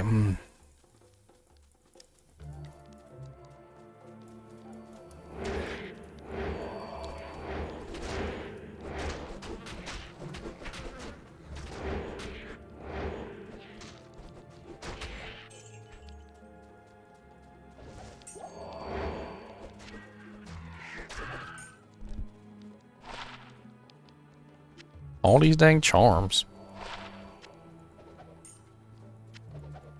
are awful. I mean, I could hang on to that plus the strength one just so I could put on equipment, but I don't really care about that. Come forth, my army, and murder, please, in my name, yes. Murder everything, it's important. Whilst I kick the urns and whilst I kick the urns and open the chests, yes. I must kick all the urns and open the chests. So we're about to find Maggot Lair, and now you're gonna see where the summon Necromancer is bottlenecked. But I think you'll find that despite the fact that I'm bottlenecked here, I'll still do pretty well. You'll actually see it'll work out. The horrible, horrible Maggot Lair.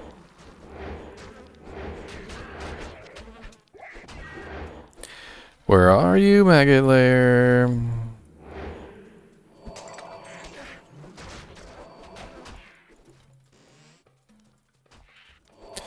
I like how everything just dies. I don't even have to worry about it. It's just like, oh, yep, just walking along. Just murder everything, my minions.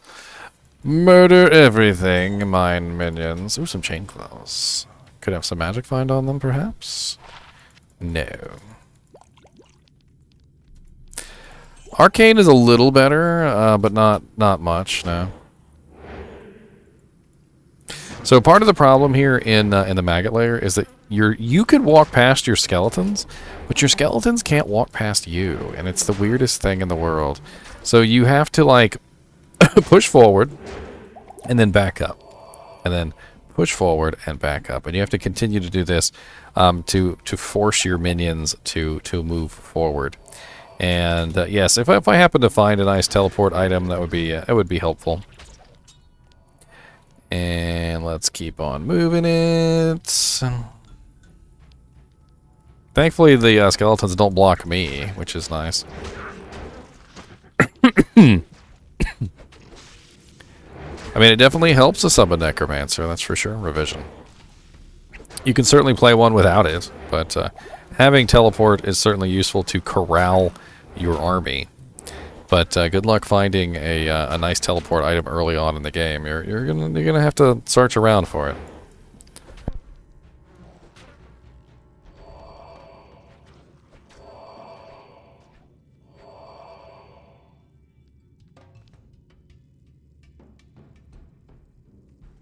I kind of wish they would make it so that my skeletons could walk through me.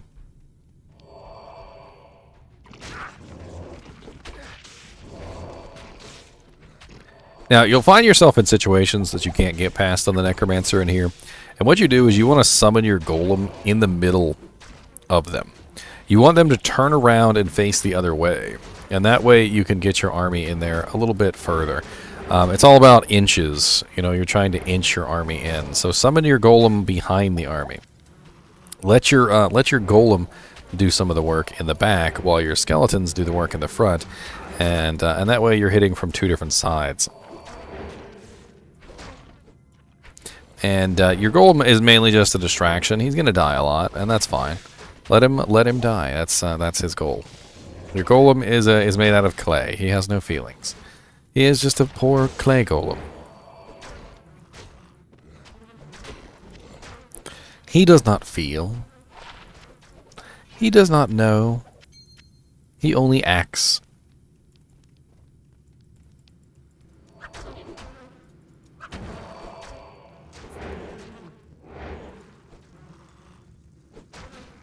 That's what she said. From the back and from the front. So I'm going to pull myself into this room. I'm going to try and get these monsters into this room because this is where you can really fight. Your monsters can really open up and kill things a lot easier in here. So try and pull your monsters into this room if you can. And then once you get everything dead, you know, it's back to the tunnels, back to the slog.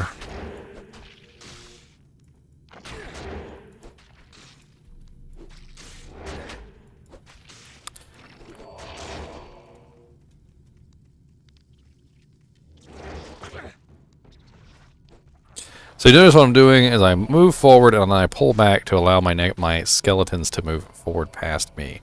Because they can't move forward past me. It's a whole thing, and I don't know why they did it like that, but you have to move backwards to allow your minions to move forwards, and so you push up, you curse whatever it is you need to curse, and then you pull back behind your minions and you let them get in there and dish out some damage.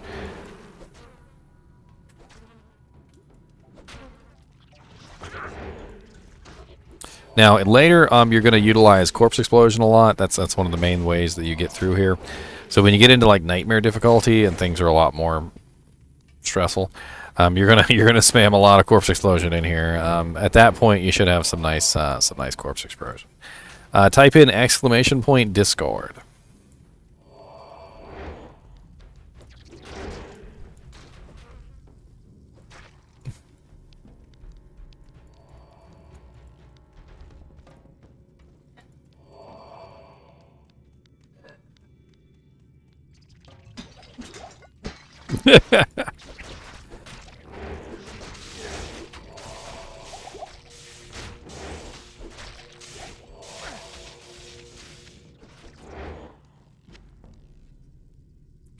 3 sockets, 1 to ice, 3 to ice blast, and 1 to frost nova. That's gonna be worth 10k. I'm gonna take that back with me to town. Get a lot of gold with that. Definitely. Gotta kick them urns. Got my magic fine running. I need to try and get some items. The mo, the better. The higher, the fewer. I wonder if there's any Trekkie fans who get that reference. Are there any Star Trek nerds who know that line?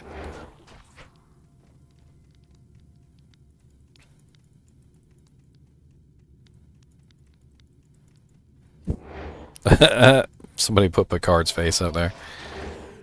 It was from Star Trek Next Generation, correct.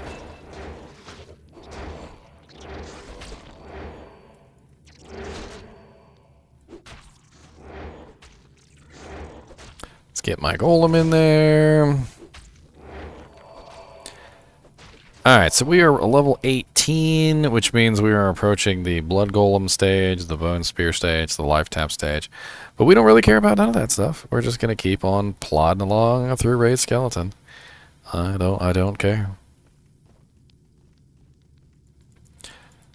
Number 1.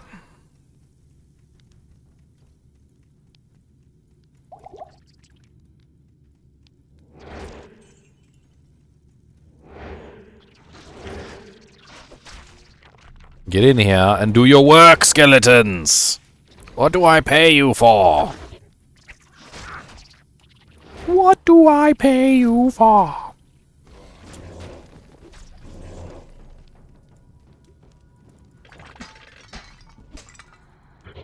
Obviously, I don't pay you enough.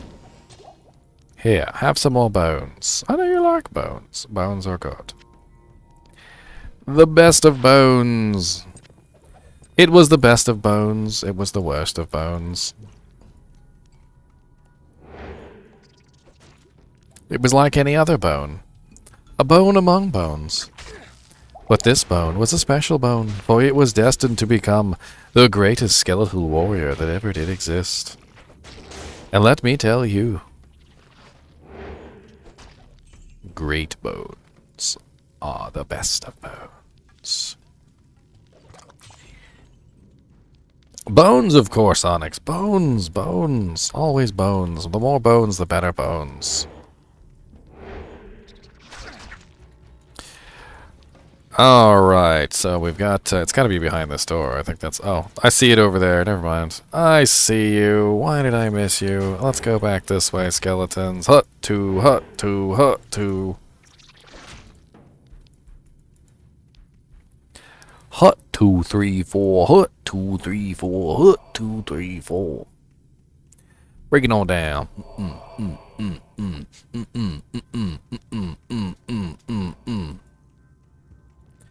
Alright, cold worm of the burrow worm. I'm not really sure how I make a skeleton out of bugs, but man, I am good.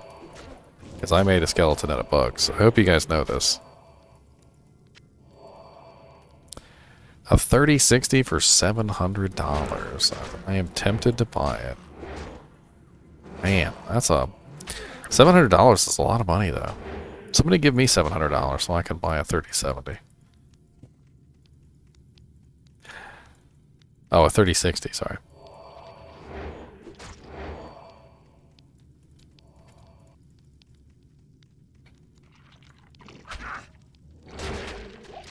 So you guys are going to laugh at me, but I originally bought my GTX 1080 through a payment plan program. There's actually this company that does, they sell video cards by payment plan, and I paid kind of an exorbitant price for this GTX 1080, but I got to use it the entire time while I was paying for it, which was pretty cool. And you know, it ended up being worth it because the GTX 1080, like, it was just a really amazing card in my opinion. Let's go ahead and throw my golem in there as deep as I can get him.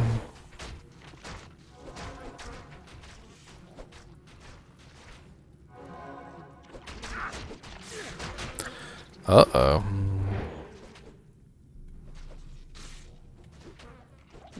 1080 is still a good card. I actually really enjoy it.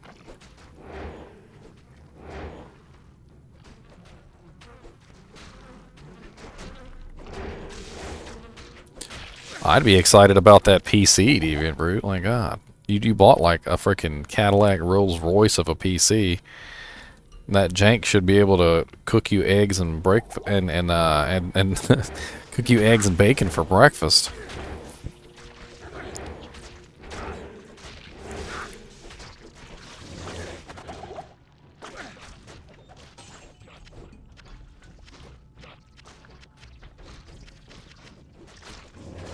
I need mana.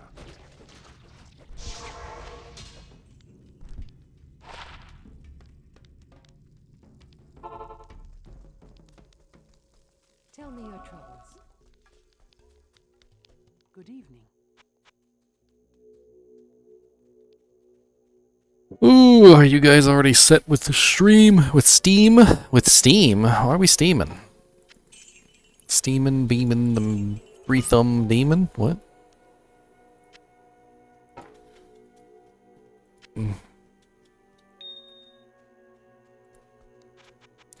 Deviant Brute has a team. Deviant Brute does in fact have a team. A mighty, mighty team. A mighty, mighty, a mighty, mighty, mighty team. It's a team. Yeah, yeah. He's level 15 now. I guess I don't have to worry about it anymore. Oh well. Took him long enough.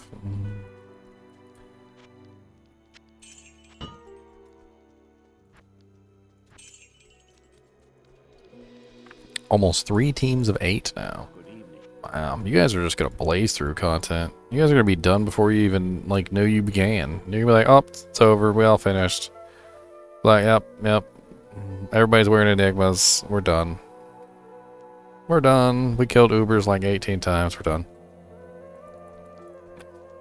It's like, what? Everybody's got an Annihilus charm. It's over. Approach and let's trade. No, I have torches. Yep, no, perfect torches at that. We didn't even. We're not chimping. Jensen there. We got perfect torches. +3 raised skeleton. +1 clay golem. Ooh, +1 clay golem. I like golems. Golems is nice.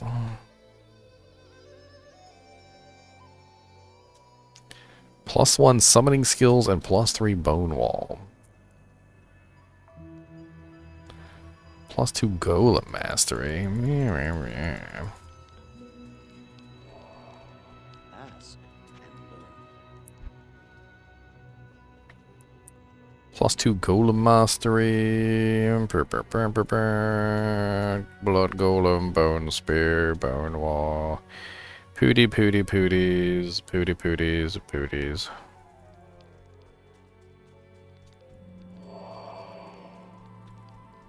day. Sounds like you need to join the team, Onyx. Just get on board, shall we? Boom,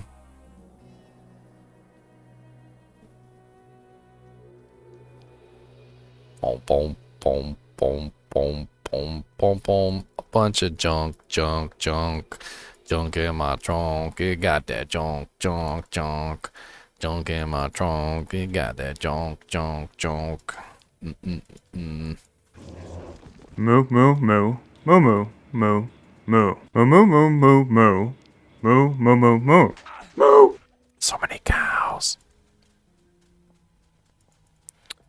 So we're getting on the 4-hour mark, which I try not to make these little day ofs too long because I do want people to actually watch them. Let's do a vote for what we're gonna do for tomorrow's day of. So let me go ahead and make a poll here. What will tomorrow's day of class be? Question mark. So we're gonna do Druid, Amazon, Sorceress, Assassin, and Barbarian. We already did Paladin and we already did Necromancer, so those two are no longer on the table. And whatever the result of this poll is going to be will be what tomorrow's day of is going to be. Plain and simple.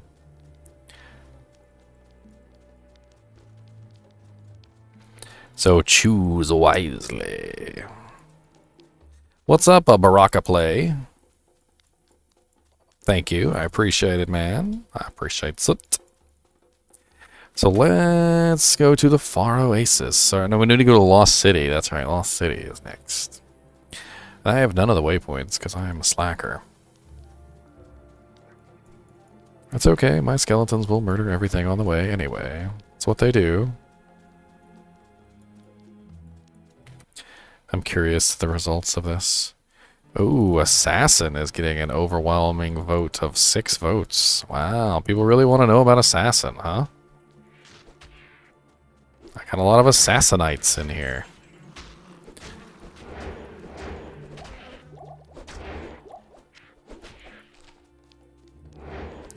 Well, that's good, because I do have a martial arts assassin on ladder, and I guess I'll have to whip up a trap assassin, and we will have a little bit of fun with that.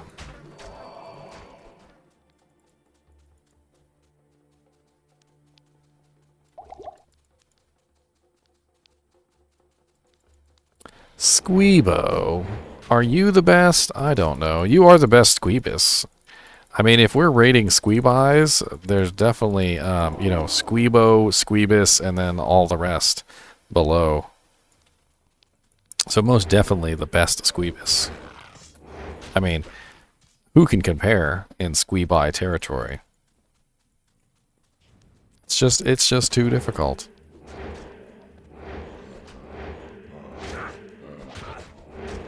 But when talking about territory, you definitely say Squeeby. But when you're talking about multiple Squeebuses, you definitely say Squeebums. So definitely a multiple use word system there.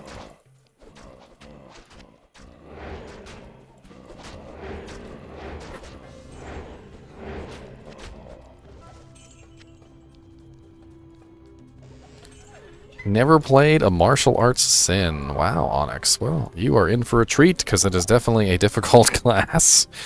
And, ooh.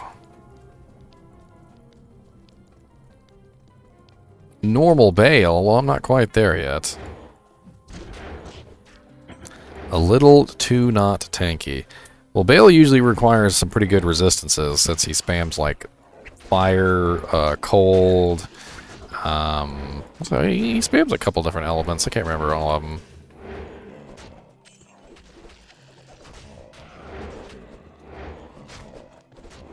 This is Softcore Master Rodus.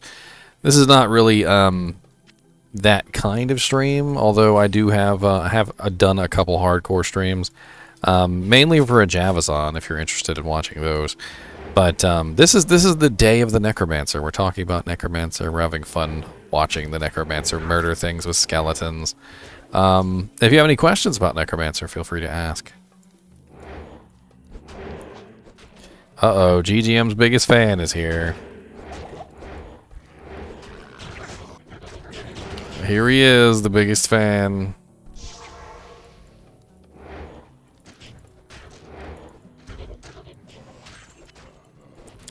The biggest fan. You might have to fight Deviant Brute for that, though. Deviant Brute's here all the time, too, so...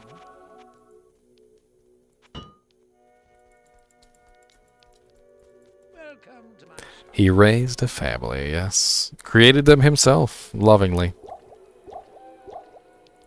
Lovingly.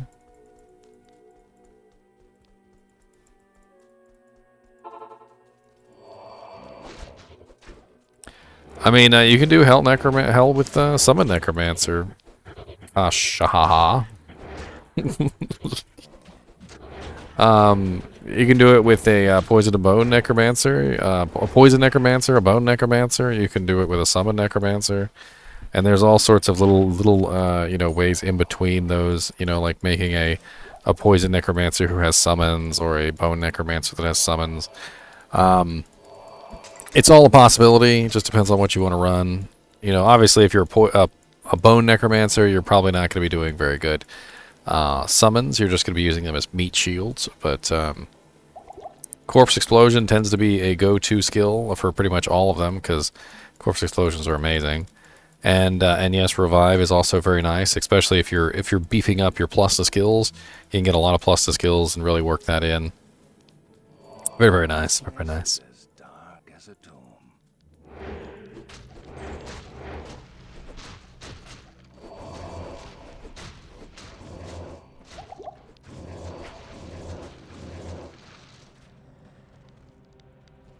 Yes, go forth, my army, and kill them all. I need not bother to soil my hands.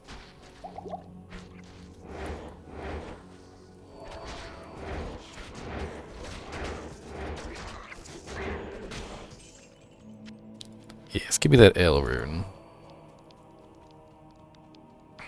Fill the screen with Bone Prison. It certainly will help you in some situations. However, if you're fighting Ghost Aetherite, the ghosts will walk right through your Bone Prison and laugh at you while they kill you. It's quite sad.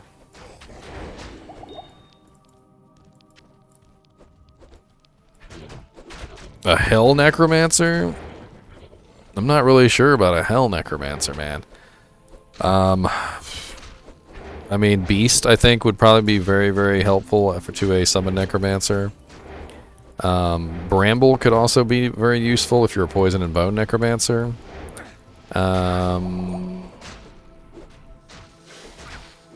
A Faith Bow and a Bramble on a Merc could be absolutely invaluable as well. Lots of extra damage to be had there. Help out your summons a lot. It's kind of a hard to just like pick one. I hate to say it. I can't just pick one. You're stressing me out. It's not. No.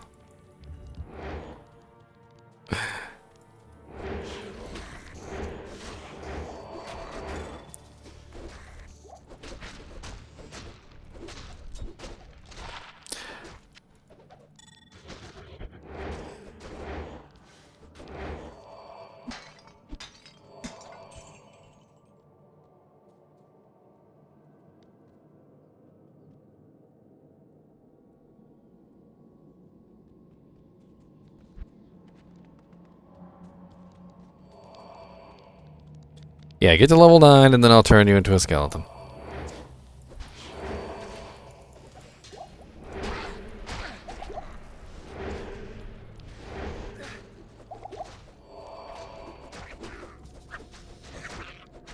I beat you with this wand.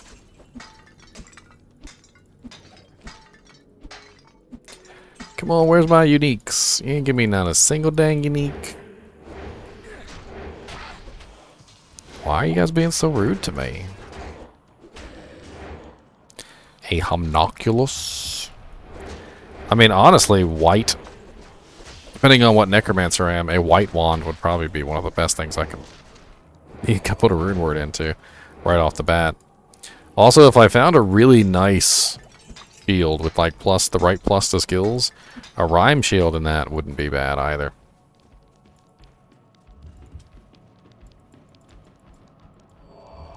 You're probably just getting lucky, Kasha. Oh, Lord, gonna die. Oh, Lord. No, you little punks. I walked over into the corner and found a whole sea of snakes. But that's the Naked Necromancer. You die a lot on the Naked Necromancer. You die. That's just how it works. But you know what the funny thing is about a Naked Necromancer?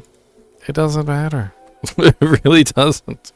You just walk back out into the wastes and summon your army, which is relatively unaffected by your loss of gear, and you just keep right on trucking. What rune word would you put in a white wand? You put white in a white wand. Dol IO is white. That's the name of the rune. Type in !white.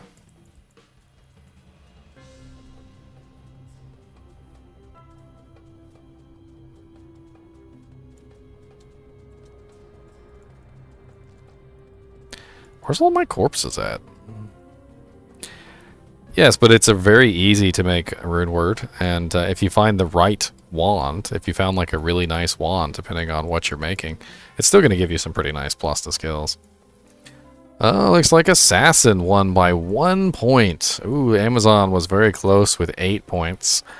And, man, Sorceress and Druid and Barbarian didn't get any love whatsoever. Nobody cares about you guys.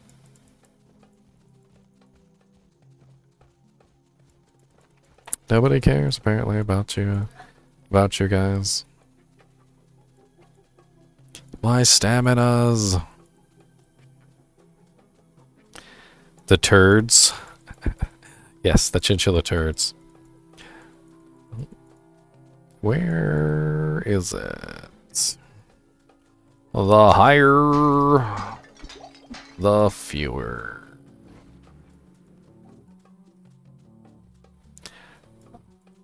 Oh yeah, I forgot to grab my merc. That's okay. I'll get him in a minute. Ah, a corpse. Exactly what I needed. And now roll a d20 for what build to do.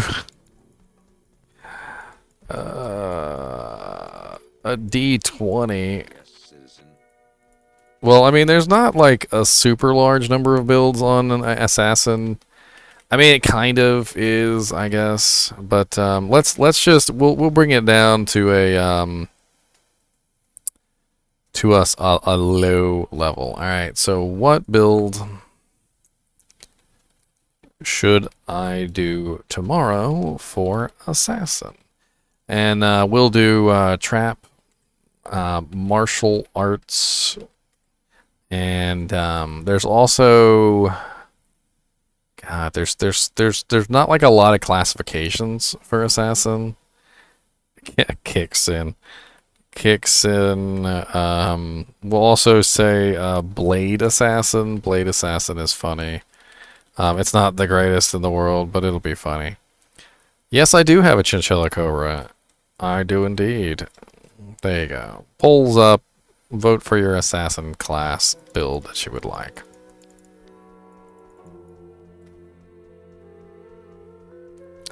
Vote, vote, vote for your right to exist in the world. I like skipped everything and ran straight to Lost to freaking Claw Viper Temple like I knew where it was.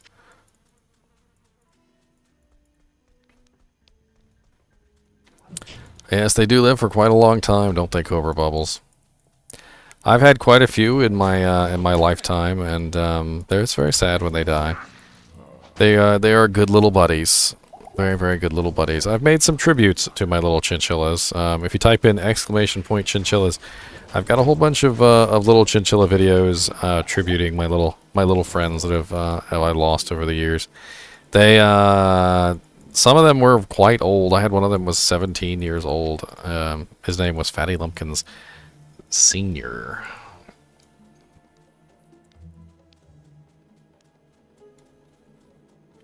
Very, very good little buddies. I miss them. I still have one. His name is Mr. NiNi. Mr. NiNi is he's a crazy little chinchilla. Every one of them, I swear, has their own little personalities. And there's really no other way to put it other than that. They really do have their own little personalities.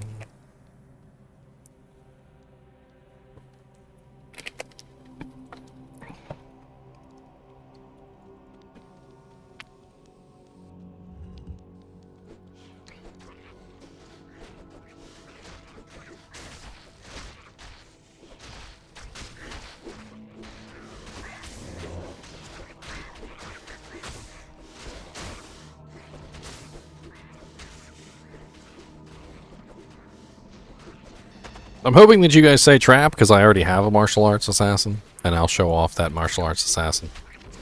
But I don't actually have a trap assassin right this moment. I've built many in the past, but I don't have any right now. So that'll be one that I'll have fun showing you guys off. Of course, as a noob, you're going to build Wake of Fire.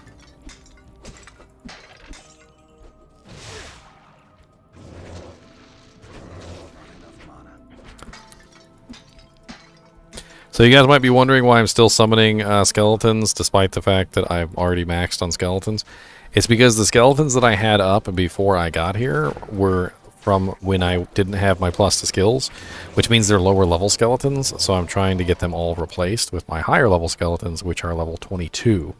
So definitely want the higher level skeletons in here as opposed to the lower level ones. And you have to refresh all of your skeletons to cycle them through. So definitely something that you want to pay attention to. Yeah, premium skeletons, exactly. Aether, right? You need those. You need those premium high dollar skeletons.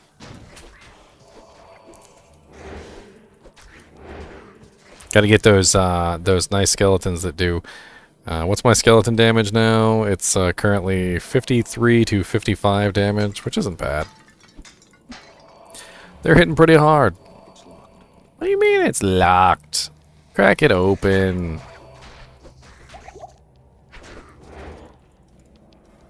Crack it open. Get in here, Russian. Don't let them charge you. Skeletons to the back.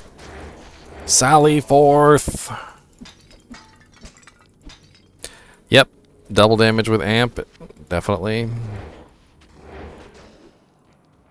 So, I mean, technically when I'm amping, they're doing, what, 106 to 120, or 110 damage, 106 to 110 damage per skeleton. I've got 9 skeletons. So somebody multiply out 120 times 9, and tell me what that is. And that's like my current damage output from my skeletons. If all 9 skeletons are hitting a target at one time, 120 times 9. So I'm doing 1,080, really? 1080? What's your magical number? I'm doing 1080 damage per hit. Which is pretty significant when you think about the fact that I'm still in Act 2 normal, and I'm already doing 1,080 damage per hit on my skeletons. You know, all my skeletons combined, of course.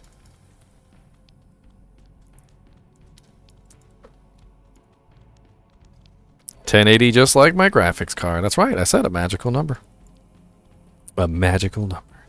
It's a match made in Necromancer land. Oh yes, the Golem and the Merc are helping a lot too.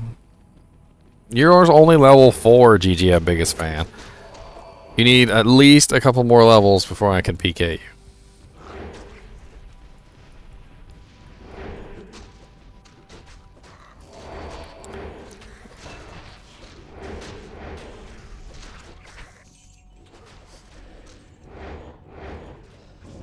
Well, gotta cycle out for them premium skeletons again.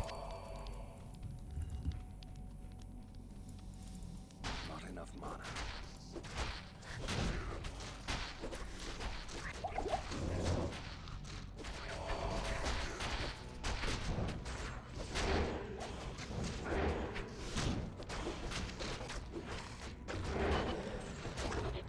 Hey, my Merc leveled up. Look at you, level 16.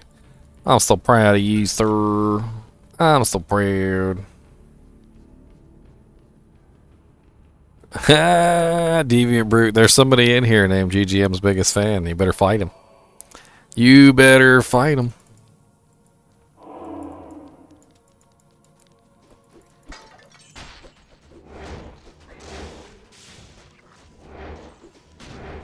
Hey, skeletons, don't split up on 2 different fronts. Okay, that's not cool.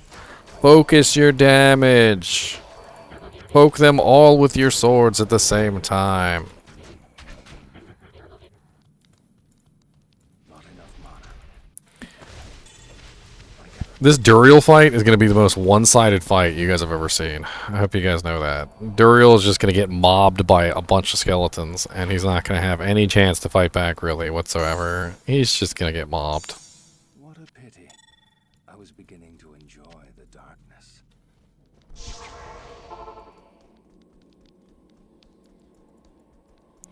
I forget who comes into the game named as GGM's biggest fan. I forgot what his name is in chat.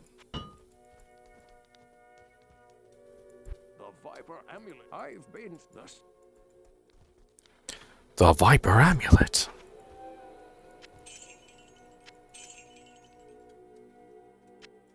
God, I just literally tried to control click items out of my my cube, and it didn't work, and I was so sad that it didn't work.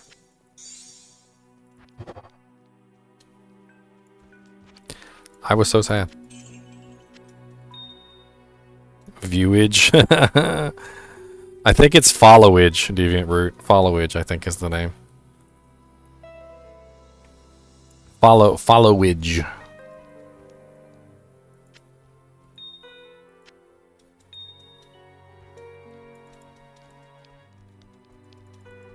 Charge you through the loading screen. Oh, I don't think I have a watch time command. I need to get a different bot for that. Apparently, I've tried to see if I can do it on Nightbot, but apparently Nightbot doesn't do that command, which sucks.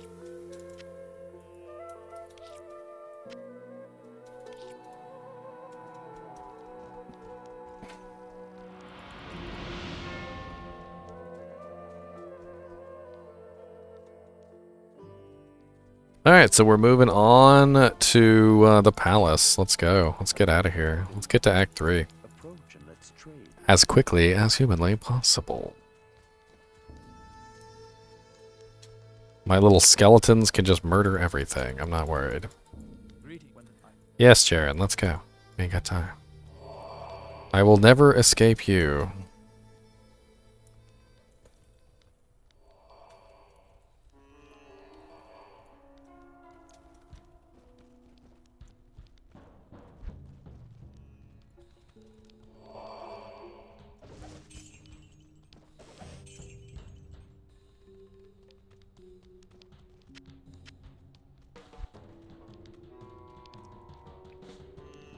Yeah, Deviant Brute, he gave out a lot of subs and did a lot of donating too.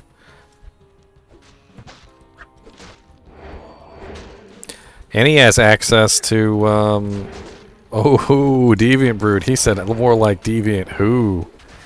Mr. Llama SC is in the house. What? Was that really Mr. Llama? It can't be really Mr. Llama. What's up, sir? It's probably not really him. Deviant Brute with the Chinchillas.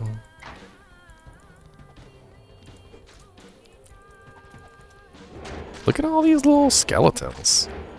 Looks like I'm doing a trap sin tomorrow. Yeah, that sounds pretty good. Trap sin should be fun. Should be lots of fun. We'll start out with Wake of Fire. That's a pretty good way to start out traps. And I actually remember Wake of Fire being exceedingly OP in normal difficulty. Just amazing damage and also amazing AoE ability. And then on top of that, you can stack multiple of them. So you just have this really, really sweet ability to just stack as many of these things as you possibly can. I think it's like 5, and they're all firing at the same time, and you can just like murder an entire camp of like little Rakanishu monsters in no time flat. And then before you know it, you've moved on to the lightning traps, and the lightning traps are pretty broken too. Yeah, just like Fissure with Druid, except even more of an AoE ability, honestly. You can really get a lot of, like, just amazing, how do I put it? Let's just spread. Like, you start to get this, like, min-max thing going on with your traps, and you really kind of, like, focus on where you're placing them. Like, you make little like, stars and little circles and stuff around the monsters so that they get, like, the perfect kill zone, so to speak, like, dead center. Fire ones are good for early level revision, and then lightning ones are good for late game. So you can build Wake of Fire early game, and then what you do is later on when you get to the higher levels, you switch over to the lightning ones. It's just a strategy that you couldn't do back in the day when they didn't let you respec. So when you couldn't respec, you didn't have a choice. If you wanted to go lightning, you had to go lightning from the beginning. But now you can respec, so you can start out with the lightning one, the fire ones, which are very nice early game, And then you can move over to the lightning ones later. And the lightning ones are even better because they have corpse explosion attached to them. So that's going to be a whole thing tomorrow. We'll have fun playing around with trap assassins tomorrow. It'll be a lot of fun. So this particular guy, I'm hoping I can get him at least to Act 4 to kill Diablo, because I want to show you guys the difference between building your Necromancer correctly and having a Necromancer who actually can kill Diablo, and a summon Necromancer who goes in there and Diablo just wipes the floor with every skeleton he has. I've played around with it a little bit, Revision. It's a very nice rune word. It's very expensive. Let's see here. Phoenix. If I can even spell Phoenix correctly. Did I even spell it correctly? I probably did not.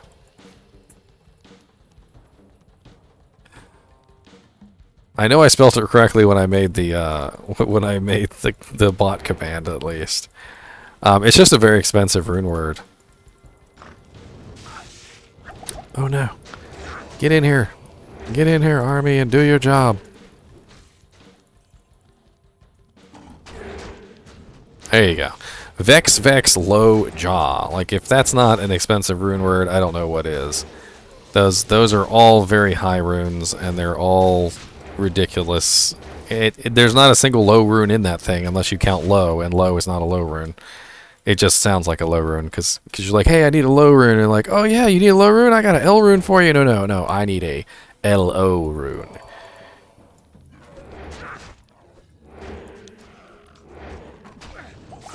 That's like an end game. You got your good equipment. Your min-max and your stuff. That's like a min-max item that you get toward the end of the game for some character that you really need a Phoenix on. I think some people will use Phoenix for a Javazon. I've seen that a couple times. It's not a bad rune word for a Javazon. Depends on how you have your Javazon set up.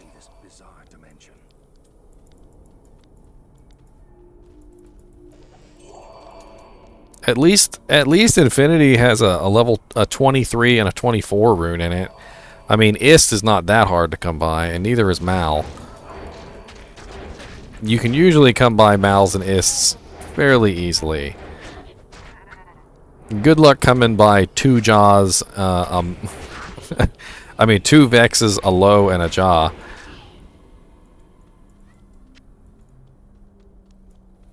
Look at that fanaticism aura over there. You guys are looking all OP. Here, have a golem. You guys are camping the freaking doorway too. Look at your little camp in the doorway. Yeah, that's rude to camp doorways, right?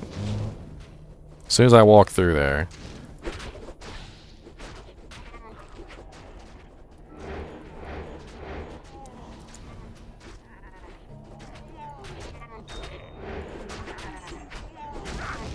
Give me that chip diamond. I like chip diamonds. Chip diamonds are great.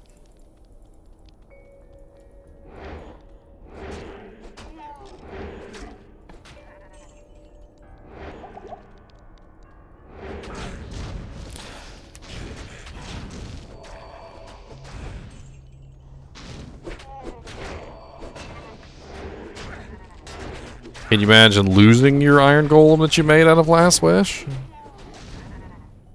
I don't think you'd be pretty happy about that.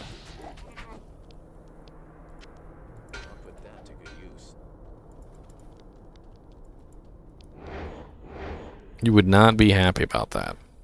You'd be like, oh, okay, I just lost all my runes. Everyone loses Last Wish when they die in hardcore.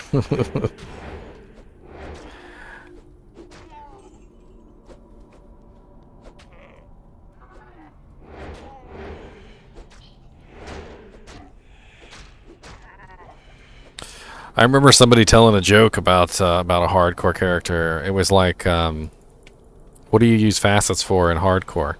And they were like, oh, well, that's silly, because you can't, when you die once in hardcore, that's it, you're over, right? All the facets, they have all these effects on them, and you know, when you die effects. And somebody said that they used the facets in hardcore to ensure mutual destruction in PvP. So that if in the event that they ever died in a PvP battle against someone else, all the facets would trigger, all the effects from the facets would trigger at once and murder the other player.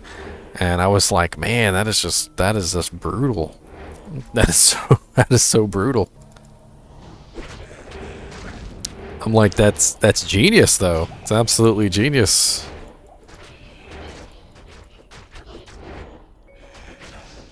So like, if they're within range when you die, gonna go, ooh, man.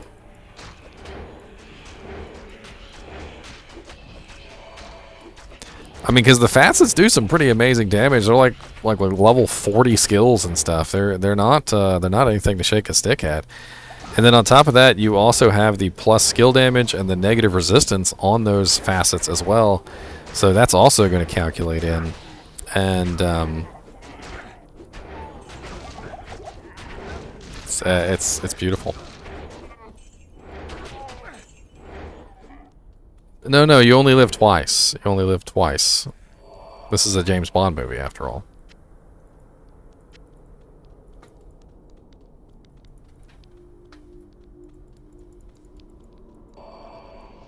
Well, I would assume that if you were going for something like that, you'd probably use all of them.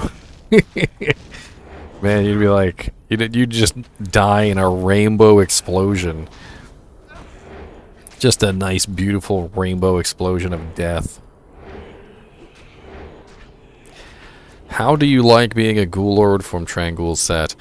It's an interesting, fun thing to play around with, but I don't necessarily like it, so to speak. It reduces your casting speed quite significantly, and there are some other downsides to it. So every character has their own breakpoints, and the vampire gets his own breakpoints as well. So he has a separate breakpoints from the actual Necromancer, and the vampire's breakpoints are not that great.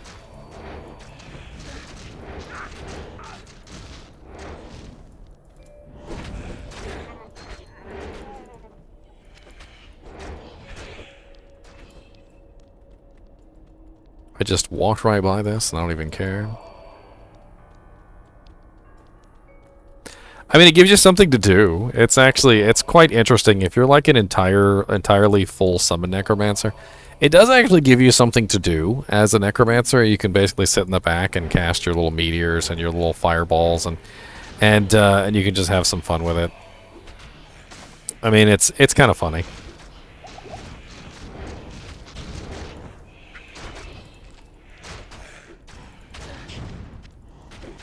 A lot of the times as a summon Necromancer, you do get a little bored.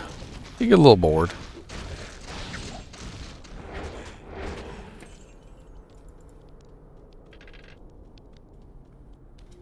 Well, what's even funnier is you could hostile them, and when you hostile them, you could you could go kill them as a vampire, and they would think they got killed by a monster. Like, you could go to an area where there is like a ton of Ghoul Lords, and you could just kind of stand in the Ghoul Lords and just start casting your meteor and your fireball and your fireball and just kind of laugh. Why do you think Necromancer play will be better with a controller? That's an interesting statement. Just because it's I don't know. Not really sure about the cursing aspect. I guess it would just auto-target.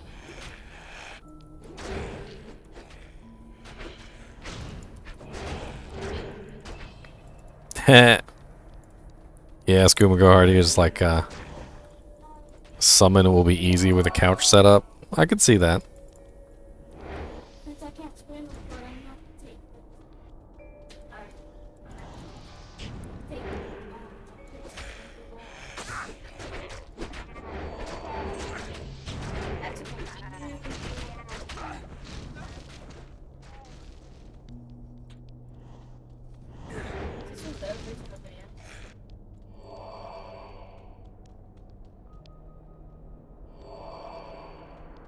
You can't teleport while being a Ghoul Lord. Interesting.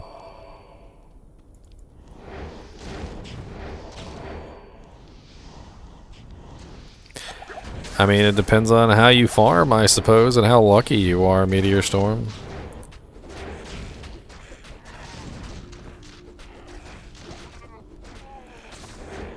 I imagine people like Deviant Brute will be working at it pretty difficult, you know, pretty strongly. When you have a group of 8 people, or in his case, he said he has a group of like 17 people now. You can really get yourself the runes for that if you try. Like if you're pooling everything together and everybody's sharing what they find, it goes pretty quickly.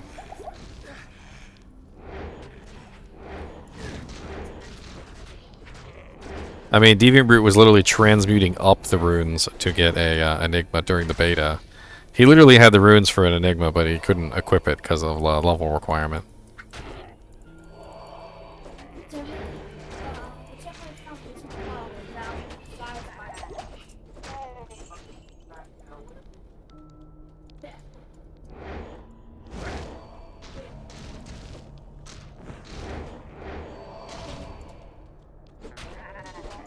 Make one for everyone that needs one. You get an Enigma, you get an Enigma, you get an Enigma, and you get an Enigma. Congratulations. I mean, technically you only need one Enigma per account, so with the shared stash, all you gotta do is make sure you take off your Enigma before you log off to go to your other character, put it in your shared stash, and then your other characters can then use the Enigma. So you'd really only need one Enigma per character. As opposed to, you know, or one Enigma per account, I guess. Sharing the only pants in the family. That's a little odd. Oh, it's a little strange, mind you. That's a little strange. Don't share pants. That's how you get wiener fungus. I don't know, I'm just making stuff up at this point. Oh, I have guessed correctly. Go forth, mine army. Ow, with your little frickin' glacial spikes of doom. Them janks hurt. I have no resistances. I am the naked necromancer. Yes. There's nothing the right portion can't cure. Pew. Hmm.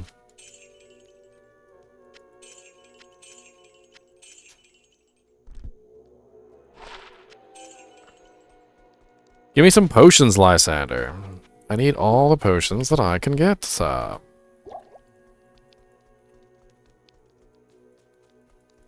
Atma, balm my wounds. Golem, come forth from the nether realm. Kill those skeletons so I can make... ghosts so I can make skeletons from their bones.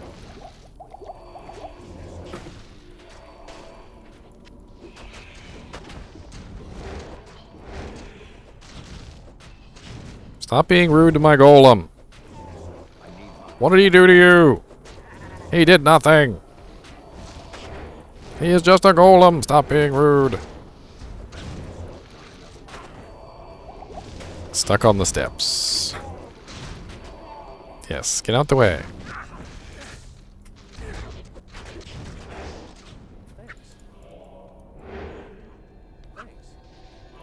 You got curses too. Look at you, little punk.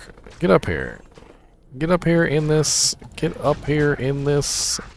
No, with your little firewall. Go. Go, my minions.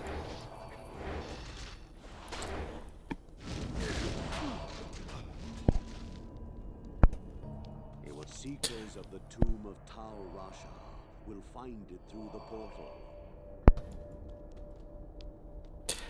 Yes, seekers of the tomb of Tal Rasha. Zay Auto said, for someone that is very disappointed in console features, but hasn't purchased a PC in over 10 years, what should I be looking at to run Diablo 2 Resurrected? I mean, what resolution do you want to run it at, Zay Auto? Do you want to run it at 1080p? Do you want to run it at 1440? Do you want to run it at like 4K, 60 FPS? Like what are you looking for specifically?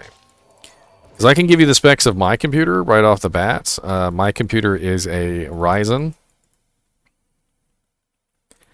3800X with a GTX 1080 Founders Edition with 16 gigabytes of RAM, and I can run the game at 4K 60 FPS, no problem. So, I mean, if you're looking for better than that, I mean, you can run the game at 4K, like 140 FPS probably. And that's at max settings, mind you. So I don't really think you need like a super ridiculous computer to play this game. Deviant Brute over there, he's going to be playing 8K 144 FPS with the rig he bought. That jank's so ridiculous. I'm about to like find out where he lives and steal it from his house. Let me know when that thing arrives, Deviant Brute. Let me know when that thing arrives, because I will be there. I will be there. You'd be like, why is there a guy with a GGM shirt on outside the door? Got thick, luscious locks.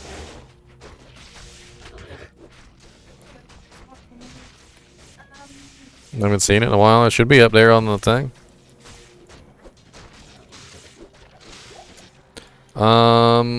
You want to take the batteries out of mine? Here, take the batteries out of mine. I don't need them for right now.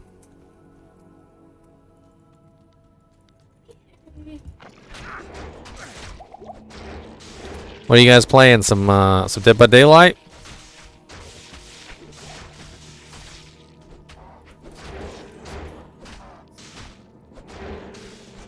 I have to put the volume down. Dan, you want to see it? Yeah, let me see. Put the volume down to this copyright.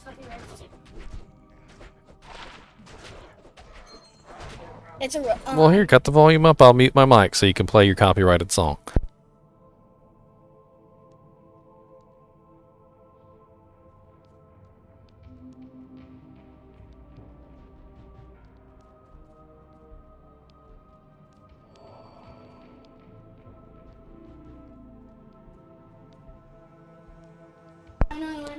I like it.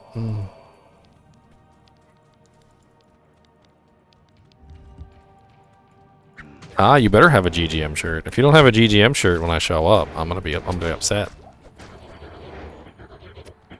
I just bought a whole bunch of shirts myself.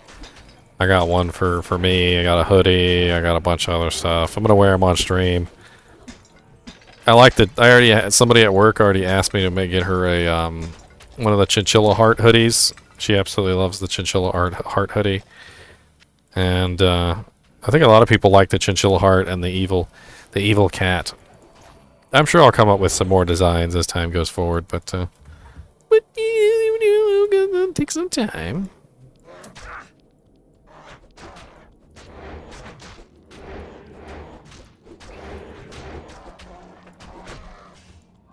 It's all about graphical processing power, Deviant Brute. Oh, here we go. Time to be rude to poor Duriel. Oh, Duriel, I'm going to kill you with my army. Oh, Duriel, I'll even put a point in goal of mastery for you. That is if Duriel doesn't punk me as soon as I walk in the door. Good day. Horizon. Hello. He does have a habit of doing that, by the way. He loves to punk people as soon as you walk in the door. He's like, oh, looking for bail, and he's already wailing on you before you even load in, and you're like, oh, what the fuck up?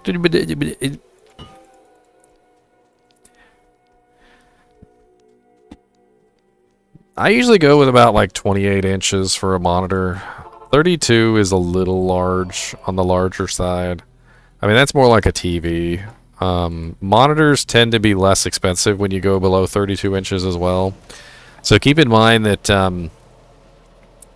the price of a monitor comes down to the size a lot of the times, and the reason why is because they can cut a piece of glass more ways the smaller the monitor is.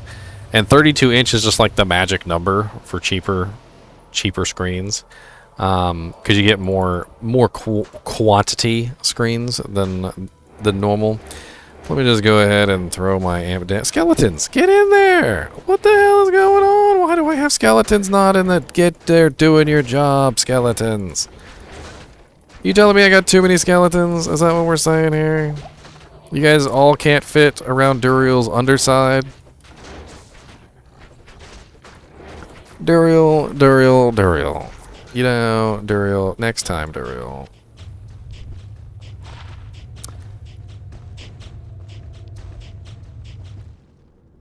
I'll take it. I don't even care. Whatever. It's okay. I guess that's alright. A gargoyle head? Yes! +2 to bone spear.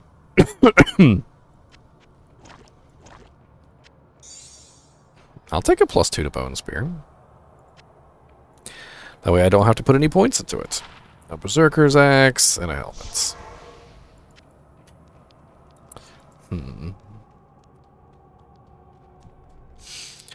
I mean, with how much you like to do PvP, Deviant Brute, you should probably go with a widescreen monitor instead of an 8K monitor.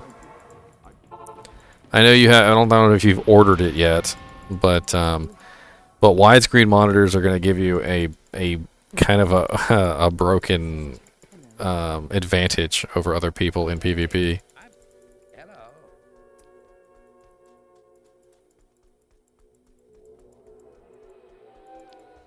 Holy desync.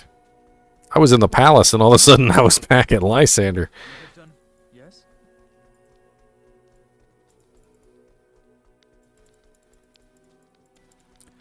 If you stream widescreen. I wasn't planning on streaming widescreen.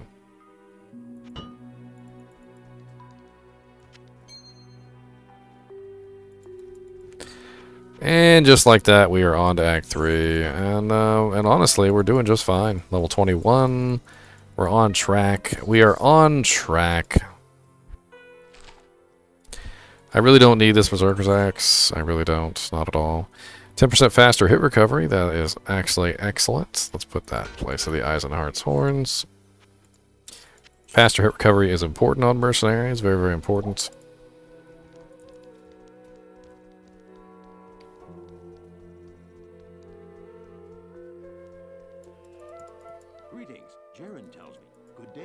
Uh-oh, Deviant Brute, you got some PvP requests. One PvP request pending. Hello.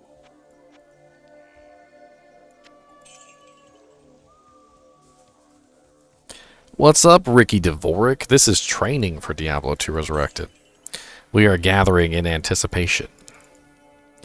Today is the day of the Necromancer. Tomorrow we're doing Day of the Assassin, Ricky Dvorak. So be sure to show up for Day of the Assassin tomorrow.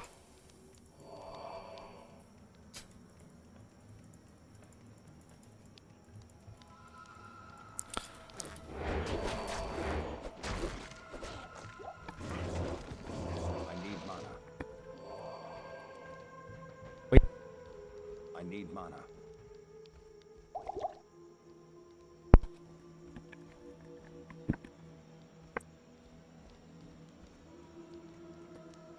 Or an ARPG. I think Lord of the Rings Online was the best PvP ever, but that PvP is sadly gone. Sadly gone. I wish I had been streaming during that time. I would have had a lot of really fun PvP streams to show you guys. PvP raids, solo PvP, duo PvP, group PvP. Man, I did everything back in the day on frickin' Lord of the Rings Online. All the PvP that you can handle.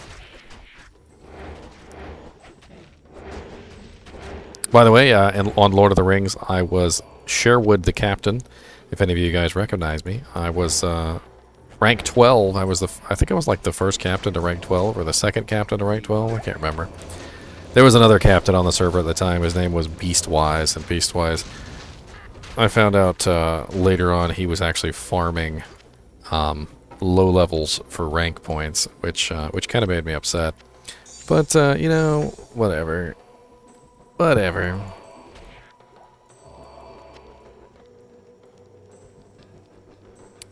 Call of Duty's 1v1s.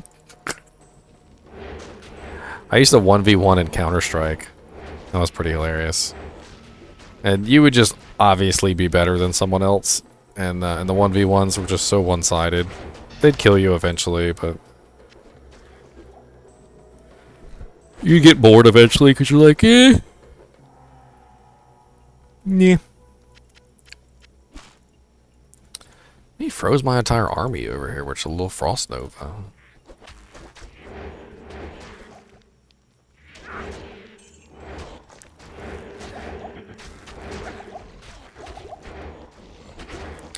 I feel like a summoned Necromancer would be extremely vulnerable to a Javazon in PvP.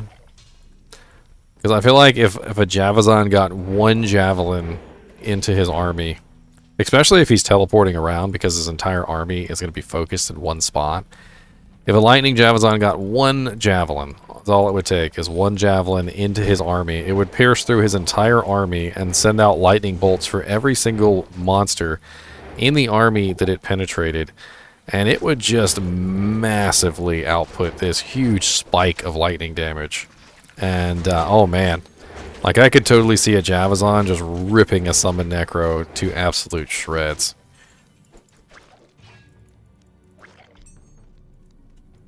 Teleporter, no.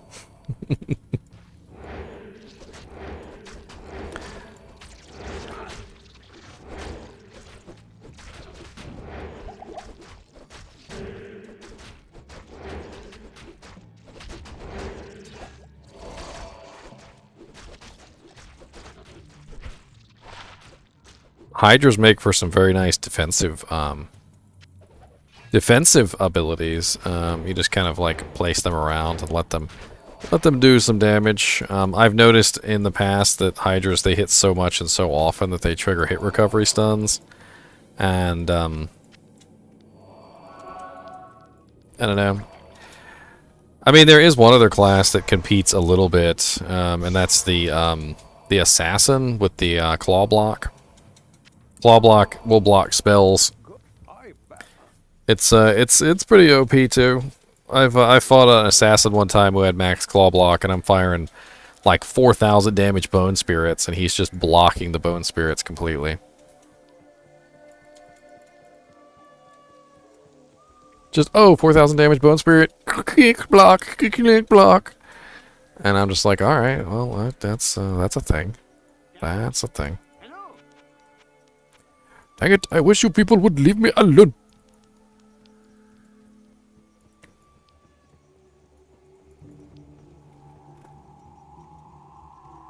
Mind Blast is kind of broken in PvP for Assassin too. It's a little broken. You basically just spam it. It's like a stun lock. It's a stun lock and a knockback, and there's really not much you can do about it. You just spam Mind Blast on somebody until they die. If you got the mana for it, anyway.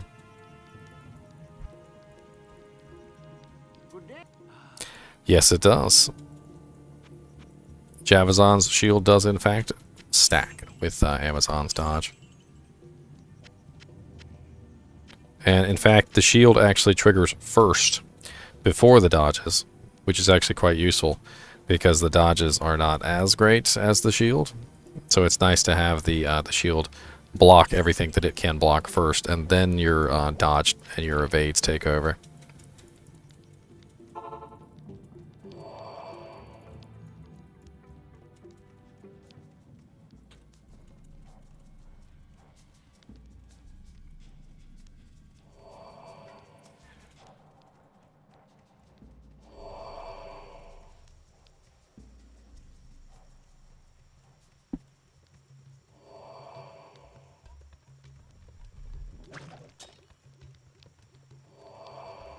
Stashy stash. Then click on you. Click. Ooh, a tier rune. I shall take it. God, the jungle. The evil, evil jungle. Act 3 is probably the worst. Getting through the jungle is like the worst part of Act 3. I actually rather enjoy the city portions of Act 3. I think those are actually very well done. But the, not so much the non-city portions. I don't like those, no. Like, especially the swamp areas in general, because the swamp areas are, like, really, really they're meant to confuse the crap out of you. Like, they really are. Not only that, but they're very tedious for a lot of like single target melee classes or single target range classes. If your character excels at single target damage and not like, you know, AoE damage, you tend to do very poorly in Act 3, just simply because there's so many monsters and they all have tiny amounts of hit points, but there's just like a trillion of them. As you can see, there's just like so many little spitty guys and little hawky monsters, and you got the little fetish shamans, and then the fetish summons turn into the other one because there's two on top of each other, and before you know it, you know, you've got like almost like 100 monsters in front of you, and you've got to hit every single one at a time, and it can be just the most silly, daunting stupidness. It's locked.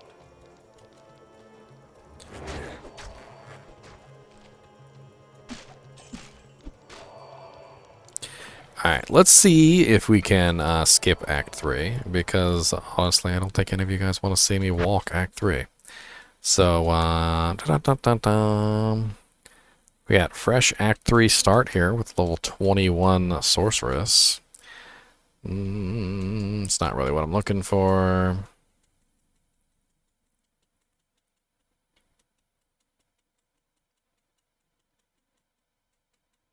Kids need to stop. What? I'm a little worried about that one. I'm a little worried. Alright, let's go into this bail run and let's see if they would be willing to throw me Travencall. Could any of you kind sirs give me Travencall waypoints?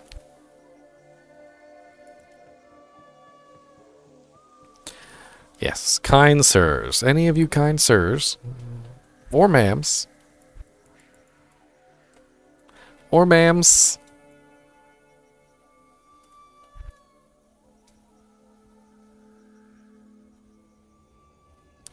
when barbs do an AoE effect, it works well in Act 3 if you have enough mana. Yes, if you have enough mana. I would definitely recommend a couple tier runes, perhaps, so when you're killing stuff, you're regenerating your mana as you kill them. It's helpful. Or some sort of plus to mana after each kill. Thank you, kind sir.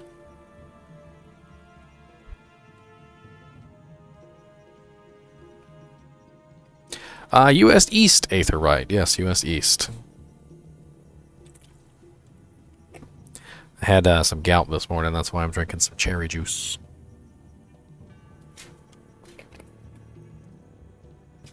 Thank you to my father for giving me gout. Of course, his father handed it down to him, and his father handed it down to him, and so forth and so on. For all the days of our life.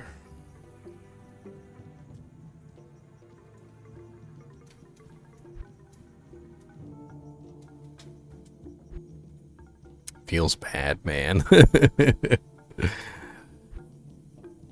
West Coast Master Race.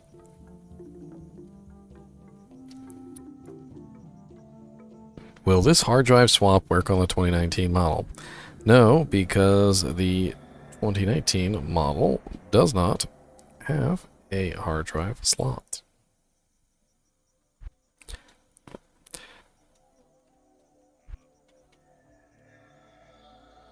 No, everybody's leaving. Waypoint. Waypoint. Yes. Waypoint. For me. Thank you, sir. Alright, so now we have the waypoints. Let's go back to our game real quick. What was I in? GGM 2, I think? I think that was what I was in. That's right, kill council and then ask for Durant's waypoint. You got it correct, sir. How did you know, Aetherite? How did you know? Come and kill something, little minions. You, die. I need skeleton bones. I need bones for my skeletons. Bones. I need bones. All the bones. Many bones. I feel like you should get more than one skeleton out of some of these bigger monsters. You know, like the ones that have lots and lots of bones. Like, give me extra bones. I want some more bones from you. I need mana.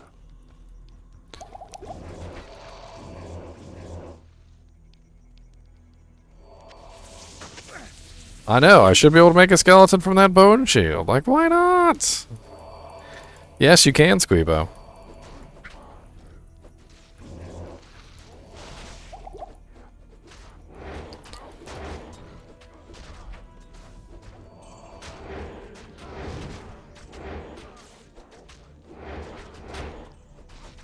Who do you want? What is it? It's nothing. There's nothing on it.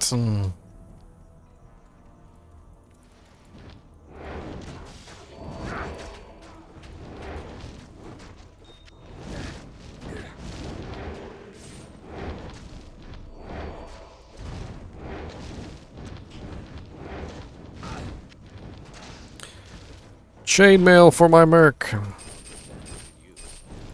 And beer for my horses. Chainmail for my merc and beer for my horses. Let's go.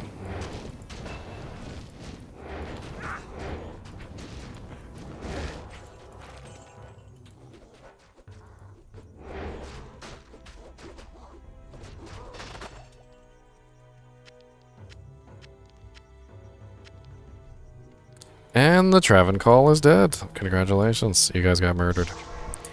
Murdered. You got murdered. And then we talked to Deckard Cain. And then we also talked to Ormus.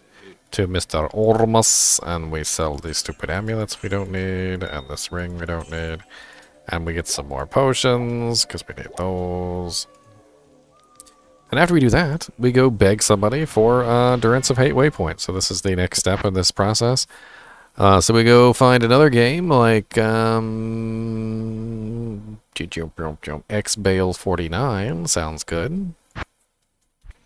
And we go, please. Oh, there's nobody in here. No. If Toby Keith was from 1300 AD. No, not Tristram. No, you're not my mom. No, definitely not. You're not my mom. Kill Bale now. What's that? 2 minutes.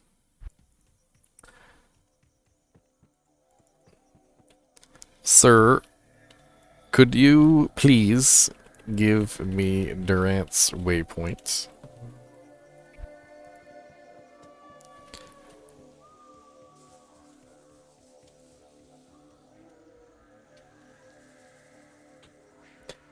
The compassions of others. I gotta resummon my whole army again. He's in Ancient Sway over there. Look at that. He's got an ancient way. Of course, he's not even paying attention to me.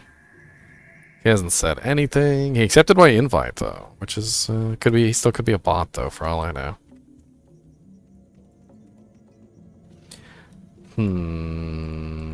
Yay, nay, nay, yay.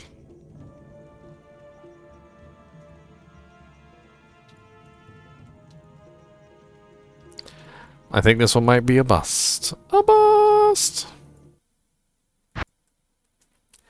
Moving on. A bust. Drop your junk. A level 94 barbarian in here.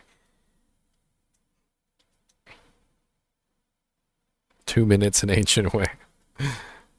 Hey, I didn't say he was a good bot. Nobody said that. Help Ancients.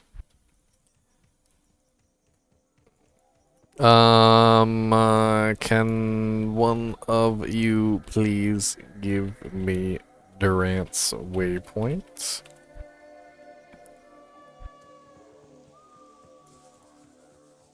Durance.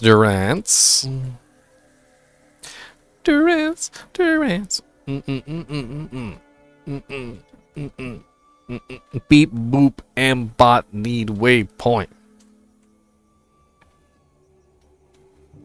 Beep boop.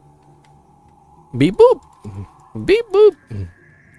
Beep, boop, ambot need waypoint.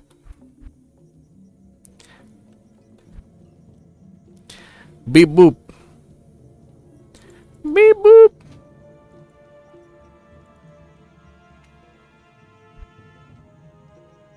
Oh no, he left the game.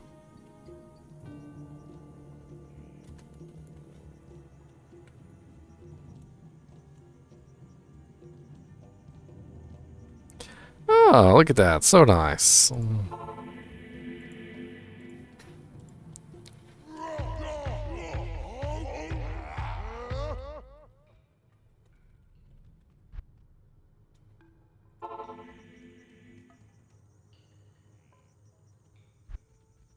No.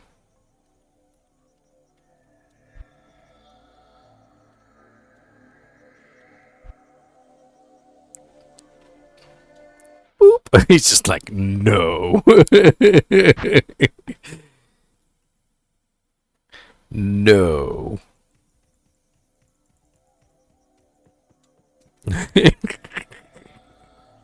Solid gold right there. 9.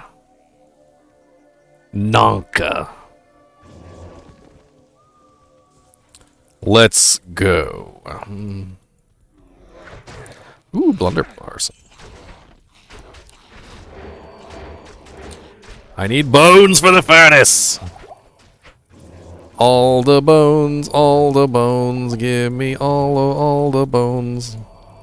Man, my freaking golem almost died from that. That was a little much.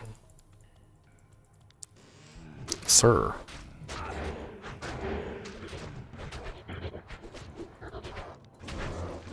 I need mana. You need mana to make more bones.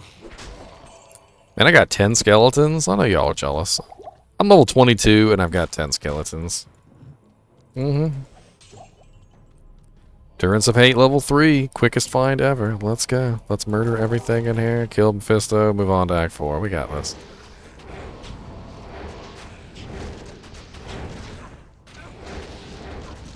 Hey, nobody said Necromancer was a neat, thoughtful housekeeper, okay? He is a bone summoning, bone ripping, corpse explosioning Necromancer, okay? He does a very good job at it.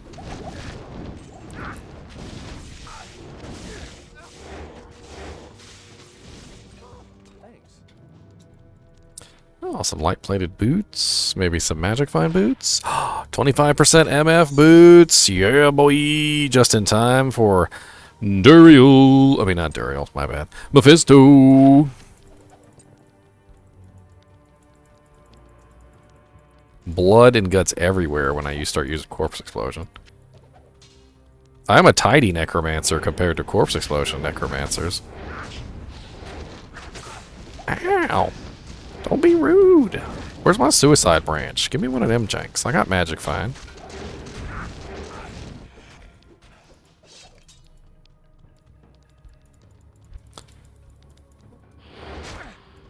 Ow, how did you even hit me? I wasn't up there.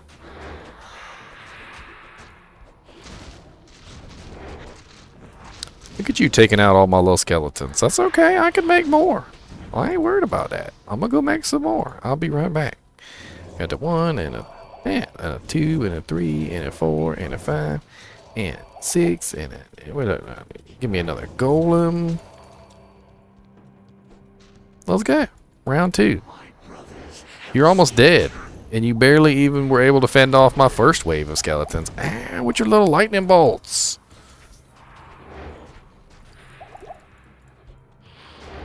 Just because I ain't got no resistances doesn't mean you can exploit that, sir. Ooh, a ring? And angelic armor? I'll take some angelic ring mail. It's better than the crap I was wearing. How many swords? He dropped me a long sword, a scimitar, a giant sword, and a long sword. Give my regards to the abyss. I can't. What ring did he give me? Please don't be Cathans. Please don't be Cathans. Please don't be Cathans. Freaking Cathans. I knew it was going to be Cathans. How did I know it was going to be Cathans? It's always captains. It's always captains. It's never anything other than captains. That is the only ring that ever drops the set ring. You never find anything other than captains. I really doubt it, Arrow Senderos. I really doubt it.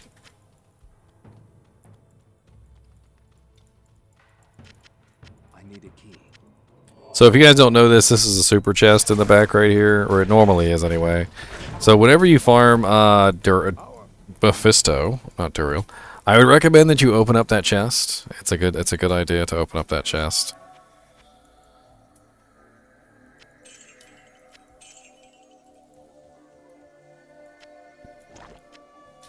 Stop clicking on the head. Actually, you know what? Frickin' Cathans. Gotta be Cathan Zero. You need to be me. I don't need you, sir.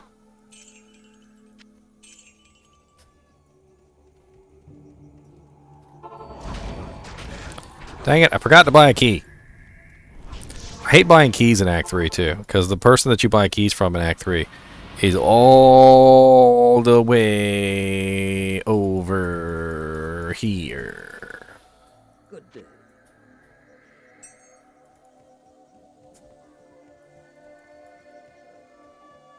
Mr. Poopy, Rolty, Poopy Face.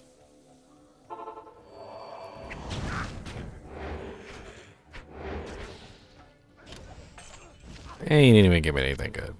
Take that throwing spear though, it's worth some money. Alright, let's go. Let's go through the portal to hell. What do you need? I can actually get some good potions.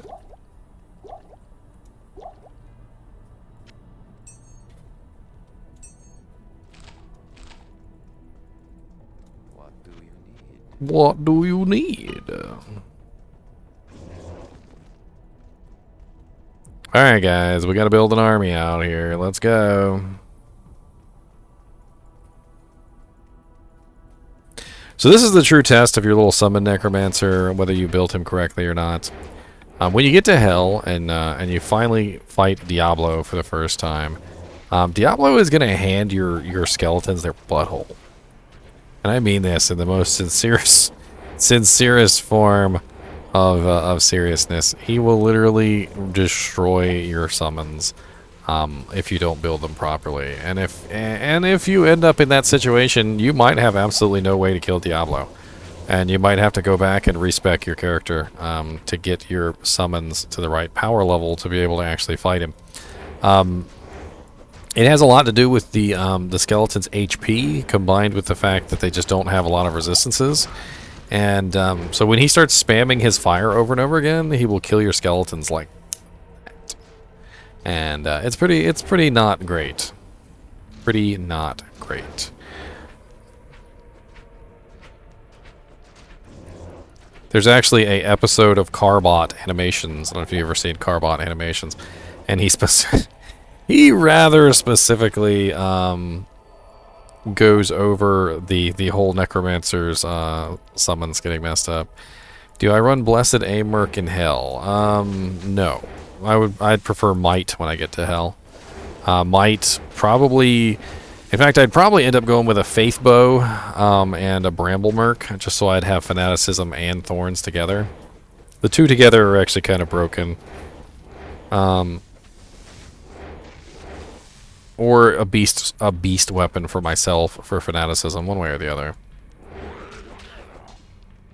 You could also do beast on yourself, plus a bramble on your merc, and then get the might merc. So your merc is running might and thorns, and then you're running Fanaticism. So you have a nice little tri-aura effective going on there.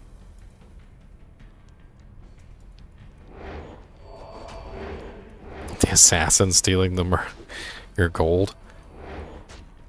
I mean, if you want to, if you have the, if you're rich, I guess would be the term. Going with Iron Golem is definitely a good plan, because you can get one of the items that has an aura, like a rune word that has the aura that you want, and you can use that to create your Iron Golem with.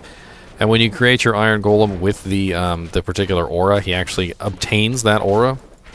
But the problem is that when your Golem dies, you lose it, and you're gonna need another one to be able to make another aura. Look at Iswal, look at it, tanking all my little skeletons. He's still gonna die though, Iswal. I mean, it's gonna take you a little while. Rhonda Shame. Poopy. Alright, let's go get our +2 to skills, and let's move on. Tyrael. Hey, buddy. Hey. Thank you. Thank you, Hero. Thank you, Hero. Oh, look at that. We've capped out skeletons. We have finally capped out skeletons. So we are now running the maximum skeletons that we can possibly run. And so now we are going to start working on skeleton mastery. So every point in skeleton mastery is going to beef up our skeletons pretty immensely. And then once we hit 24, we're going to put points into summon resist. And the whole point of that is to make sure our skeletons can take on Diablo. We need to hit 24 before we kill Diablo, unfortunately, because without summon resist, our skeletons are not going to be able to kill him. They're just going to get their butts handed to them. So we're gonna work on that. We're gonna work our way there slowly. We're only 2 levels away, so let's see if we can grab summon resist before we move on that direction.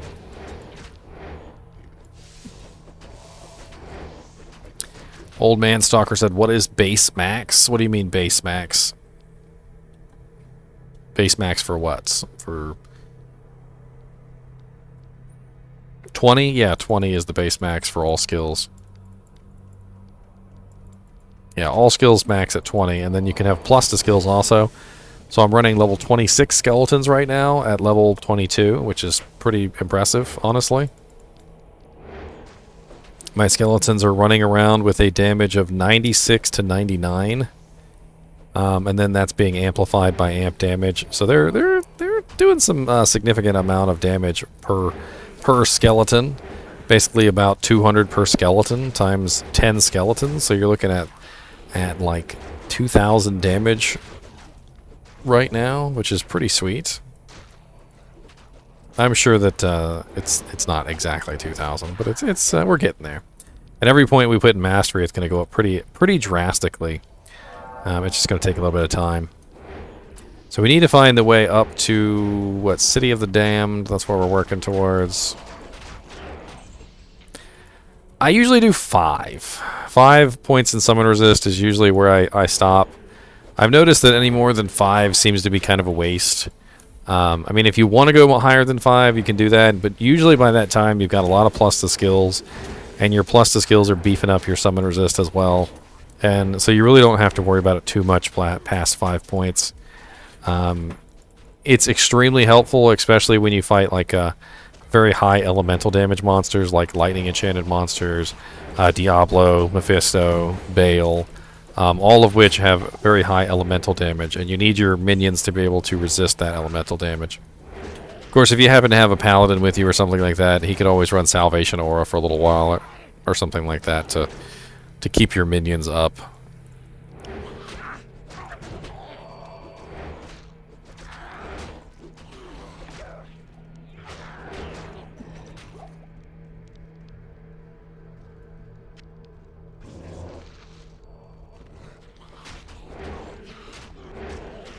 Well, here we go. Moving along. We're almost level 23.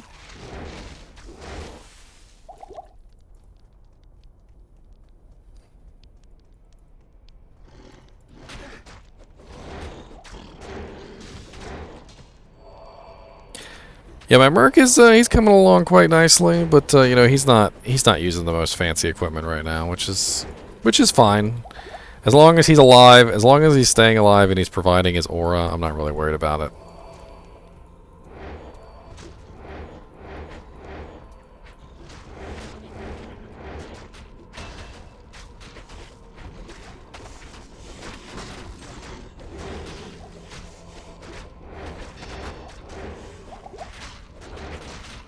I mean, it definitely works with mercenaries. That's been tested for a long time.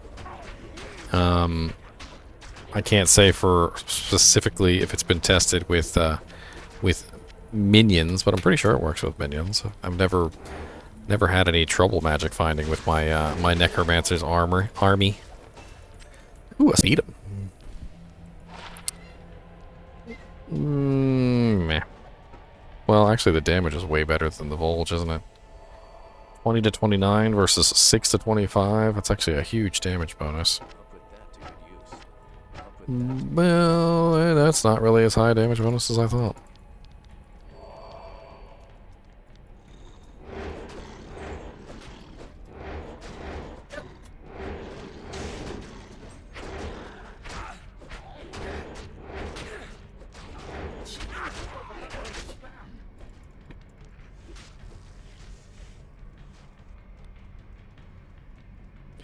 And we found the River of Flame. Nice.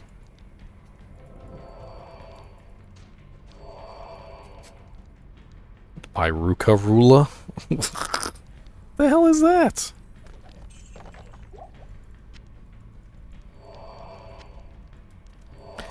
I'm pretty sure it's not copyright. Ruka Rula Ali. I usually just play it safe.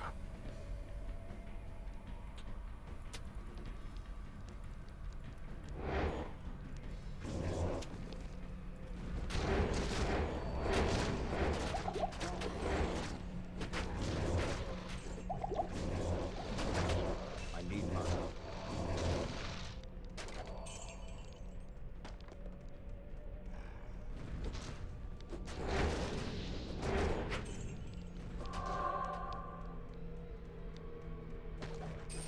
Hey, looks like we had to do our Mephisto Soulstone after all.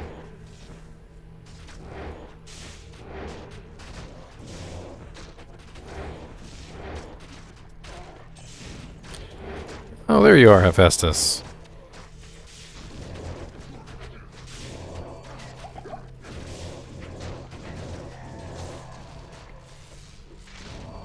Oh, Albert. I can't get.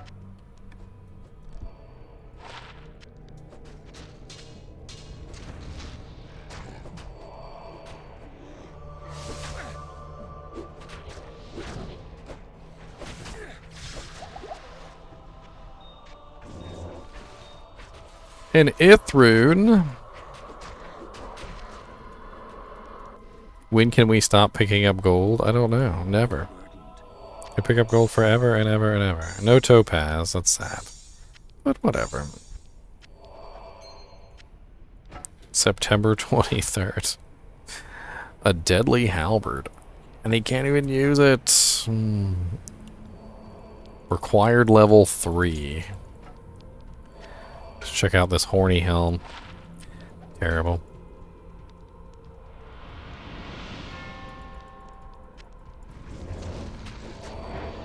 Good lord, he walked around a corner and he got punked.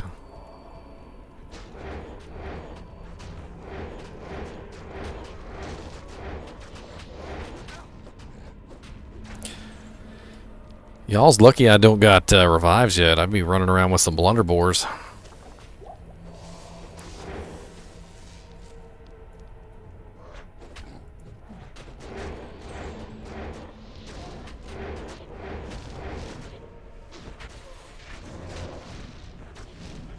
River of Flame, basically.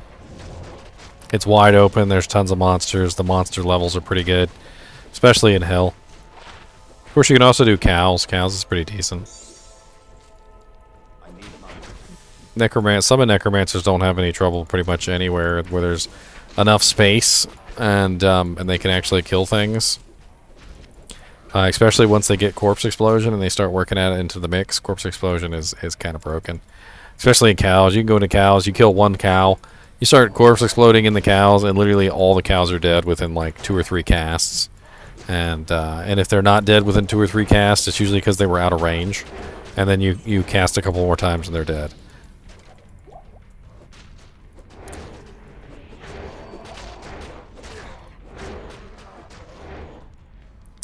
And we're almost there. Where's the River of Flame entrance?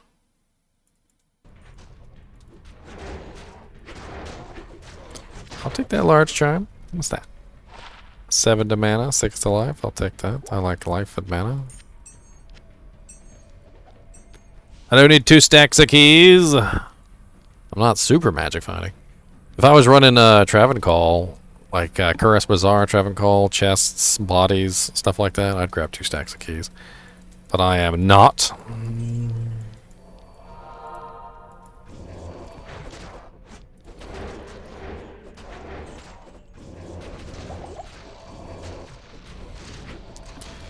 Nice 134 to 137 damage on these skeletons. Not enough mana. Some nice OP skeletons. I need mana. Decrepify and amplify damage both remove physical immunity on meteor storms. Amplify damage is going to be better. Not enough mana.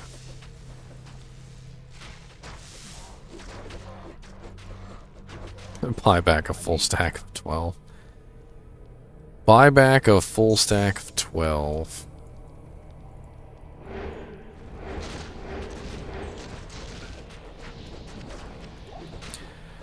Superior one socket mask. Boo.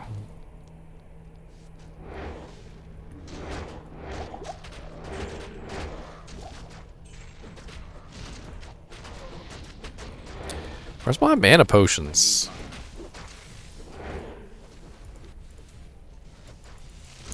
Holy crap, I got 11 I got 11 skeletons now, guys. I'm in Act 1 normal and I have 11 skeletons. I hope you guys are satisfied with this. Are you not entertained? Hail to you, champion.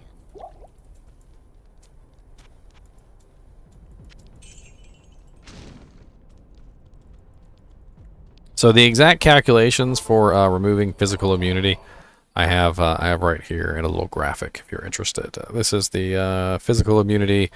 Actually, it's for all of them. It's for conviction, lower resist, amplify damage, and decrepify, and it lets you know how they work. I mean, you guys can take a screenshot of that and you know, save it for later. That'd be kind of cool. We are on to kill Diablo, the wonderful Diablo of Oz, because he's a big old poopy head.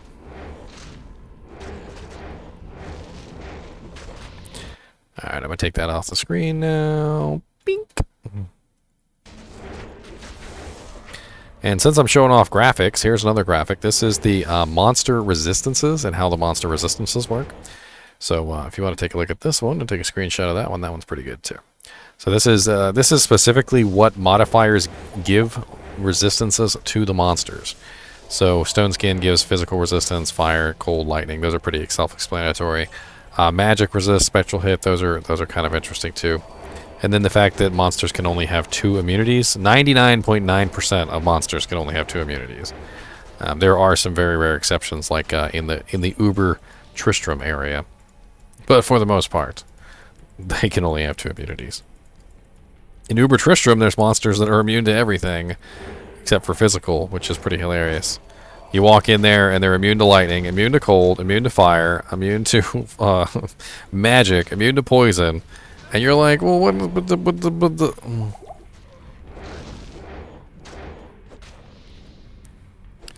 Hey, a Ral rune. Up on to Diablo land, and we're still not level 24. We need that level 24 before we can take on Diablo, otherwise it's going to go really bad for us.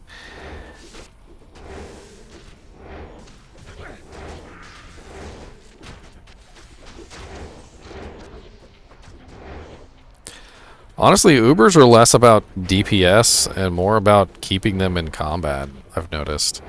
When they exit combat, or when they are no longer getting beat down, their regeneration rate is so ridiculous that they literally will bring all their HP back in a matter of seconds.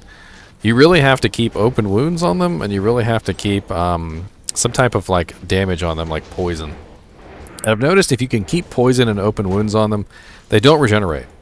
And as long as they're not regenerating, they're usually pretty easy to kill. It's that massive regeneration that comes that is a problem. Prevent monster heal doesn't work on them, by the way. It's one of a few abilities that doesn't work on Ubers.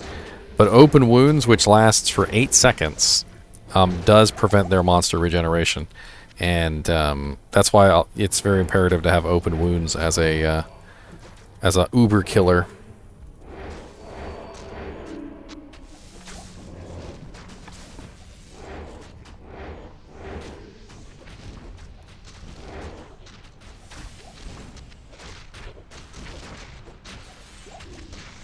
And that could be very fun, actually, to run Ubers with a Necromancer, but I've never done that before.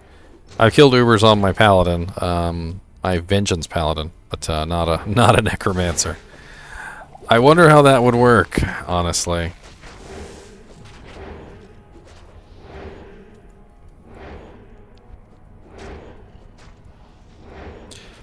No, I did Vengeance Paladin with Conviction. It worked out fairly nicely.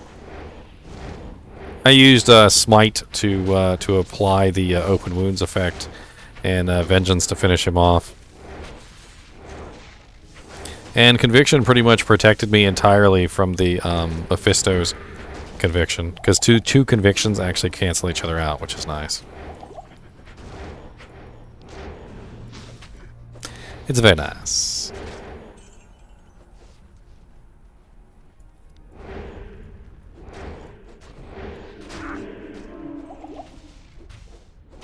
Oh no, my skeleton army has dwindled. I must summon forth a new skeleton army. Go grab some more potions.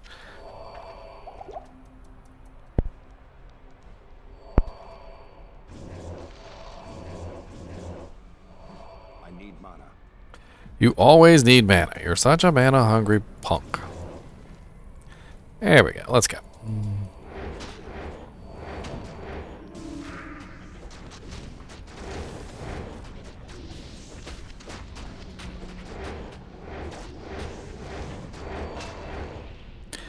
Yay! Summon resist. Now all my monsters have 28% resistance. Alright. So we are moving on up in the world. We've got our summon resist. Our little skeletons are much tankier now. Much, much tankier. You need that insight iron golem. I don't think my mana issues are that serious. I don't think they're that serious.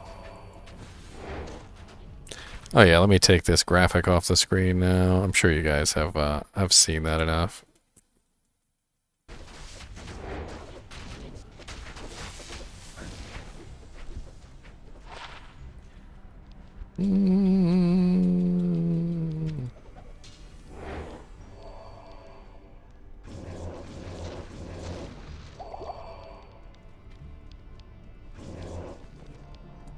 Next.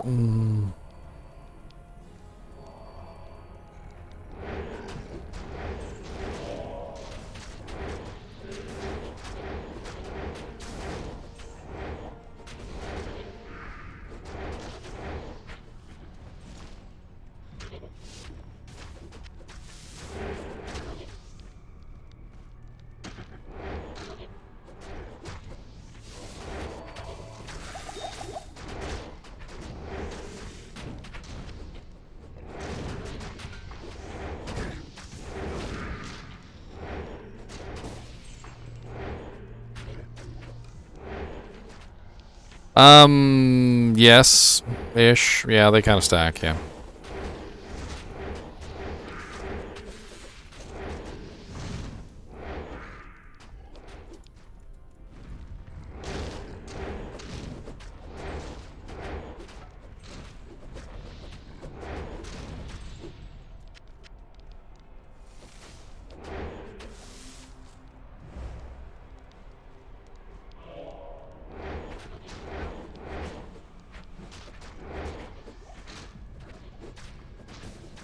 I always used to laugh, though, because, you know, your skeleton army has no problem dealing with everything in this area.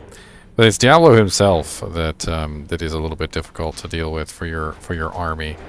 And it's mainly just because he has so many spammy AoE abilities. Just so much nice spamminess. See if we get anything good from him. We might get something nice. Well, Conviction does not reduce poison resistance, Meteor. So it would do you no good on a poison Necromancer. Conviction only reduces fire, lightning, and ice. Lower resist reduces fire, lightning, ice, and poison. So it's one of the it's the only skill in the game that reduces poison resistance. There are plenty of items in the game though that will give you a beef up to your poison resistance and your negative poison resistance on monsters. Trangul's gloves and Trangul's shield come to mind right off the bat, as well as Bramble armor.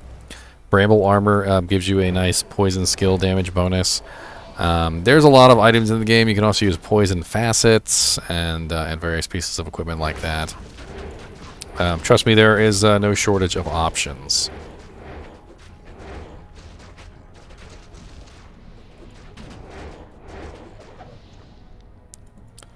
Alright, we get ourselves an Unraveler head. And here's the big boy himself. Let me click on my potion, please. +1 to blood golem. Alright, so let's go grab ourselves some health points here. Trade off. Hopefully we have built our Necromancer correctly and he can handle the job. If he can't handle the job, we're going to have to find another way to kill Diablo. Let me summon a couple more skeletons.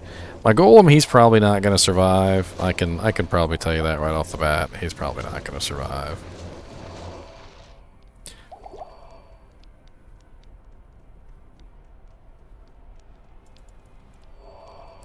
Alright, and what I'm going to do is I'm going to get in here real close to him and I'm going to teleport. And the reason why I'm going to do this is because I want my skeletons to all come in on him at one time. I want to make sure that he's getting hit by all my skeletons at once as quickly as possible. And I've got no resistances, so if I get hit too much, I'm probably going to die. Why is my overlay still up? I thought I turned you off. No, I thought I turned the overlay off and now I'm not paying attention to my warriors. My warriors! Not enough mana. That's what I get for not paying attention. Summon the army again. Attempt number 2. So if you ever need to refresh your army, all you really need to do is just go back to somewhere else. Somewhere lower level, just kill a bunch of stuff real quick and grab your army. It's not a big deal.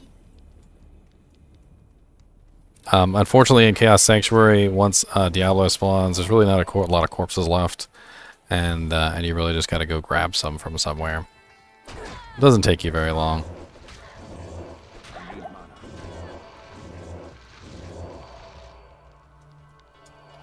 And Bramble is a variable poison damage. It's not set, so you might end up with a bad Bramble. Unfortunately, I've had that happen. It's kind of like whatever you get is whatever you get. It's like a roll, just like when an item drops. You know, it can be between a certain number and a certain number. I think it's like 30 to... I want to say 30 to 50. Something like that.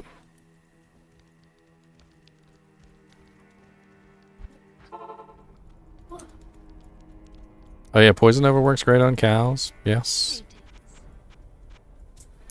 Let's grab some more mana potions, a couple more health potions, and let's go. Actually, let's grab a couple more for the Merc, because I want to keep the Merc alive. It's definitely helpful to have that nice Merc in there. Alright, so we're going to do the same thing again. We're going to teleport right next to him. Literally, use a TP portal right next to him.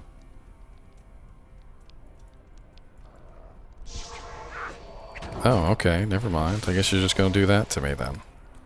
That was a little troll. I'm trying to get my little soldiers in there, and you just block up the doorway. That's okay, we'll get them again. It'll just take a second. Diablo is a tricky little bastard for summon necromancers. He really is. He just has so many nice elemental damage abilities, and as a level 24 necromancer, just getting there, you don't really have the oomph to get past him.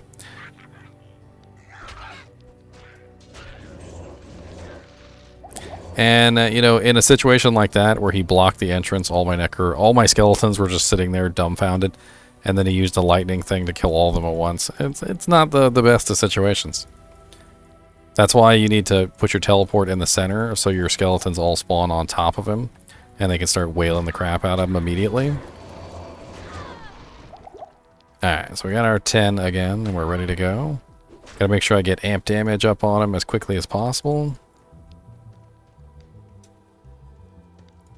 What's up, CT Pejalez? No, this is training for Diablo 2 Resurrected, sir. We are training. So, come with us and train, sir. And he killed, like, everything in one lightning aura. Whew. Poor skeletons. Did not go the way that I planned. Come on, mercenary. Let's go. We ain't got time for all this. Hail to you, champion. Freaking Diablo, man. He's a hoot. You might have to level up a little bit more to get a couple more points in the summon resist, to be honest. Or, you know what I was thinking? Plus summoning wand might actually work better here, because it will give summoning resist. Welcome back, stranger. Drognin, do you have one of those handy plus summoning wands? Should have bought one earlier when I had the chance.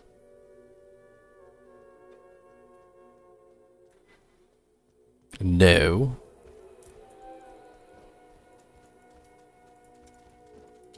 Well, your hands are very cold, Woogie. I'm okay.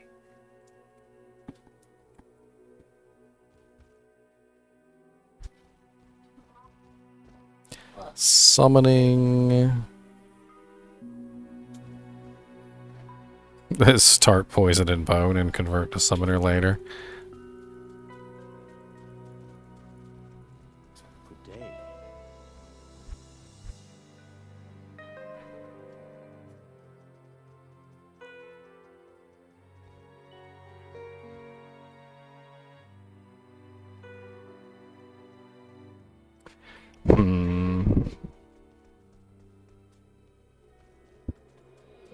Poopies.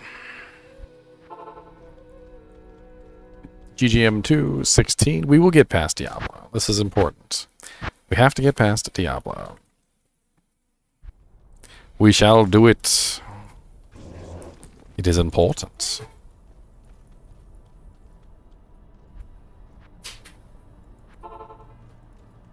My poor little skeletons, man, I swear.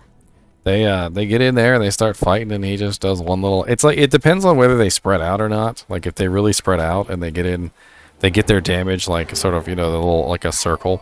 And if they don't spread out, they just all get murdered in one lightning thing. And it's just, it's terrible.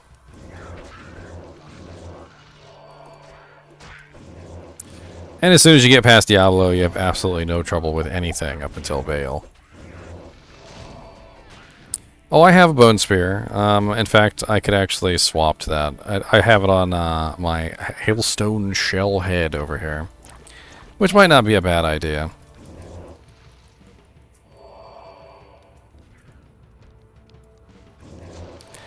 I'll have my little bone spear, I suppose. 24 to 32 damage. Ooh, that's really gonna tickle him. That's gonna tickle him just right in the gonads. The ticklinest tickles.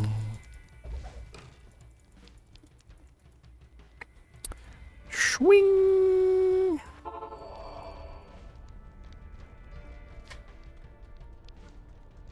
What do you need? Alright, I'm gonna need all the mana potions. Oh wait, hold on. That's right. You already gave me all the mana potions.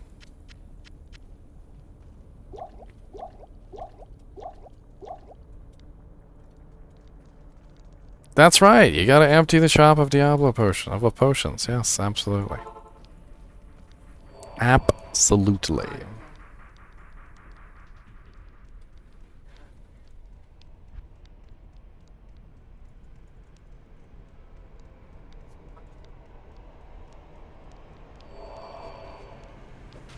One more level wouldn't hurt either. If I had one more level, I'd have one more point into summon resist, and it would It would help a lot going from 28% to 34%.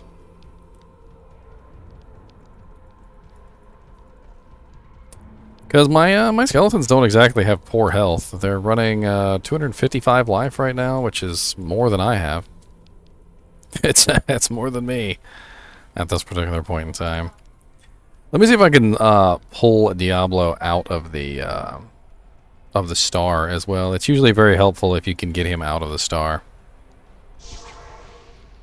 Because the star has those nice little choke points, and the choke points are absolutely awful for my skeletons. If I can just get him away.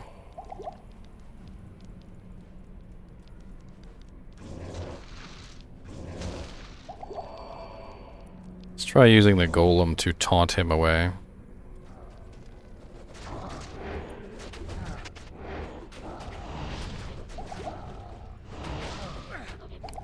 Oh, I'm desynced in the thing, huh? Desynced in the thing. You guys see how I was literally running around, but I was stuck inside the in the cage? I was literally stuck in the cage, even though I wasn't actually in the cage. Hate that. I've always hated that about Diablo. How you can get desynced so easily, and you get stuck in places, and then you can't prevent yourself from getting stuck in those places. You're just like, oh, you're actually over there, and you can't even get back to where you're actually supposed to be because you're stuck there. Let's see here.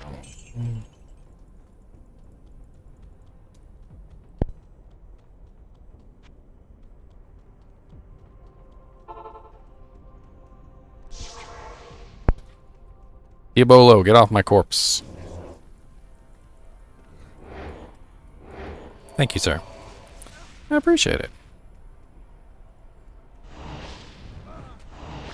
Well, he's already at half health. A couple more rounds of summons, he'll be dead.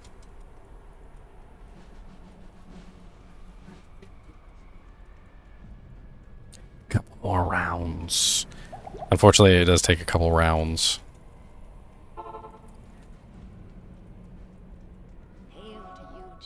Can Necros use a bow?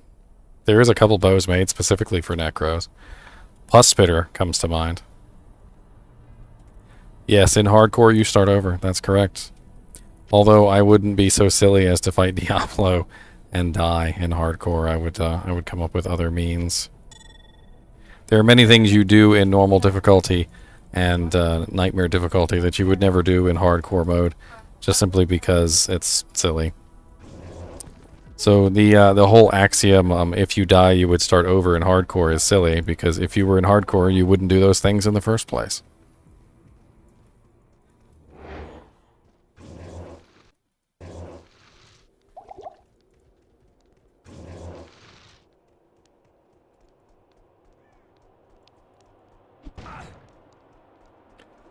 The way you play in hardcore is much more conservative and much more, just in general, way different. You don't go through the process of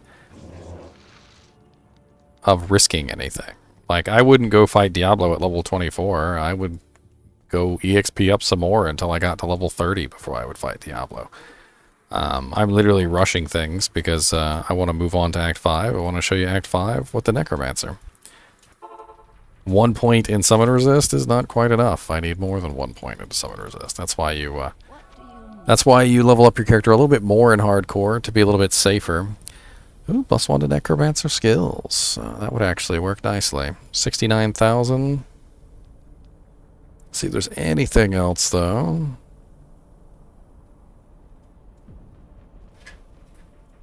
Yeah, let's grab +1 to Necro skills. That'll be nice. I'll lose my +3 to raise skeleton, but I also have +1 to raise skeleton. And I will also get +1 to summon resist, which is exactly what I need right now. +1 to summon resist. That'll make them a little bit more tanky and give them a little bit more time to actually fight Diablo.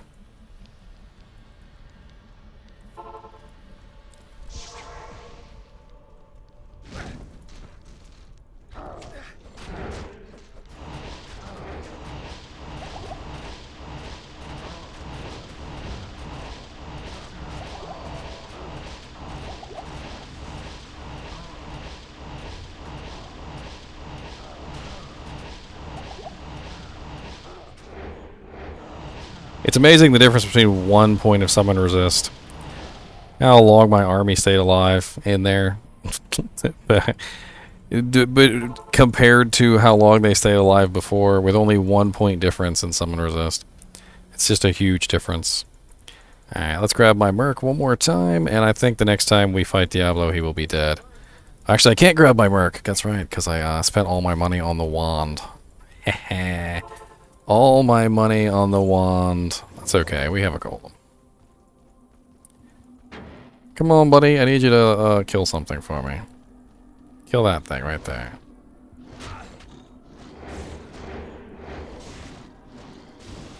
I'm not even sure if my golem can kill that thing. Can you? Can you kill one thing? My golem is the weakest golem. Was relying on my Merc. Good lord. Poor and no army. Feels bad. That's okay, I have stuff to sell. Come to me, my crap that I have in my stash that I don't really need. Oh, hi there. I don't need you, don't need you. Hello again, Outlander. Yes, hello again, Outlander. Hopefully Diablo drops me something good. That would be nice. Let's go, Merc. My golem can't kill anything without you. A Soge would be nice, yes, actually. Quite nice. My Merc just punked everything. He didn't even care. He's just like, whatever.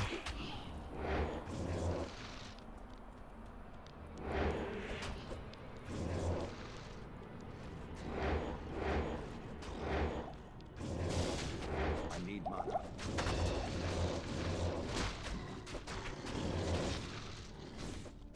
Let's go grab that throwing axe for potion money. Potion money.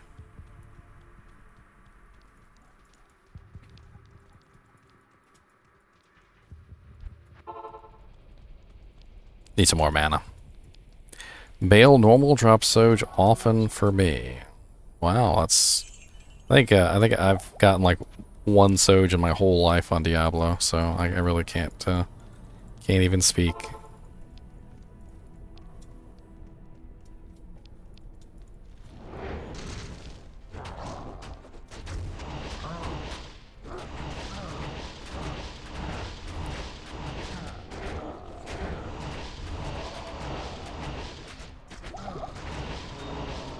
A scythe, a horned helm, and a balance knife. Absolutely terrible drops. An absolutely terrible scythe. Lord Diablo, I have bested you. Level 1 confuse charges. Why you curse me with such awful drops? Those are just awful. At least I can go on to Act 5 now.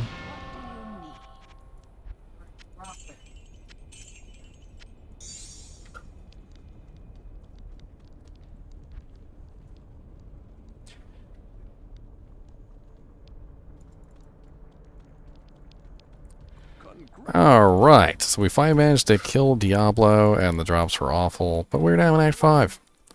And Bale is much the same way, but usually by the time you get to Bale, you've got your summon resist up a little bit, you've got your, your various skills are a lot higher. Usually you don't have too much trouble with Bale, although it can be one of those things where you have to go get your summons up once or twice.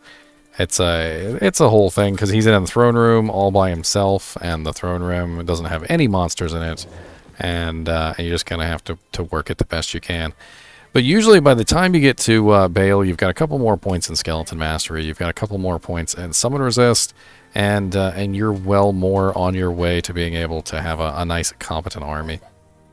The Summon Resist in particular is the most important thing there, because it really gives you the ability for your minions to withstand that elemental damage. And Diablo and Bale both are very high on the elemental damage. Diablo being lightning and fire with a cold melee attack, and Bale being cold and lightning, I think is what it is. Cold and lightning. Doesn't he do poison as well? I think Bale also does poison. Come to think of it.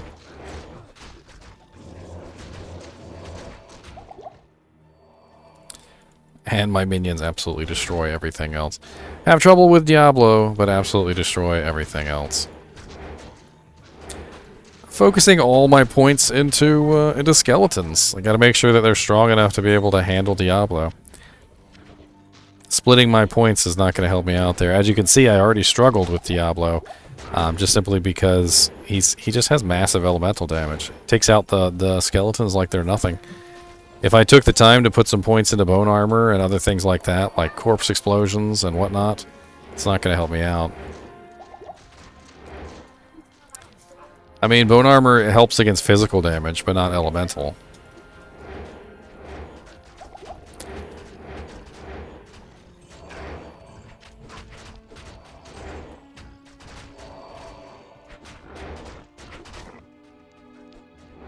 God, that poison is ridiculous.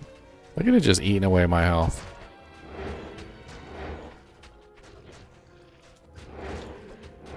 Of course, I have 7 poison resist. I'm sure that probably has something to do with it.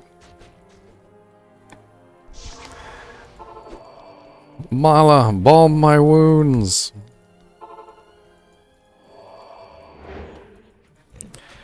Alright, let's go kill Shank the Overseer, and we'll have a little bit of fun getting our socket quest. And I think that's probably going to be the end of the video. I think we've really gone over just about everything that you can do on Necromancer. I think one of the only things I haven't covered is Iron Golem, really. Like, Iron Golem is a very interesting beast.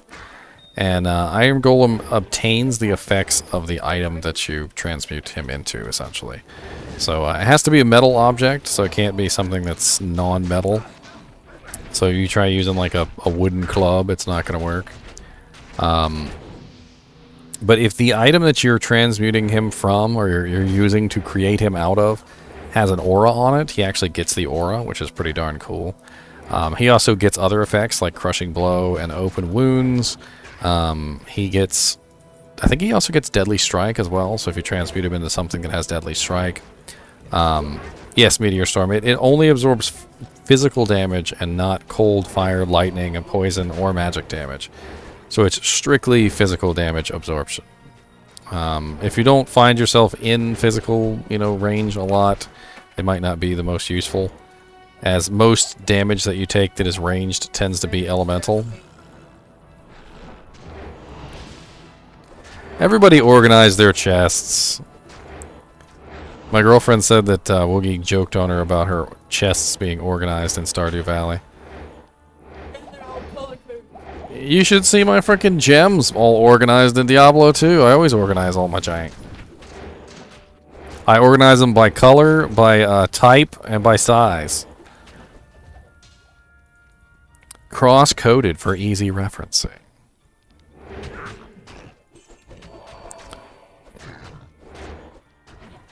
And the Summoned Necromancer just absolutely wrecks everything. It's pretty crazy, don't you think? Like how easily you can kill just about everything in the game with a Summoned Necromancer, and then when you get to Diablo offers just this ridiculously difficult challenge, which requires you to go out of your way to summon your army multiple times.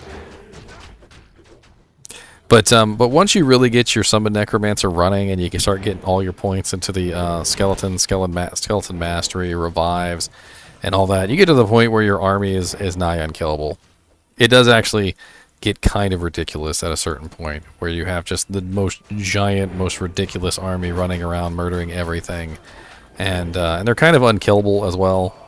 Like usually there's a certain point at which you just don't lose any monsters anymore. You summon them once and you just kind of forget about it.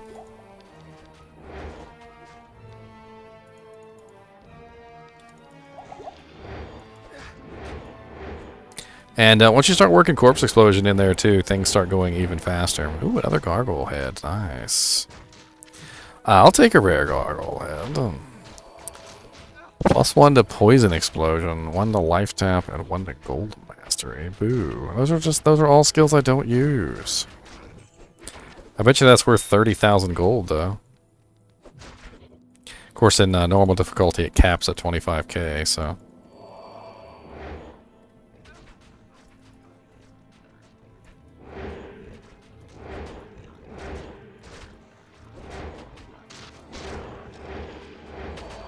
God, look at my little naked stats. 32 fire, 13 cold, 0 lightning, 7 poison. Who needs resistances, right? We need magic fine. That's what we need.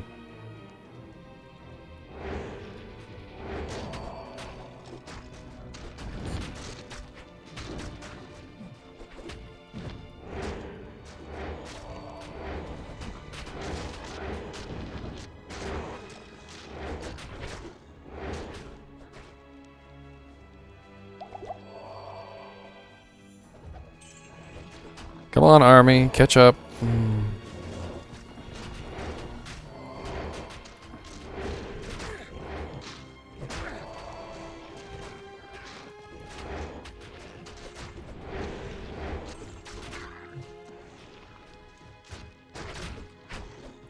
Roll over everything. I swear it takes them longer to get to the target to fight it than it does for them to kill it. Alright, Shank, your army versus mine. Let's go. Mono, E-mono, 1v1. Yes, 1v1. Shank, drop me something good. You always have good drops. I need a unique wand, alright? A unique wand would be absolutely great. How about that? Or some mage fists. Or, how about some frostburn gauntlets? Those would be nice. You know, or you could also drop me some treads of Seathon. That'd be kind of nice. Or you could drop me absolutely garbage, and then I can just hate you for the rest of my life. Ooh, an Ethrune. Ethrune. I'll take an Ethrune. I have a towel. I can go make myself a stealth. My, what a messy little demon. Let's go see if I can grab myself a 2-socket chainmail from Loot Go Lane. God, I made so many stealths over the beta weekend. Like, it was absolutely ridiculous. I don't think I've made so many stealths in my entire life as I did during the Diablo 2 Resurrected beta weekend. It was a bit much. I made stealths, malices, ancient pledges, zephyrs, just everything in the world that you could want as a nice growing character. I really actually do like the plate mail. Yeah.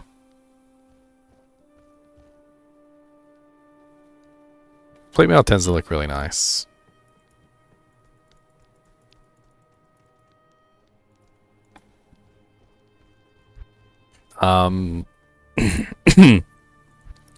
Check Act 3. Just looking for a nice 2-socket. I might be too high level for a nice 2-socket armor to spawn in the shop anymore, but it's worth a check.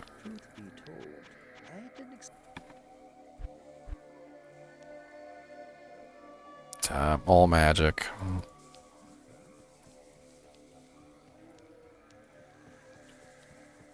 I mean, I do have Angelic on, but Angelic isn't the greatest. Not unless I can find myself the wings.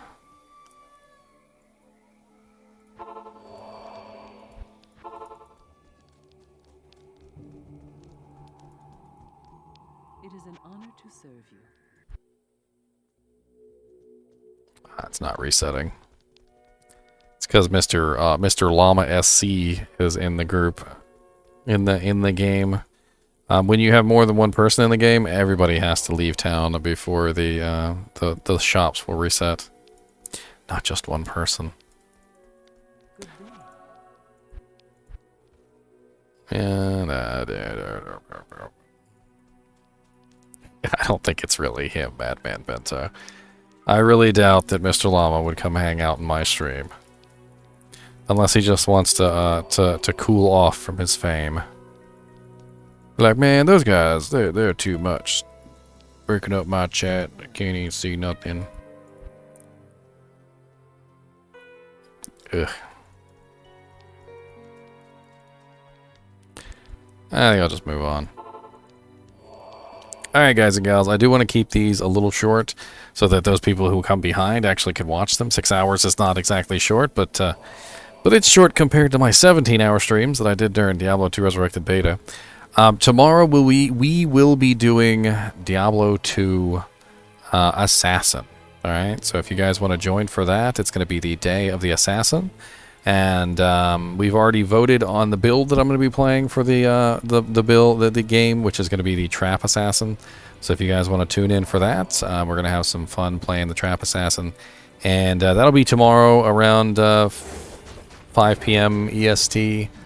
Yeah, about tomorrow, 5 p.m. EST. I might do like a horror game tomorrow earlier in the day. So, you know, keep an eye out for that as well if you want to watch one of those horror videos. And as always, thanks for watching. And keep watching. And we're going to end tonight with a raid. So we're going to raid somebody. I always forget about that. I just remembered. Let's raid somebody. So let's see who is online, who we can raid. Are anybody on my friends list online? Are anybody on my friends list? No, nobody on my friends list is online. That's sad. That's very, very sad.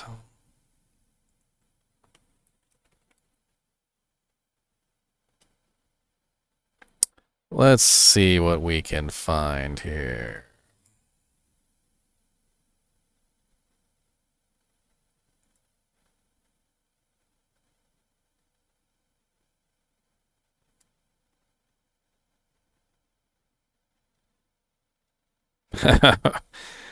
Me to raid Riker.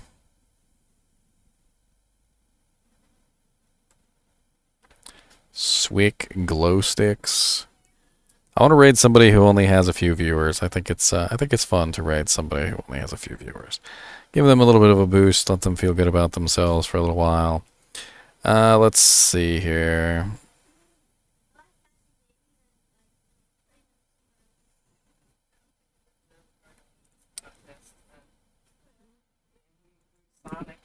Let's choose this guy. He's only got one viewer right now. He's been streaming for 2 hours. He's been out this for quite some time.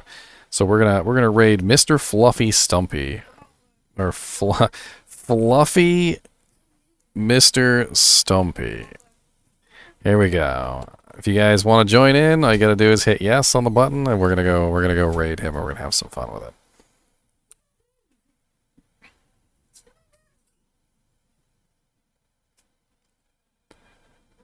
Mr. Fluffy Stumpy. Don't forget to if you're subbed, don't forget to spam your Chinchilla emotes. We're gonna spam some Chinchilla emotes.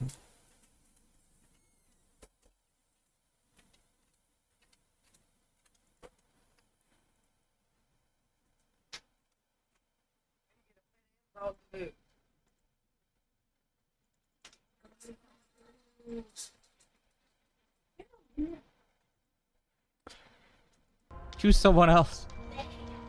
Thank you.